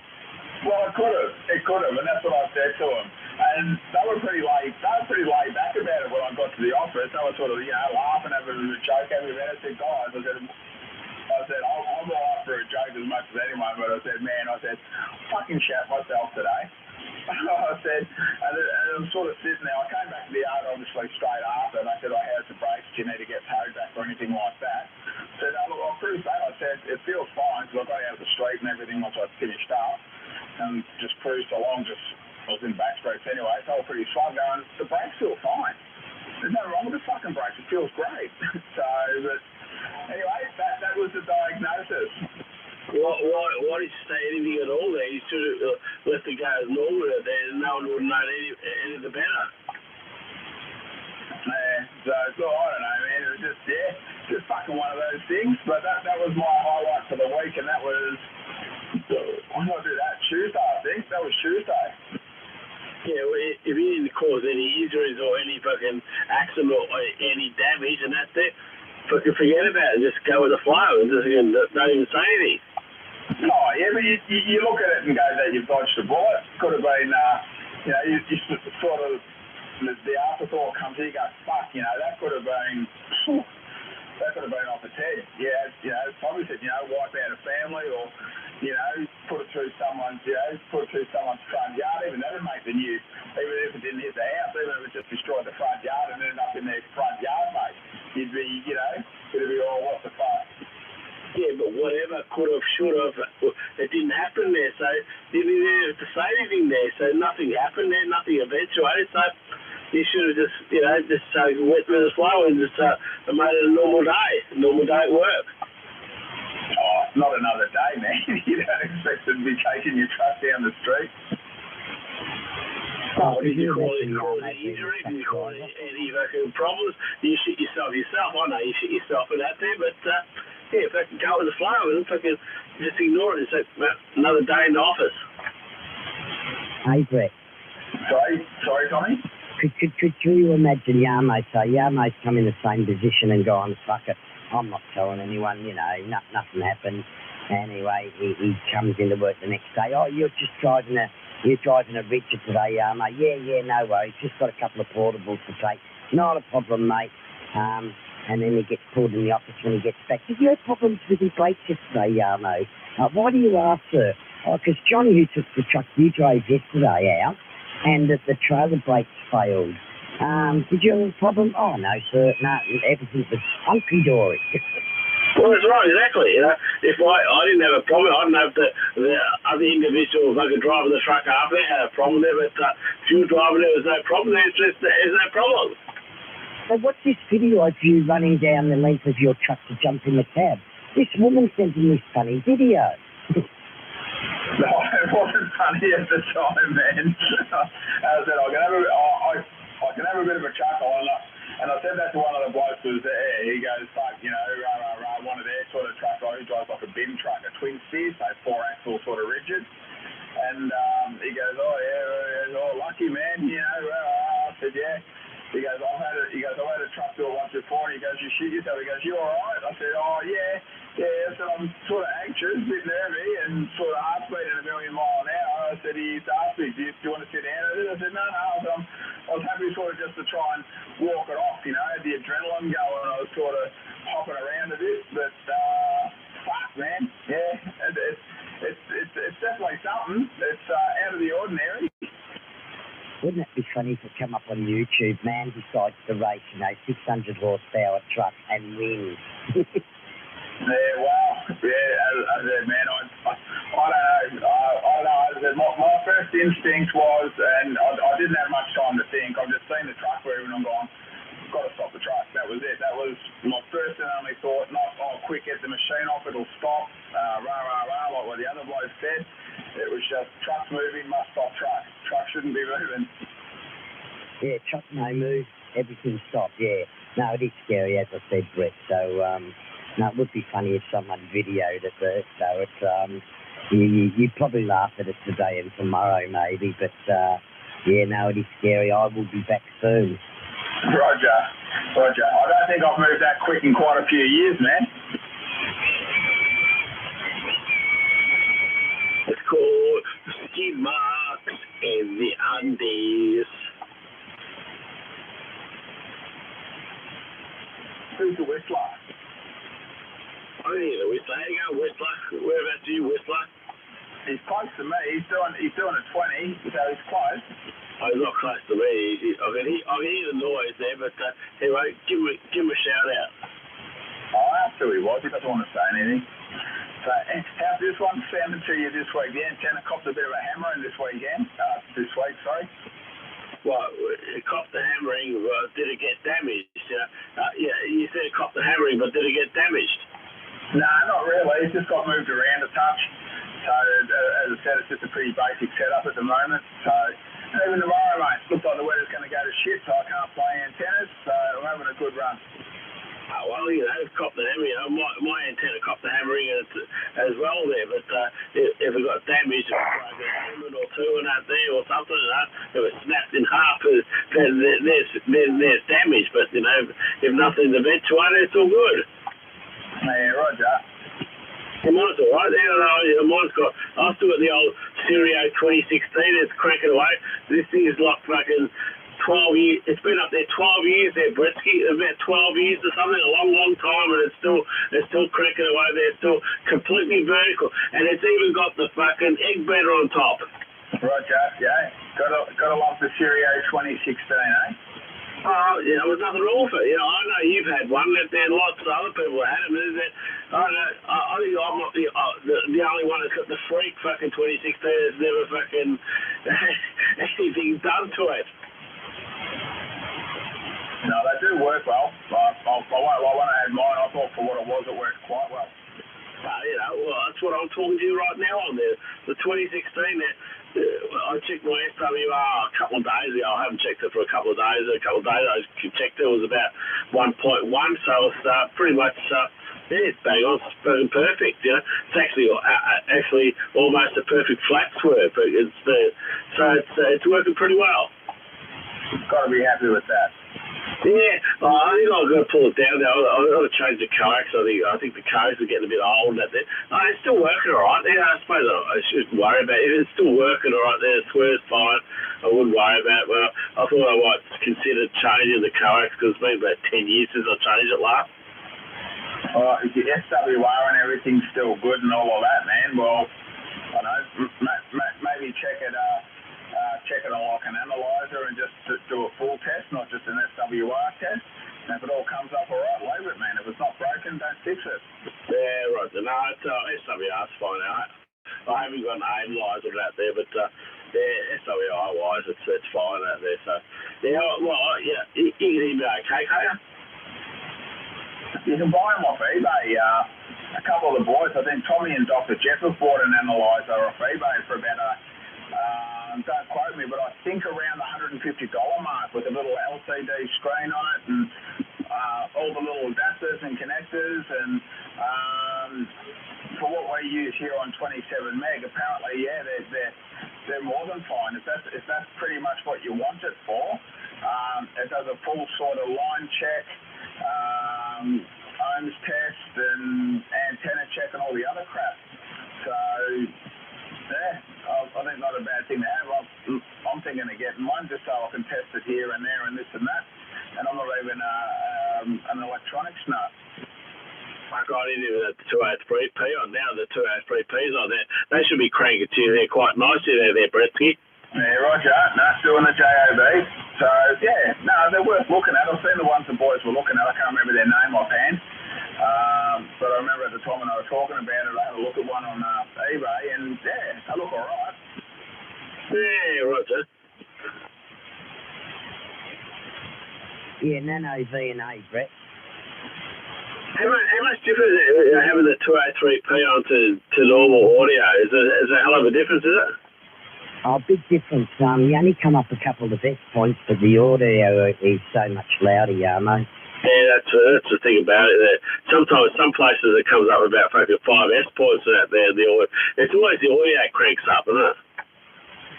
And acknowledge the break. I think that's Brent, Ben or maybe Dino out there. Yeah, no, it definitely picks up. For what they're worth, they're obviously good bang for their buck. I know some people don't like them, but they're clean, Yarmo.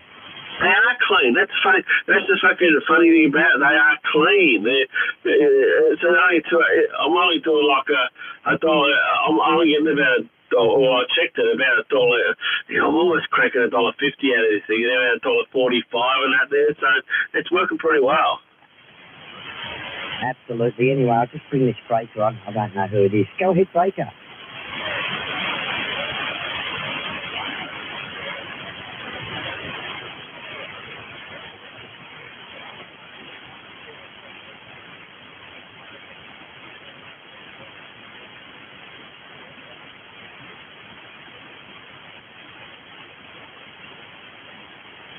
Did you hear that station, Yarmo? It's very quiet to me, Tommy. I can't quite make him out. I can hear him there, but there's probably more me than him. Yeah, no, he's saying when Yarmo put his 203P on, he could hear him. He didn't even know he was there before. So, yeah, they make a bit of difference. Is that you, Ben? No worries, Ben. Yeah, I don't know if the other guys can hear because there's a bit of a mountain range in between. I know you still have Mount Elijah and that to get over, and where I am, there's a bit of a mountain range to get over to Brett and that. I normally hear Ben. When I was at the other place, Ben and I spoke a few times, but since I've been here with what I've got at the moment, no. But I did speak to him. I think you were there too, Tommy. We were speaking to him. I was out front in the car, I think a week or two ago. Yeah, Roger, that was a double. Yeah, that's right, Brett. So obviously the car where you've got it is it performs really well there, and I'm not quite sure what you said, Ben. Normally Brett can hear you pretty well in the car.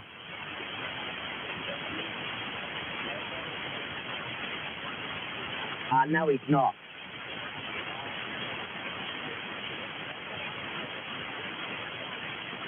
Yeah, that's what Brett was just saying in the mobile. He could hear you fine and vice versa. But at the moment, he's in his shack. But he's got to get his antenna up a bit higher at the moment, Ben.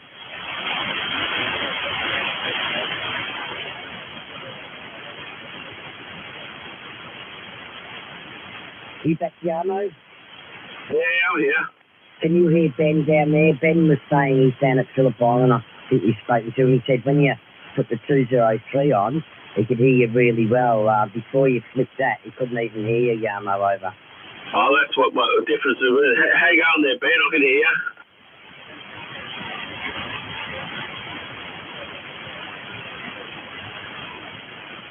I tell you what, it makes a hell of a difference, doesn't it? When it's just a little unit like that there, and I was talking standard power and that there, and it's, just flicked it on there, and I'll behold, everyone can hear me.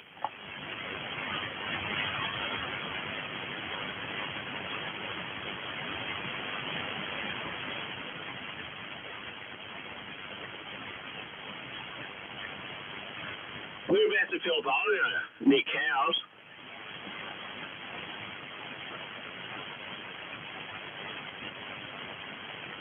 Oh, right, okay, yeah.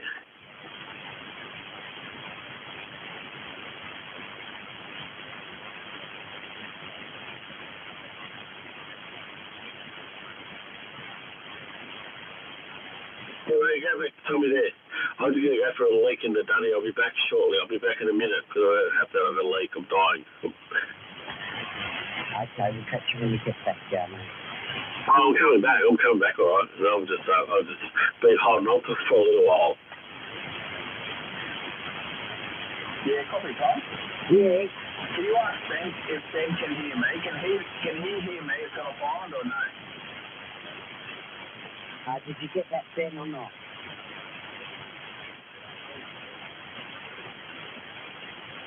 Okay, he knows you're there, Brett, but all he can hear is a mumble in the background at the moment. Yeah, about the same. Yeah. I'm not sure who it is. I know it's Ben because it says Ben, but apart from that, all I can hear is sort of the same thing. A bit of a mumble in the background. I know there's someone there, but that's about it. Okay, yeah. So it's the same his way, Ben, vice versa. He you know someone's there, but you can't quite make it out. But no, that's the same, Ben.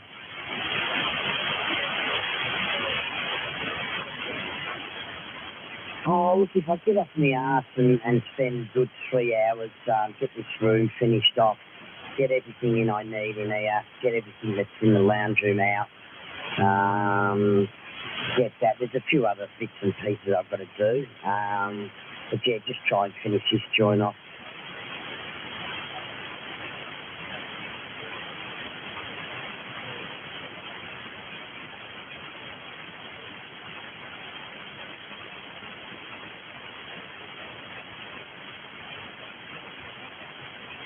Oh, absolutely. Is that up towards Bass, or which hill do you go to?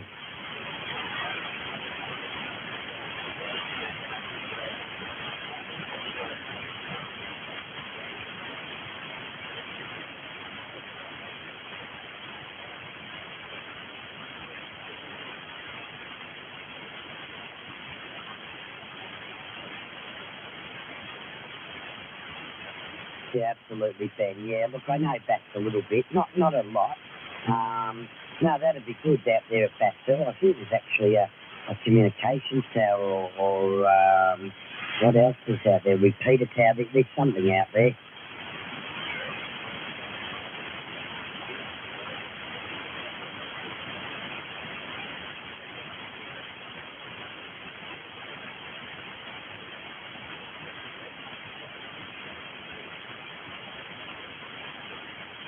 Yeah, I got look over left shoulder, look over right shoulder.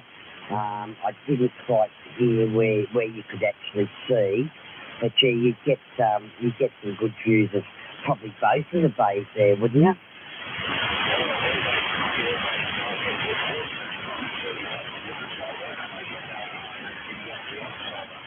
I got it that time. Wilson's Prom off one and the city off the other. Geez, that'd be nice at night or on dusk when everyone's turning their lights on lighting their fires in the winter and watching the street lights come on. That'd be great.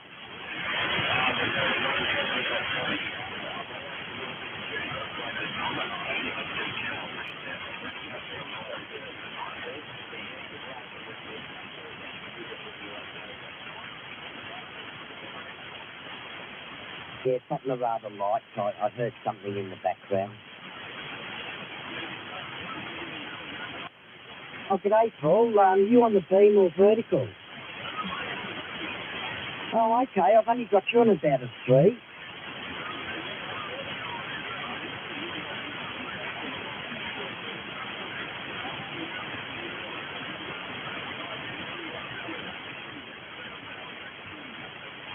Okay, I think you said a 3-element LSA2 or something like that. Yeah, I don't know why you're not as strong as you normally are, Paul.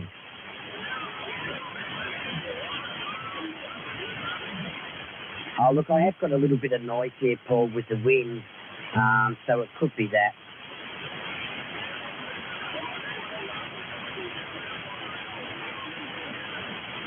Okay then, Paul, look after yourself and don't get any frostbite. Cheers, Paul.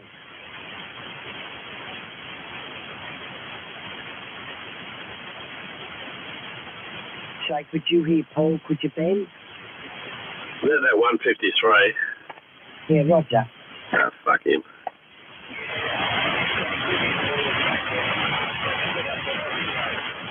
Yeah, well, he's a long, long way from you. He'd be 100 and something kilometres away from you. He's up at Mount Disappointment. And you can stay there.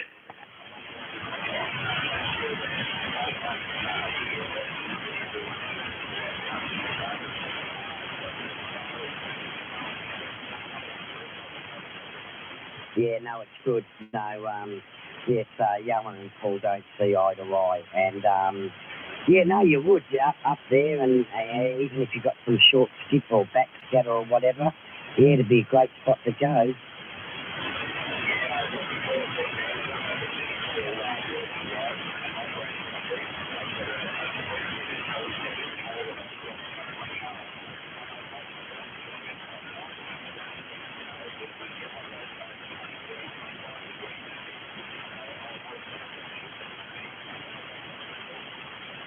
Oh, excellent. I take it you've got a 4-wheel drive then?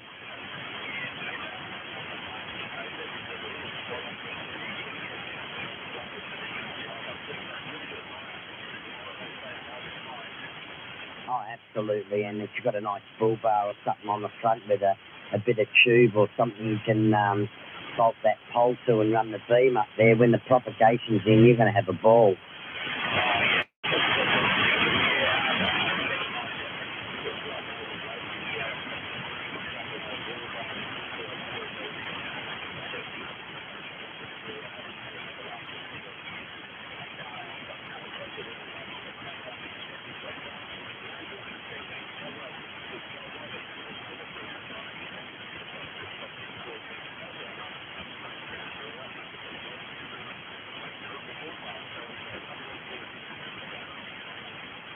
Oh, excellent. And I take it it's probably just a bolt-on type assembly.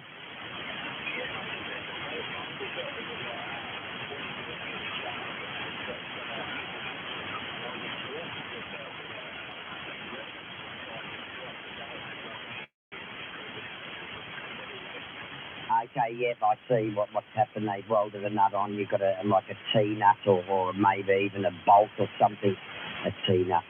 There are such things as T-nuts, but I meant T-bolt. So, okay, so you can sort of turn the mast and then, that's America, and just lock it in.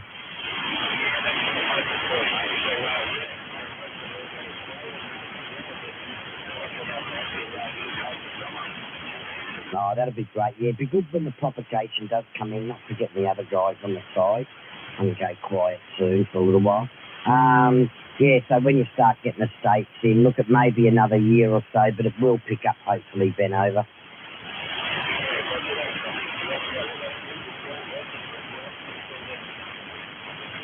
Yeah, that's what it's all about. There's just a couple of guys down here. We've got to do a couple of little bits and pieces too, and then most of the guys around here are all set up, ready to go. Okay, well, I'm going to sit on the side for an hour or so. Might sit here and watch YouTube or go and watch some Netflix, but I'll be sandbagging somewhere.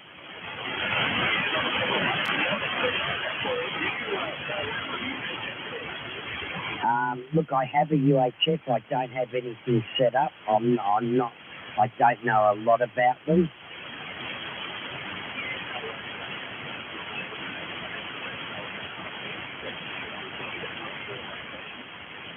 Oh, okay. You can probably go online and find out where they are.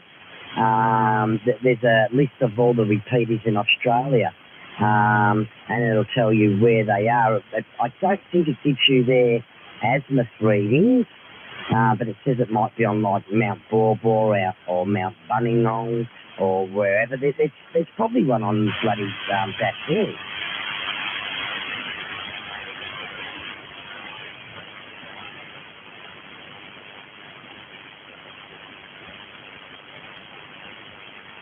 Can I get... Oh, look, I don't know. I used to a couple of months ago.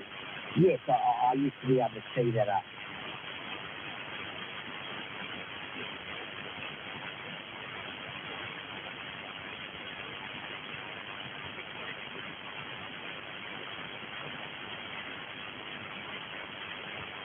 Oh, look, it is. It depends on where you go.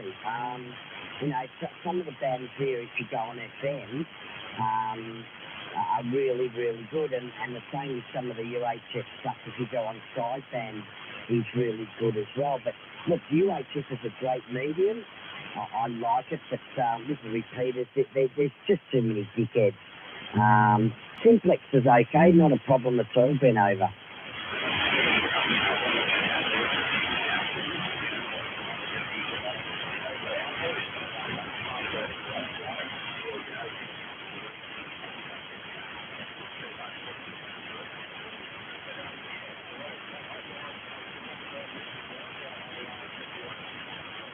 Okay, Ben, yeah, no worries. Yeah, we've got a lot of construction down there, so we get a lot of the trucking companies and road crews and whatever on council workers on UHF during the day, whether it be simplex or repeaters. And then after about 6, 7 o'clock, it sort of dies off. Hey, Ben, I'll give you a crack. I'll turn my UHF on. Try Channel 2 repeater so everyone hear you on Channel 2 repeater.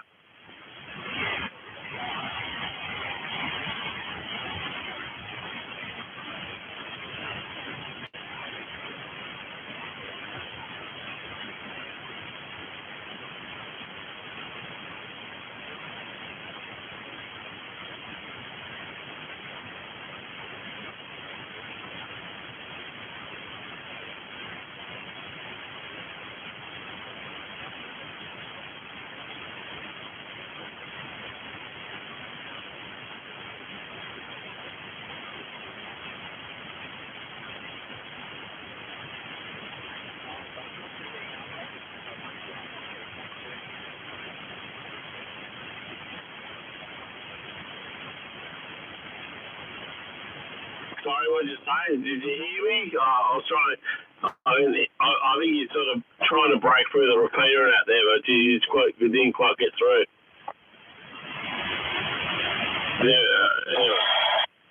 Yeah, that's what he said, Jarno. He said he could hear you, but he didn't think he was placing a repeater properly. Sorry? He said he could hear you, but you couldn't hear him. He wasn't placing a repeater. The UHF setup.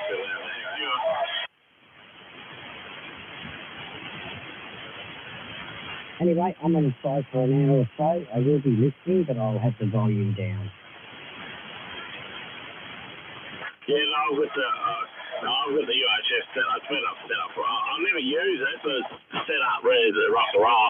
All I have to do is turn on a couple of power supply and fucking turn the radio on. There's a 9 dB gain vertical up there, so it's a 9 dB. Yeah, I know he's trying to. I can hear him talking, but he's just right on the verge. Who's breaking through that repeater?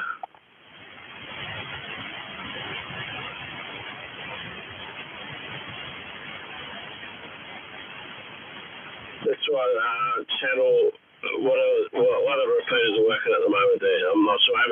Seriously, I haven't been to this meeting for a while there, so we'll try channel 3 and 4, 3.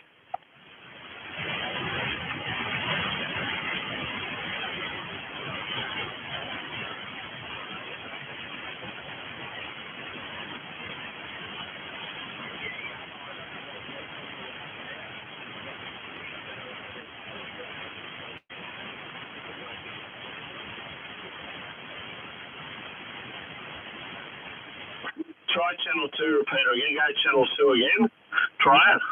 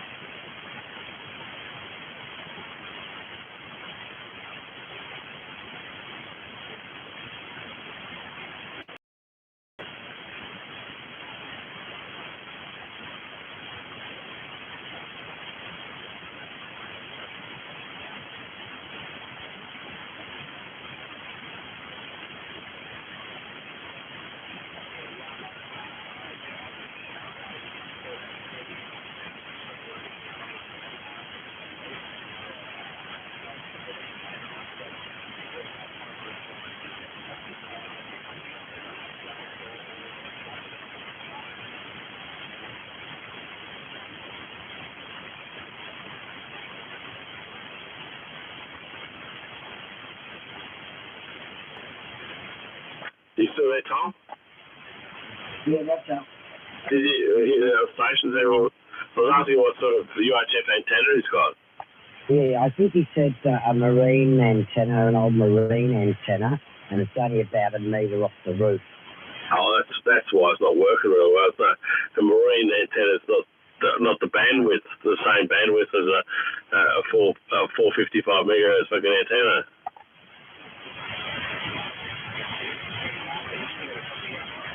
Sorry? I heard you out there, but your antenna's not the right fucking bandwidth for the mode or the antenna of the radio, the signal. What is your UHF there? 4 something or other, whatever it is. 400 and something fucking megahertz.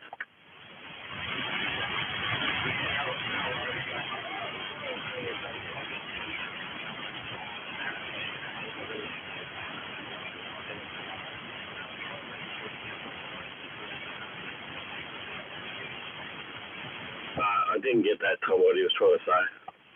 He's going to get the antenna analyzer out tomorrow and try and tune it to where it should be. I'll piss that fucking whole antenna off and get a fucking, something, a decent fucking 9 dB or a 6 or 9 dB gain antenna up there, or even if you get a 12, I use a 9 dB. Mine's a mobile one. That's a proper home base fucking 9 mobile one antenna. That's been up there for many years. I'll never use it. It's still hooked up, got coax, everything. I've got the radios here. All I do is anyone wants to talk, I always sort of switch it on that there. But it's always been rock and roll there. But I never hardly use it. Very rarely I use it, but it's there ready to rock and roll.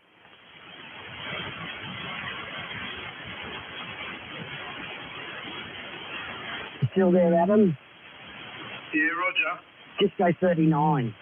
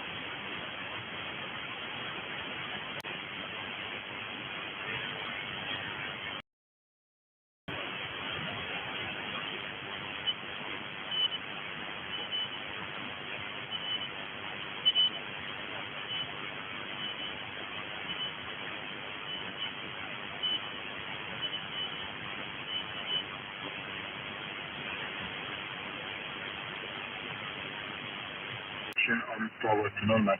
There you go. That's probably good advice for the sun. I've got a little bit more on the sun a little later on, so we'll follow up on that. In fact, for Mercury, Mercury is in Cancer. It starts August close to the sun, but it is easier to see as we move to the my full call, and I've been sitting on standard course since I got licensed or whatever it was called then. So I'm a bit lazy, but I've been running classes from here and there, and I haven't done any myself. But I did make a start on Ron Bertram's classes, but then that was in 2015, and of course Mum got very ill and she passed away, and I didn't get back to the study. So, and that's no excuse, but I just didn't get back because we had other things happening at the time too. So, oh well. I'll hook in with Ian shortly. I was just wondering though, I thought about line of sight, and you'd probably hit our repeater on after seat, which is 146.675 with an 88.5 tone. What do you reckon? Would you have a chance of that? Well, I can hit the what is it? I can hit a Gippsland repeater from here, so I'm pretty sure I can get that one. Yeah, I was going to say, unless there's something blocking you. Of course, it's been relocated now from Mount Martha up into the top of Arthur Seat. It's got a fantastic metropolitan district out to the west, and some of Gippsland and right down the peninsula. So it's got a fantastic coverage. So we'd probably be wanting to talk on FM 2 minutes. Yeah, I'll just I usually avoid the repeaters, but and on radio here, that's got all those. I've got all the radios, all the repeaters that program in here. I'll just dial it up if you want.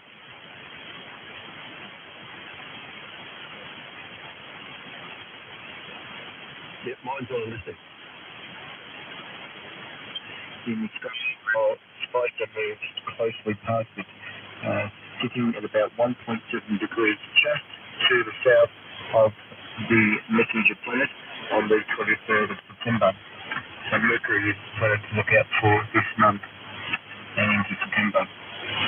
Venus is in Leo, constellation of Leo, shines brightly at magnitude minus 4.0 in the early August, 20 degrees above the northwestern horizon an hour after sunset. By the end of the month, it sits between Spicer and Mercury and appears at the 15 arc-second waning two-thirds with disk. Venus continues to climb higher every evening as we move through September. With its minus 4.1 magnitude, the disk swelling to 19 arc-seconds whilst its phase wanes a little. The transit will continue into the month of October. And as of Earth, what's happening with Earth? As the length of daylight increases, thank goodness for that, we are moving towards the equinox at 5 a.m. Australian Eastern Standard Time on the 23rd of September. If you have access to a dark sky site, don't forget to observe the zodiacal lights.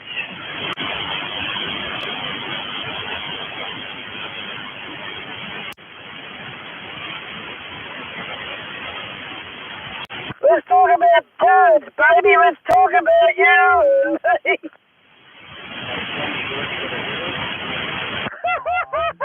No.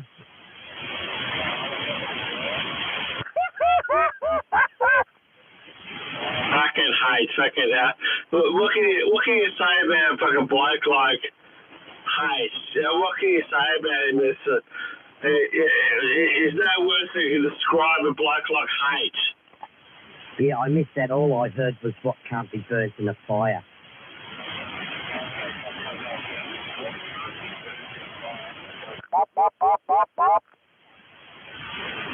What can't be burnt in a fire or drown in water? Can't drown in water. I don't know. Well, flames can't sort of be burnt in fire, but they can be drowned in water. I don't know. It's not a fish. Yabby. So is it actually an inanimate object? Is it alive? Oh, okay. Look, I'm going to take a punt, and this may not be true, but maybe a rock.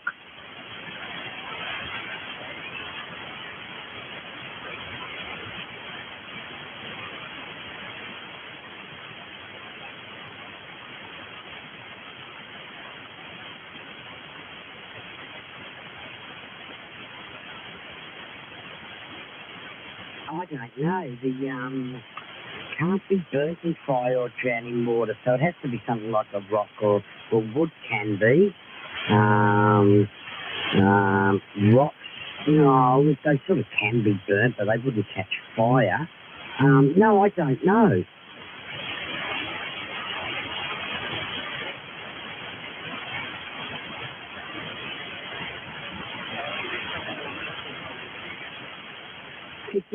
Give me a clue. Okay, the clue is that it's not alive. It's not like an animal or a human. It's vegetable, mineral. It's not an animal. Okay. Can you physically feel it?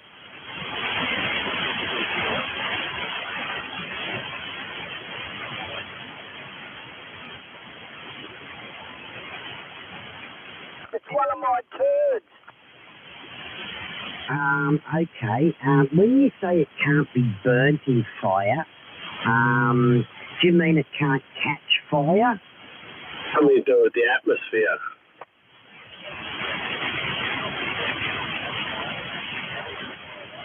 It's ice. Oh, okay. Could be ice, or it could be a steel poker. But that's the beauty, Adam. I'll go with Adam's. I'll go with ice.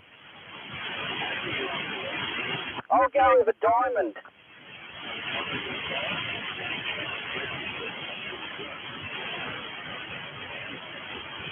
So you got it right there. Ice is right. Ice is nice. I like a bit of ice in the pipe. Ice is nice in the pipe.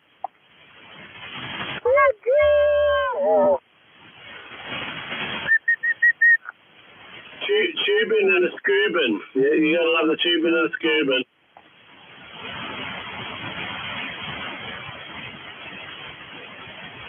Hello!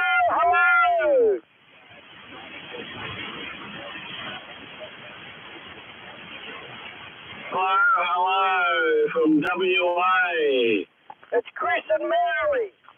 Chris and Mary's from that whatever nature's wonderland they used to own there, that garden shop. What was it? Chris and Mary's garden shop nursery. I got a petunia up my ass. Dear, Chris and Mary's garden shop.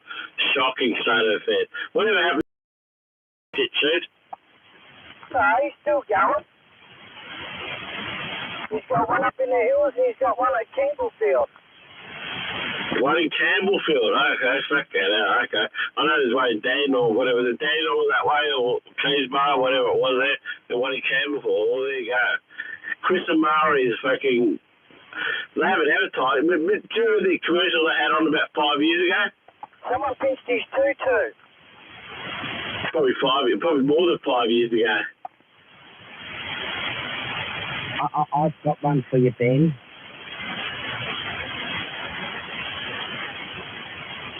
You still out there, Ben? Okay.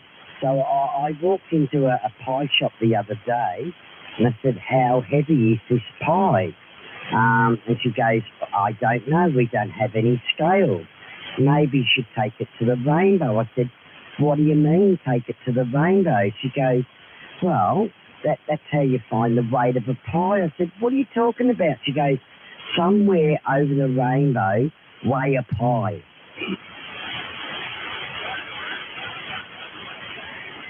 You're getting fucking worse, Tommy. Yeah, it was pretty sick, but anyway. You're not getting any better. What was that, H? You're not getting any better. I know, it's terrible, isn't it? Fucking oath, Muriel. I don't even get it. You know the song Somewhere Over the Rainbow, Yamo? Yeah. What, somewhere over the rainbow, yeah. What's a pie got to do with it? Yeah, okay, after Somewhere Over the Rainbow, what are the words? Well, I don't know. I'm not sure exactly. I'm not, you know. Yeah, well, you tell me. Way a pie. Oh, okay. Now I got it. Okay, yep. Way up high, but if you say it quickly, you say way a pie. Okay, I'm not slow. Do it, Fred. Oh, no. What was that then? My sister used to always say that to me. Go, duh. She used to always say to me, my sister, duh. Oh, that was a go in the 70s and the 80s, wasn't it? Yeah, my sister, because she was about 18 months older than me and that there. And I used to say something, and she used to go, you duh. Always like, that was a 70 thing. It was exactly right there, Tommy. Duh. Did you tell her to shut up? Fuck it. When you're living in the 70s with Skyhawks, it's all good. Oh, dude. Yeah.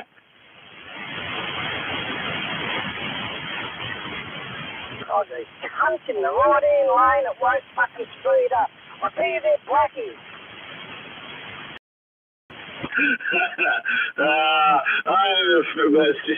I used to give her that shit because I was a younger brother giving her the shit. Yeah, fuck you, piss off, yeah. And I used to say something to her. She goes, shocking.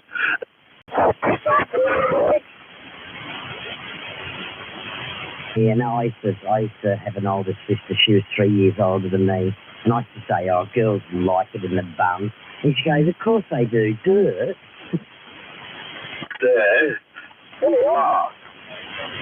I remember back in the mid 70s that then my dad went and fucking bought a fucking record player / fucking radio and cassette player all the way, one of those 3-in-1 ones. And my sister was like in seventh heaven that there, because she played records and that there, the old vinyl stuff back, and that was like in 1970 fucking 2 or something. I don't know what it was. It was very early 70s and that there back, and it was new school Toshiba, fucking whatever it was. I don't know what it was there, but it was the 3-in-1 with the the turntable, cassette, and the tuner built in with the 2 speakers out there. It was the go-to thing at the time, and we actually drove all the way to fucking, I can't remember, it was a Paran from fucking Oakley, because that was the only place that had it in stock, and the old man ordered it there. Fucking now, and it was nowadays you think that's fucking nothing. But then that was big news back in those days, having a record player and all that sort of stuff. Oh, absolutely. It'd be worth a few dollars now. I did miss what you said, Ben. You can't compete with Yamo. I'm way too close, Ben.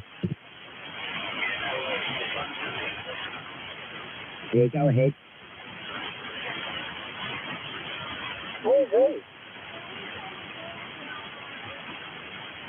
Oh, I don't know what that is. Yeah, it's Ben out of Phillip Island, H. Oh, Roger.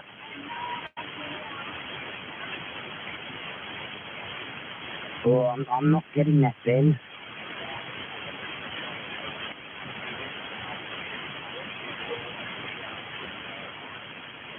No, a girl with no eyes, and it's no idea.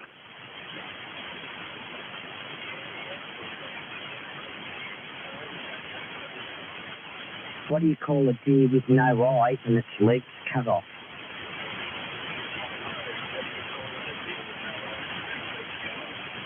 Still no idea. Do you know why I know all the dad jokes? What's the hell, Tommy? Because I'm a parent.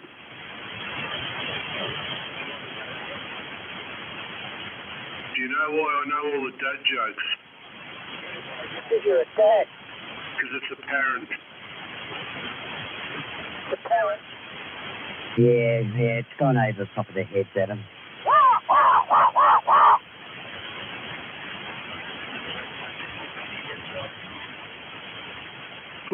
on, H? Are you working tomorrow? Yeah, mate. What time? In the afternoon, 2:30. Oh, well, you can have one glass then. I could probably have 2 stubbies. There you go, beautiful. I got some stubbies in the fridge. Good stuff. Fucking A! I'll see what's going on. I don't know if they'll be up. They might be up. I don't know. In the ass. You're right, that fucking scissor muscle. Right, the old proverbial. Up the cook hole. Did you have a shit at work today, H? I did actually. I was farting. I go, I better go and have a shit before I go back out again. If I don't, I might end up sitting on my heel. Sitting on your heel. I've had to do that before, mate, so we get the sticky heel. Hey, that's why I couldn't be a driver. Well, when I was in the truck, we ain't done anything. I either one of the fucking tires, either the swing tire or one of the drive, and just fucking side of the road. Out comes a Play-Doh dough machine. Yeah, with the Play-Doh Fun Factory. That's the one. I'll look, see if I can do a chocolate dairy whip today. You want like a greyhound, they look like Mr. Whippy. That's the one. Oh, okay, fellas. Okay, that's Where you going? Play-Doh Fun Factory. All good. G'day, Tommy. G'day, Rusty. G'day, H. Where you going? Yeah, good. You? Yeah, it's nearly home. Roger. How you going there, Rustolium? Ah, Yamo. Yeah, good. You? Yeah, not too bad. Good to hear you out there. What's happening? What's the goss? Oh, nothing, mate. I'm just kicking back. I had a major tooth pulled out today. Yeah. Beautiful. Well, there you go. Is it a wisdom? No. Second from the back top. Taking off from the back of the neck, yeah. That's the ripper, isn't it? Fucking hell. My missus is still in pain. Yeah. It took a week, did it?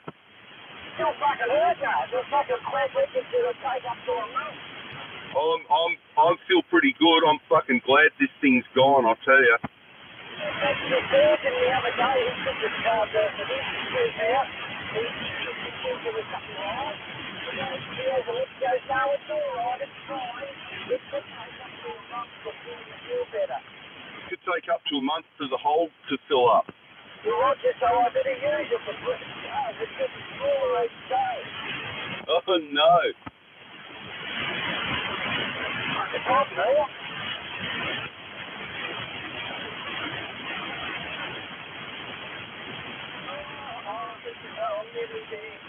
Is this sounding all right, Tommy?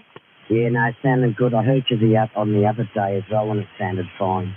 Yeah, it must be an earthing issue. I'll lower it down for you.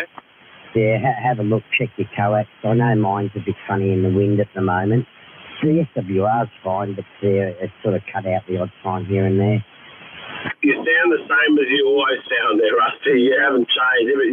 You come on fucking months later, you always sound the same. Oh, good stuff. Yeah, I did have an issue there, Yamo. Something was going on, but it's all good now.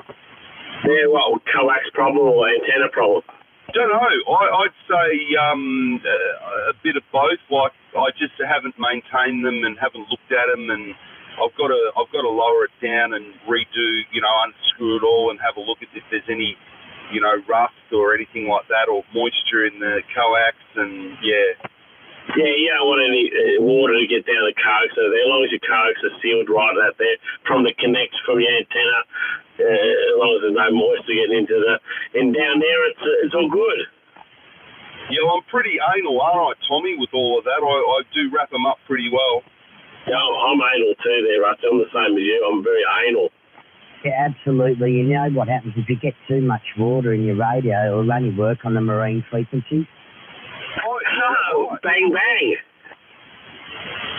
Sorry. thought that was a joke, wasn't it? It only works in the marine frequency. Bang, bang. Yeah, you're full of Cheerio there. You gotta love the freaking humour there from Tommy. The humour. Oh, we love Tommy.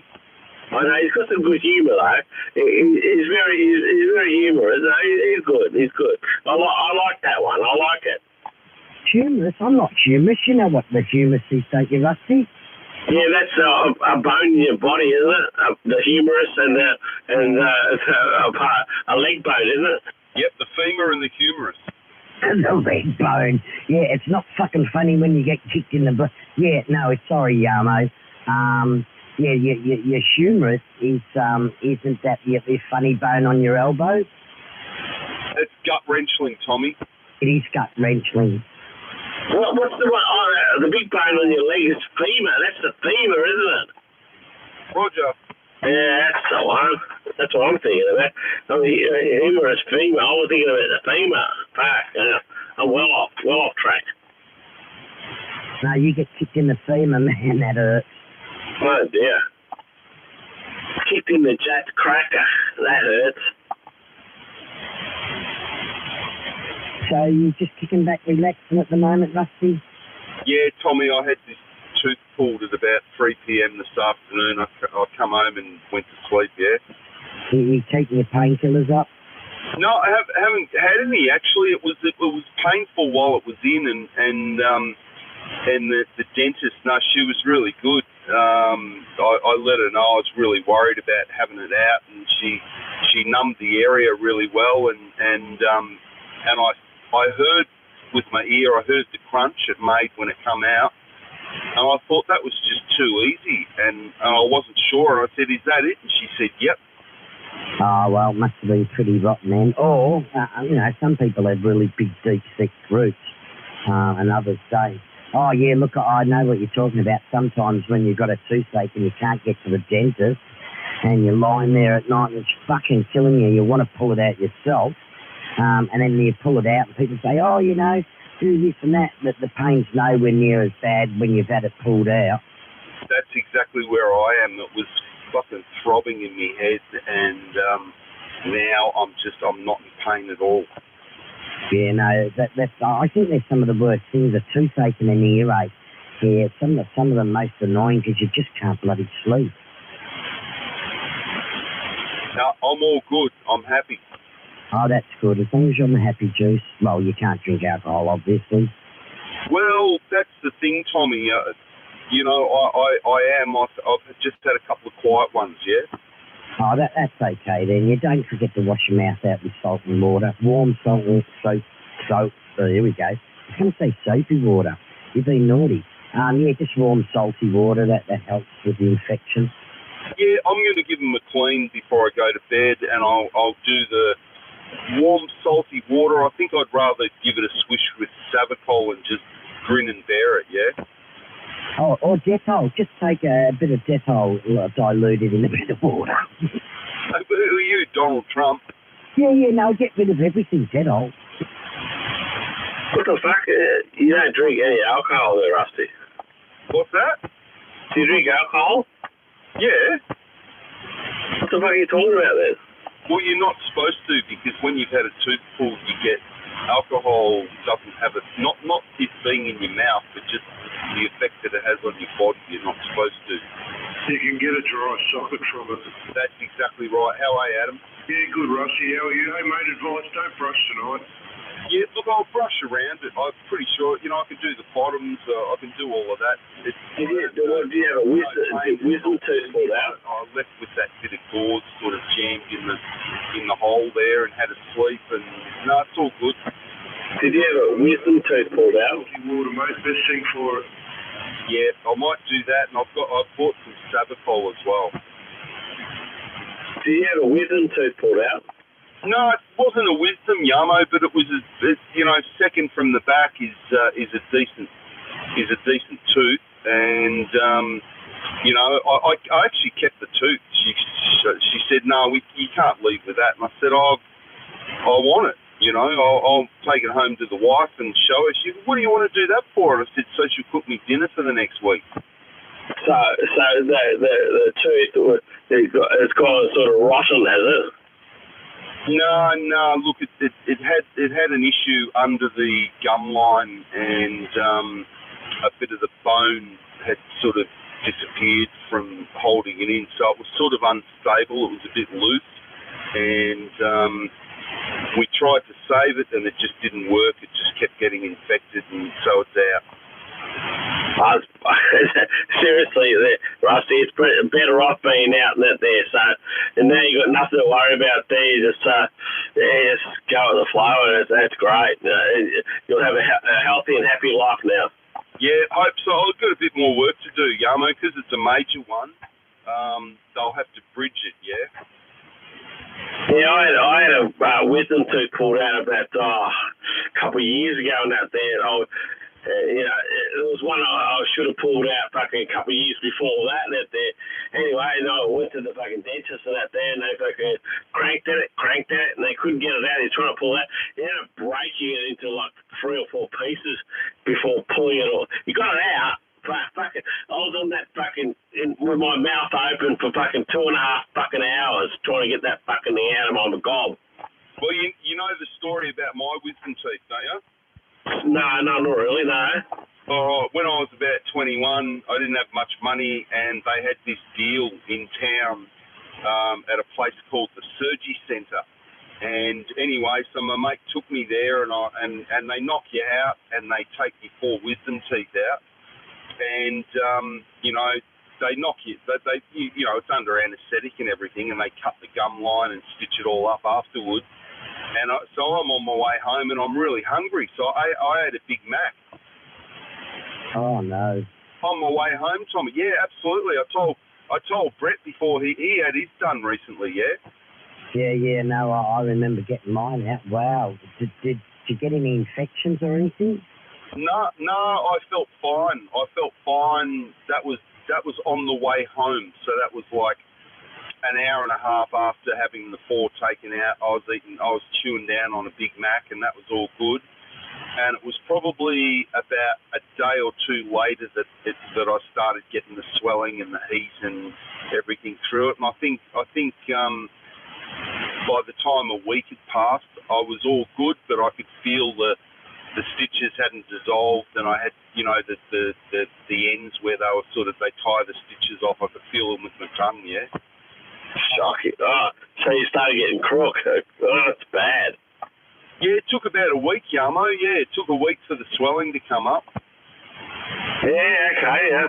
No, I never had that problem with it there. I just did the right thing, but, you just don't want to get sort of big chunks of food and that there into that sort of that open cavity that's in your gob, and that. I know you got a stitch. I had a stitch as well there when I pulled my fucking wisdom tooth. You put a stitch in that as well there, and then after you rinse the shit out of your fucking mouth for fucking 2.5 fucking hours, which it was 2.5, seriously 2.5 fucking hours in that fucking surgical seat there, and I was getting frustrated. You had to inject the stuff into my fucking gums twice because I was starting to feel the pain, because it was just he goes, "Oh, you starting to feel painful." I said, "Yeah, it's starting to get painful." This is an hour and a half later, so he gave me another fucking dose of fucking injection until he got the fucking thing out.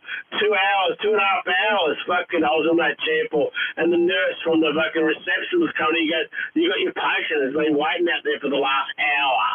And he goes, "Well, he's gonna have to wait longer because I'm still working on this guy."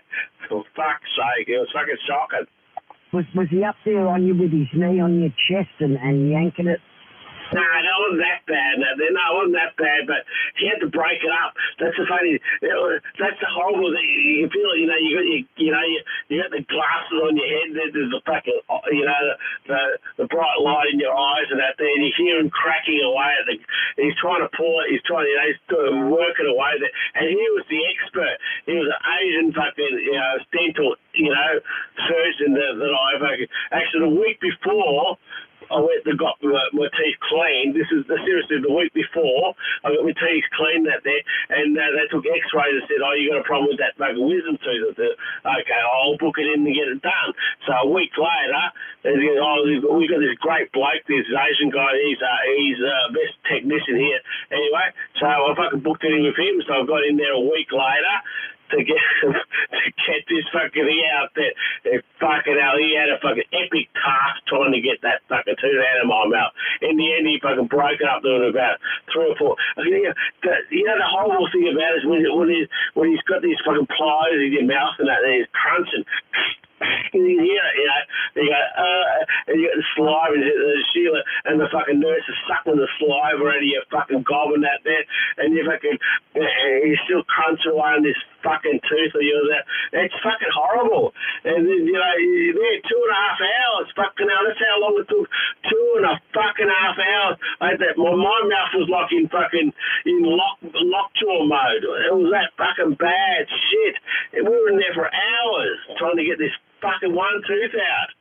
You know what the best thing about dental nurses is, Tommy? The first Fool's Day, they didn't send somebody Asian guy in to play a joke on you. That's bad, Jarmo. Oh, it was fucking shocking. I was in there for fucking ages and ages and ages and ages.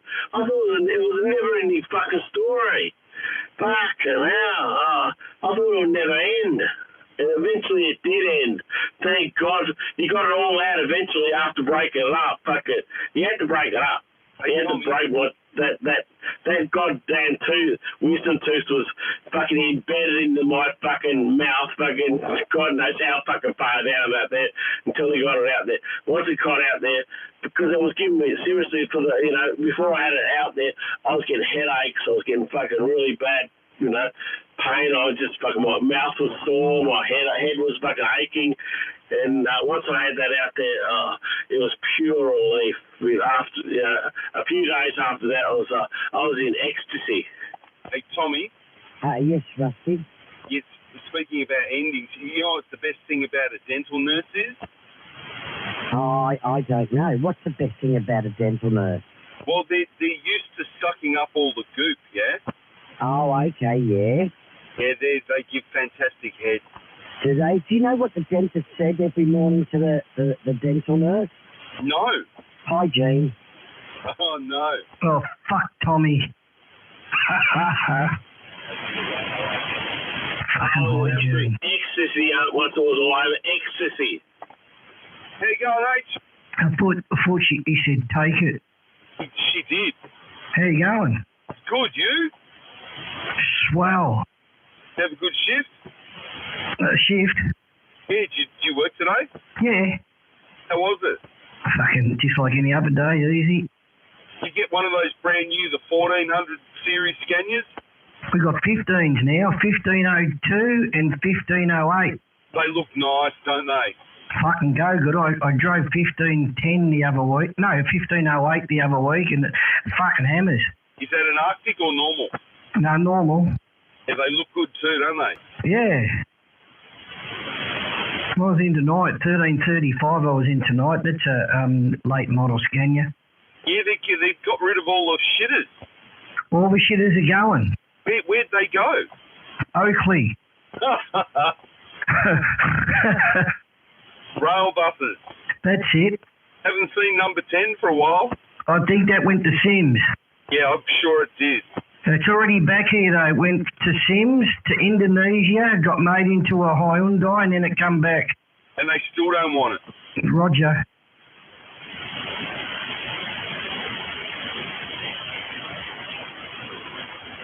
I decided to have a drop of red. Beautiful. Yeah, it's quite delish. I had I knew I was getting my tooth pulled today, so I had the afternoon off. This morning I went to the market up in Dandenong and they had beautiful fresh scallops. So I grabbed some potatoes and I had mashed potato and scallops for dinner. Fucking beautiful. Now I saw them down the local shop here, 42 a kilo. Well, I got them for half that. Oh, really? Yeah, Dandy Market, mate. They were beautiful, fresh, not even frozen yet. Were they Australian ones or fucking overseas? Australian. Fucking good. Geez, that's a good price. I know. These are the best things, and I fried them up, and then I did a took them out, and then I did a butter and white wine and garlic and parsley and lemon sort of a jus in the pan and threw them back in for a bit. Ooh. Fucking beautiful. I like them curried, but in an English curry? Yeah, nothing too strong, just a little bit of flavour, yeah? Yeah, an English curry, different to an Indian one. It's very mild and it's quite nice when you just make the curry and drop them in raw and let them cook in the curry. That's almost like thermidor, yeah? Yeah.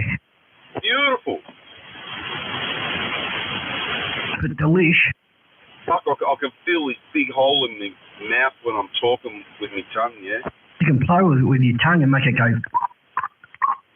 Yeah, not yet. I don't want to pop the clot off the top of it. Oh, Roger. I'll leave that for a while. Let it heal. Fuck, it's going to cost about $4,000 to get the fridge. Mm-hmm. You got one of them? They keep saying that we can save it, and I say to him, fucking rip it out, mate. It's mine, rip it out. Oh, but we can save it. Yeah, fucking rip it out.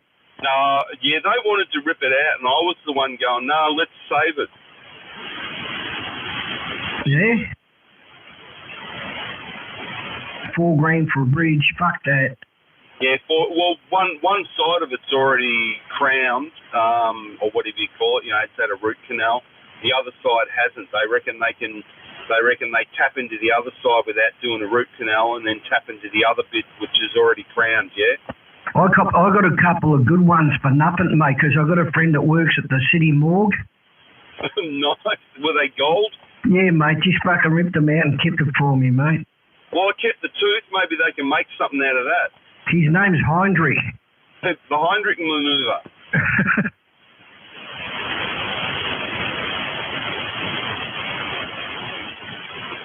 Jesus, wind's fucking still blowing, are you? Is your antenna still playing up, Tommy? No, it's not too bad. There's a little bit of noise on it. The SWR's fine. It's still up round 1415. But no, she's not moving from there. Yeah, mine moved a little bit. It's just sort of, you can see it. What's mine doing? No, mine's doing nothing. It's no swear at all. Typical station mode. It's at a 1.2. That's perfect. That's perfect, shit. 2016, baby. 1.1. Beautiful. Yeah, 1.2. That's at a kilowatt.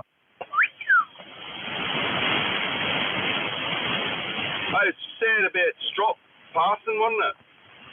Yeah. Lucky man. He was a lucky man, eh? I hope he died on the nest. Oh, mate. How good would his wife have been with Delvine? It would have been pretty good, especially fucking owning that pub. Oh, yeah, absolutely. The Byron one? Yeah. Oh, shit, yeah. He didn't die in the nest. He had dementia. He was going downhill very quickly over the last year or so. I said it would have been nice if he went on the nest. I said it would have been nice if he died on the nest. Absolutely. What a way to go, eh? Or with your fucking face in the crutch. Beautiful. She was just the best, wasn't she? Sure, right. She had eyes like a fucking cat, didn't she? Oh, yeah. Boosh. Do you remember on the show Karen Penny? Yeah, I was thinking of that, Yamo. Karen Penny, she was gorgeous. Yeah, she was on the push bike song riding a bike. That's right. And who was the blonde one that used to do the Weather Girl? Karen Penny, she was on the telly not long ago. Fuck, she's looking ragged now. Yeah, they all look ragged now. Yeah, I can't remember the blonde one. I can see her, but I can't remember her name. She used to come on the bikini, Tommy, and she was just like fucking drop dead gorgeous. Wasn't Rosemary Morgan, was it? Oh, you got to realise you're going back 40 years. I like Margot Robbie. Oh, Margot Robbie, isn't she gorgeous? She's beautiful, isn't she? Oh, I love her as the character she plays in Oh, fuck, I can't remember the names. You'll know it, Rusty. Yeah, I know it. She's all dressed up in a punk gear, yeah? Yeah, it's not Madison, but yeah, it's some name. Yeah, no, I like her like that. She's very attractive. Yeah, beautiful girl. Yep, lovely. Who the fuck's Margot Robbie? Look her up, Yamo. Have a look. Okay. Yeah, Australian actress. She's gorgeous. She certainly is. She was in The Wolf of Wall Street, wasn't she? She was in that as well. Yeah, beautiful. How are you, Junior? Yeah, you over there? Oh, good, because I'm over here. He's not fishing again, is he? I can hardly hear him. Are you fishing again? Hey, Cheech. I can just hear him in the background. He's saying yeah to you. Yes, he's saying yeah. Fuck, God, you got to be keen, eh? Yeah, advanced hair. Yeah. He's either got to be keen or stupid, eh? Especially in this weather. Rod Jaw. He might still moving about a little bit. Would you go out in the bay in this sort of weather? It's fucking rough and fucking horrible. That's the way Junior likes it. Yeah, well, the way that you can die from it as well. Rough and horrible in the arse. Fucking oath. It's whether you can fucking die from it. I love it when you pull a stinging needle between his arse cheeks. Oh, that'd be painful, wouldn't it? Fucking A. Lots of hair scraping up against your shaft. As long as you're wearing your life jackets, you might be right.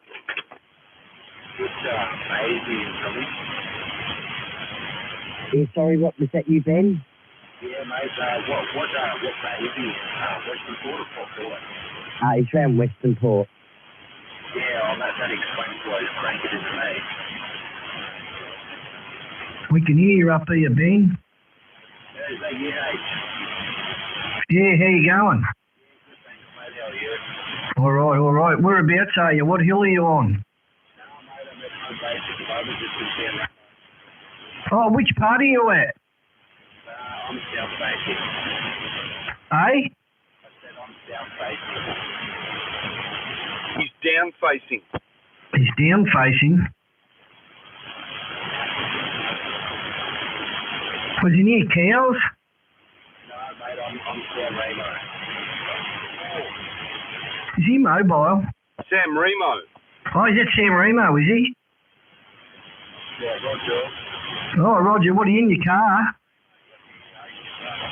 No, mate, I'm home base. Oh, are ya?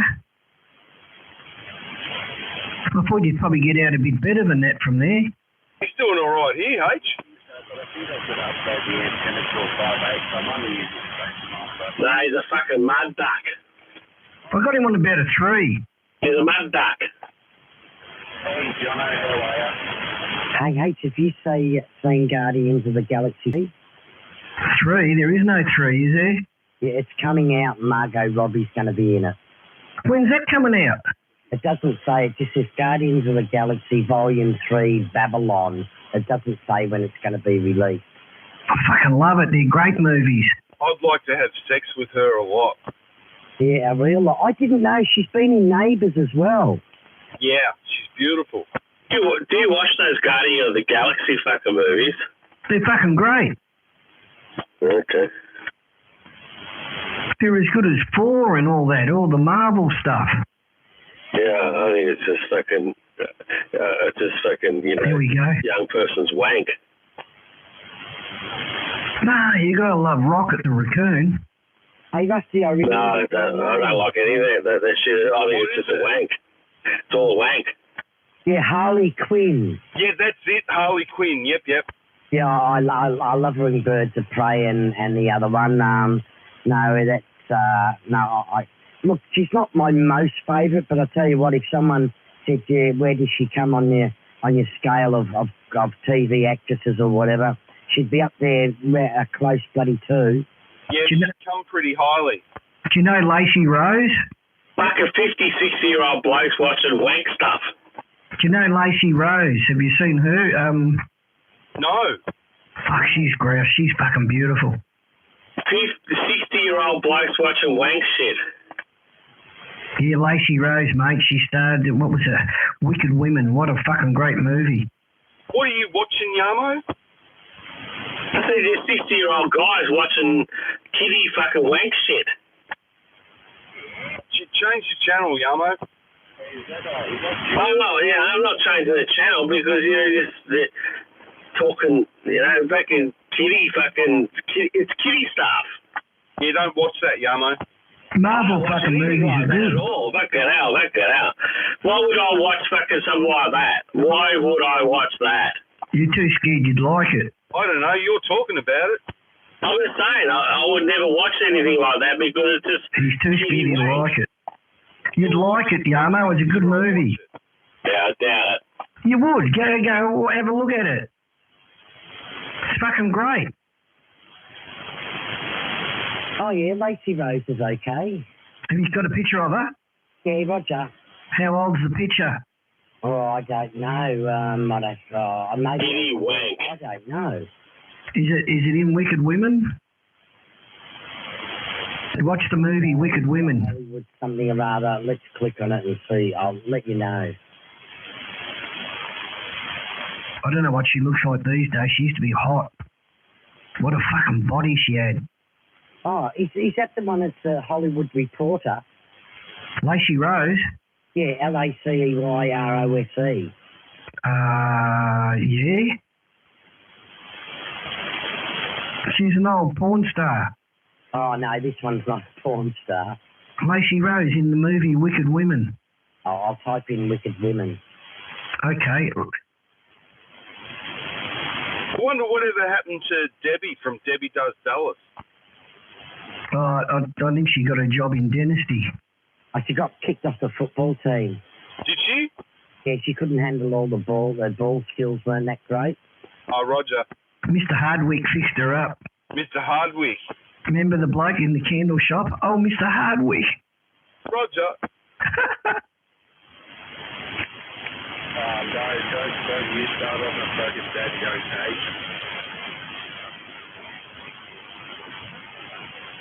She got tied up with some bloody some company that makes all these cottons and threads. She got tied up? Yeah, she got tied up somehow with them. She got tied down a bit. I was in stitches. Bambi Woods. Oh, yeah, Bambi Woods is nice. I like Elsa Jean. Well, Bambi Woods was Debbie in Debbie Does Dallas. I like Elsa Jean. What about, what's her name, Ginger? We're not talking about wank films anymore. Ginger out of Lost in Space on Gilligan's Island. No, I remember her last name, Ginger something. She was in porno movies. Do you know what happened to her, Rusty? No, I'm just looking up Bambi Woods now. She died of a drug overdose. Oh, that's sad, isn't it? Shaking deaf on cum. Instead of kitty wank. Hey, you look on Netflix. There's these docos, Tommy, of what all these girls did after they finished doing porn. Oh yeah. I quite often see those on YouTube. They do a bit of a bio and talk about funny things that happened and all the shit stuff that happened. Yeah, I've forgotten this other's buddy. She was Ginger. I've forgotten her last fucking name she used to call herself. But so they were interviewing her. She's going, I was that excited to have cock in me. I couldn't wait to get to work the next day to see who was going to fuck me. Yeah, that sounds like Ginger Lynn. It was Ginger Lynn. Yeah, that was her. Yeah. She's with a headband. Yeah, no, look, the ones from the 80s are okay. I like some of the new ones. I don't mind Kenzie Reeves and what's her name, a cute little blonde one, Elsa Jean. Well, you guys seem to know all the fucking porno fucking Have you seen the one with Ken and Barbie in it? Half of these people, you're the Tommy, you're fucking right. I think you can spend too much time on fucking YouTube in the evenings. Yeah, I did see that one with Ken and Barbie, and man, Ken got the shit beat out of him because Barbie wasn't interested in Ken, and G.I.J. came on and punched the fuck out of his little plastic head. That's fucking it, mate. Do you see the size of the dick they put on him? Did he have one? I thought Barbie's clit was bigger. Geez, Carlton made a mess of St Kilda. Oh, really? 81 to 112. Well, Carlton's fucking year's fucking done anyway. They're not going to make the finals. They're fucking right down the bottom of the ladder. Wasn't that long ago, fucking St Kilda made a mess of Richmond. What was it? Fucking, what did we get? 15 points or something. Oh, Richmond's fucking down the chutney tube as well. You might as well write them as well. They're off, you know. They're not going to make the finals either. They're fucking well done and dusted. They're burnt out. What do you expect after 5 years of fucking go? Of course you're going to burn out. Yeah, well, I know you're trying to stick up from the HCR, but yeah, they're fucked. Yeah, Dusty's fucked. The whole team's fucked. I'm not sticking up for it. I'm just saying what happened to them. They were going fast and strong for 5 years, and you can't do it for all the time, and they're burnt out now. They're fucked. Well, they won at 17 and 19 and 20, so yeah, it's about 5 years pretty much flat out. So they've done pretty well for themselves for 5 years. Yeah, you're right there, H. Yeah, they burnt themselves out. They fucking went full steam for 5 years, and now they're had the fucking dick. Oh, well, you've got to be happy with 3 premierships in the last 4 years. You got to be happy with that. That's what happens with footy teams. Well, you look at Hawthorn. Hawthorn, they went 13, 14 and 15 out there. So 3 years in a row, they're back to back. And then now they've gone down the shit sheet. They lost their coach today. He quit. Hawthorn? Yeah.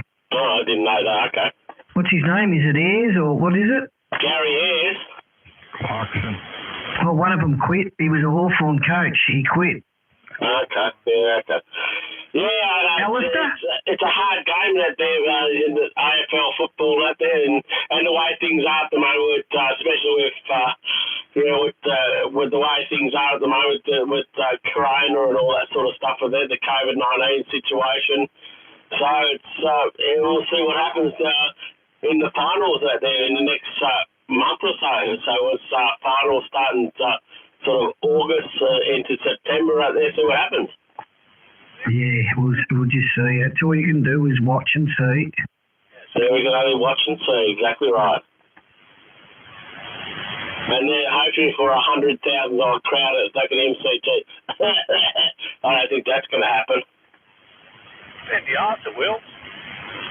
Isn't it? Right? Up there, Gazali. Yeah. Hey, look at it this perspective there. Look at Gladys Berejiklian there, the gold standard of New South Wales. You know, what was it, like 6 months ago? They were the gold standard there in New South Wales. And look at the moment, they're the same shithole that we were in like 6 months ago. That'll teach you the fucking ostrich. The gold standard in New South Wales, Gladys Berejiklian. She's doing the JOB. Isn't she, Adam? She's an ostrich. Fucking position we were fucking 6 months ago. Fucking teach them for hanging shit on us. What are you doing, Yellow? Oh, who's calling my name? What are you doing? I'm sitting here fucking just bitching about shit. Oh, yeah. You like I'm always bitching about shit. You like looking at porn? Because fucking the whole of Australia's gone down the shit tube at the moment there. Fuck, get out. Yeah, vaccinations. No one's getting vaccinated. Everyone's scared about AstraZeneca and blah, blood clots, and no one wants to get vaccinated, and then all waiting for the Pfizer out there. They're going to wait another fucking few more months down the track to get Pfizer. And it's just a fucking never-ending fucking story of fucking shit that the people can listen to. And it just grates your fucking head, doesn't it? It's like a cheese grater on your head. You go, you listen to this shit all the time. Yeah, anyway, fellas, I'm going to go and watch some Netflix. Oh, good morning, Tommy. Yeah, see you, Junior. See you, Yarmo. Pete, I think's come back on the side. Adam. Who else is out there? Anyone else that I may have forgotten? Oh, Ben, if you're out there. Cheers, guys. I'm going to go and watch Netflix for a couple of hours. Have a good evening. Hey, Tommy, before you POQ, have you been vaccinated? See you later, mate. Hey, Tommy, have you had a vaccination? Oh, yeah? Yeah, when I was a baby. No, fucking, I'm talking about fucking AstraZeneca and fucking COVID fucking injection, you stupid son of a bitch. Have you had an injection? I'm not telling you, you stupid son of a bitch. Good night. You're fucking whole vaccine. You haven't had a fucking vaccination, have you, you fucking bitch? You fucking putzo. You're a fucking bitch. I'm not having me second one. What are you doing, Ed? Ed, come here, Ed. Hey, do you know what, fellas? I'll tell you what, there. I've had fucking 2 fucking doses of AstraZeneca. I had one 12 weeks ago, and I had my second shot 4 days ago on Monday. So, 3 days ago, what it was, Monday. So, yeah, so I've had my second dose. So I'm fully vaccinated now. So I've had 2 doses of AstraZeneca over the last few months and that there. So, You there, Adam? I'm fully vaccinated now, as they say. Well, I was supposed to, but anyway. Go up one, Junior, 39. I'm going to come up 39 and annoy you as well.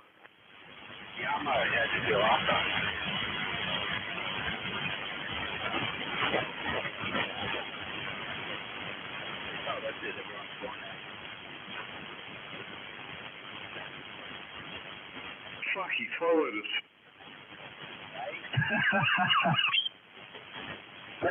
Well, I do it really, really well, don't I? Roger. All right, I'll leave you alone now. I'll rack off. I'll leave you in peace for 2 minutes. Good on you.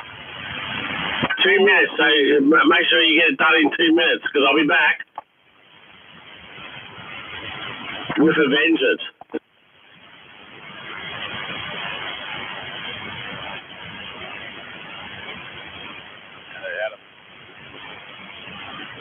Joe? What do you do with yourself, Adam? Yeah, I'm a motor mechanic, mate. Yeah, okay. I'm a chippy by trade. Audio, check. Now he's back.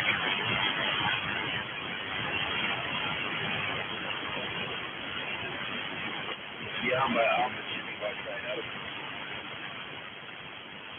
Somewhere over the rainbow, somewhere where the blue skies are blooming, whatever I'm talking about. That's an awesome song, Yamo. Look up Leon Russell's version of Somewhere Over the Rainbow. Who the fuck is Leon Russell? You don't know? No. Is he a rugby player? Mate, he's a fucking legend, man. He's a legend of a musician, a piano player. He played on with all the greats, man, like Joe Cocker's tours and everything. Yeah, look up Leon Russell, Somewhere Over the Rainbow. Have a listen to that. Leon Russell, Somewhere Over the Rainbow. I'll check it out later down the track and that there. Not quite at this moment, a minute there, but anyway, I'll check it out later. Mate, it's the best thing. Yeah, well, okay. I'll have a look at that. If I remember it tomorrow when I wake up. I'll remind you. Okay, do that. Because I've got a fucking head cold and that there. I've had Codral cold and flu tablets and that there, and then I'm drinking fucking alcohol and that there. So, yeah, I think I'm sort of in a sort of a brain fade at the moment. Yeah, you can tell. Now, I'm coherent. I understand everyone's saying that there, but if I remember it the next day, you know, that's a different story. Junior, where'd you go? I think Junior and that's on 39. So if you go to 39, you'll hear they're all sort of racked off. I think they're pissed off on me 39, they're up there, Rusty. You'll hear them there. Roger.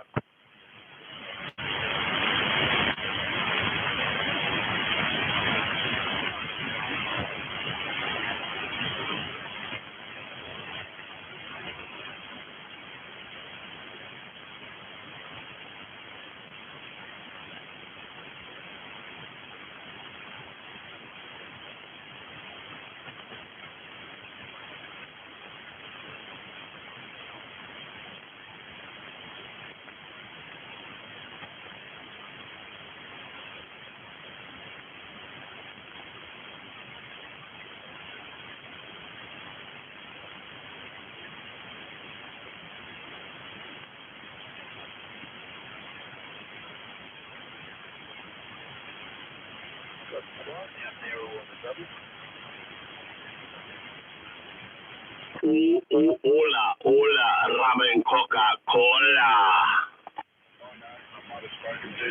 Ricky ramen Coca-Cola. Oh, oh, oh.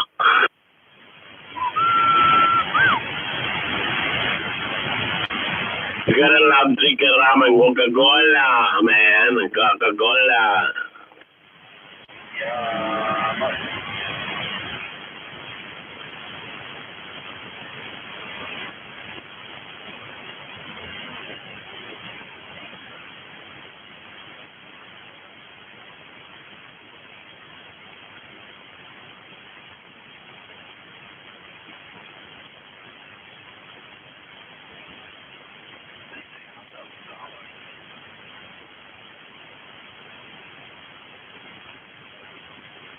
Well, all I can say is you gotta be happy with that there, 10-4. Happy with what?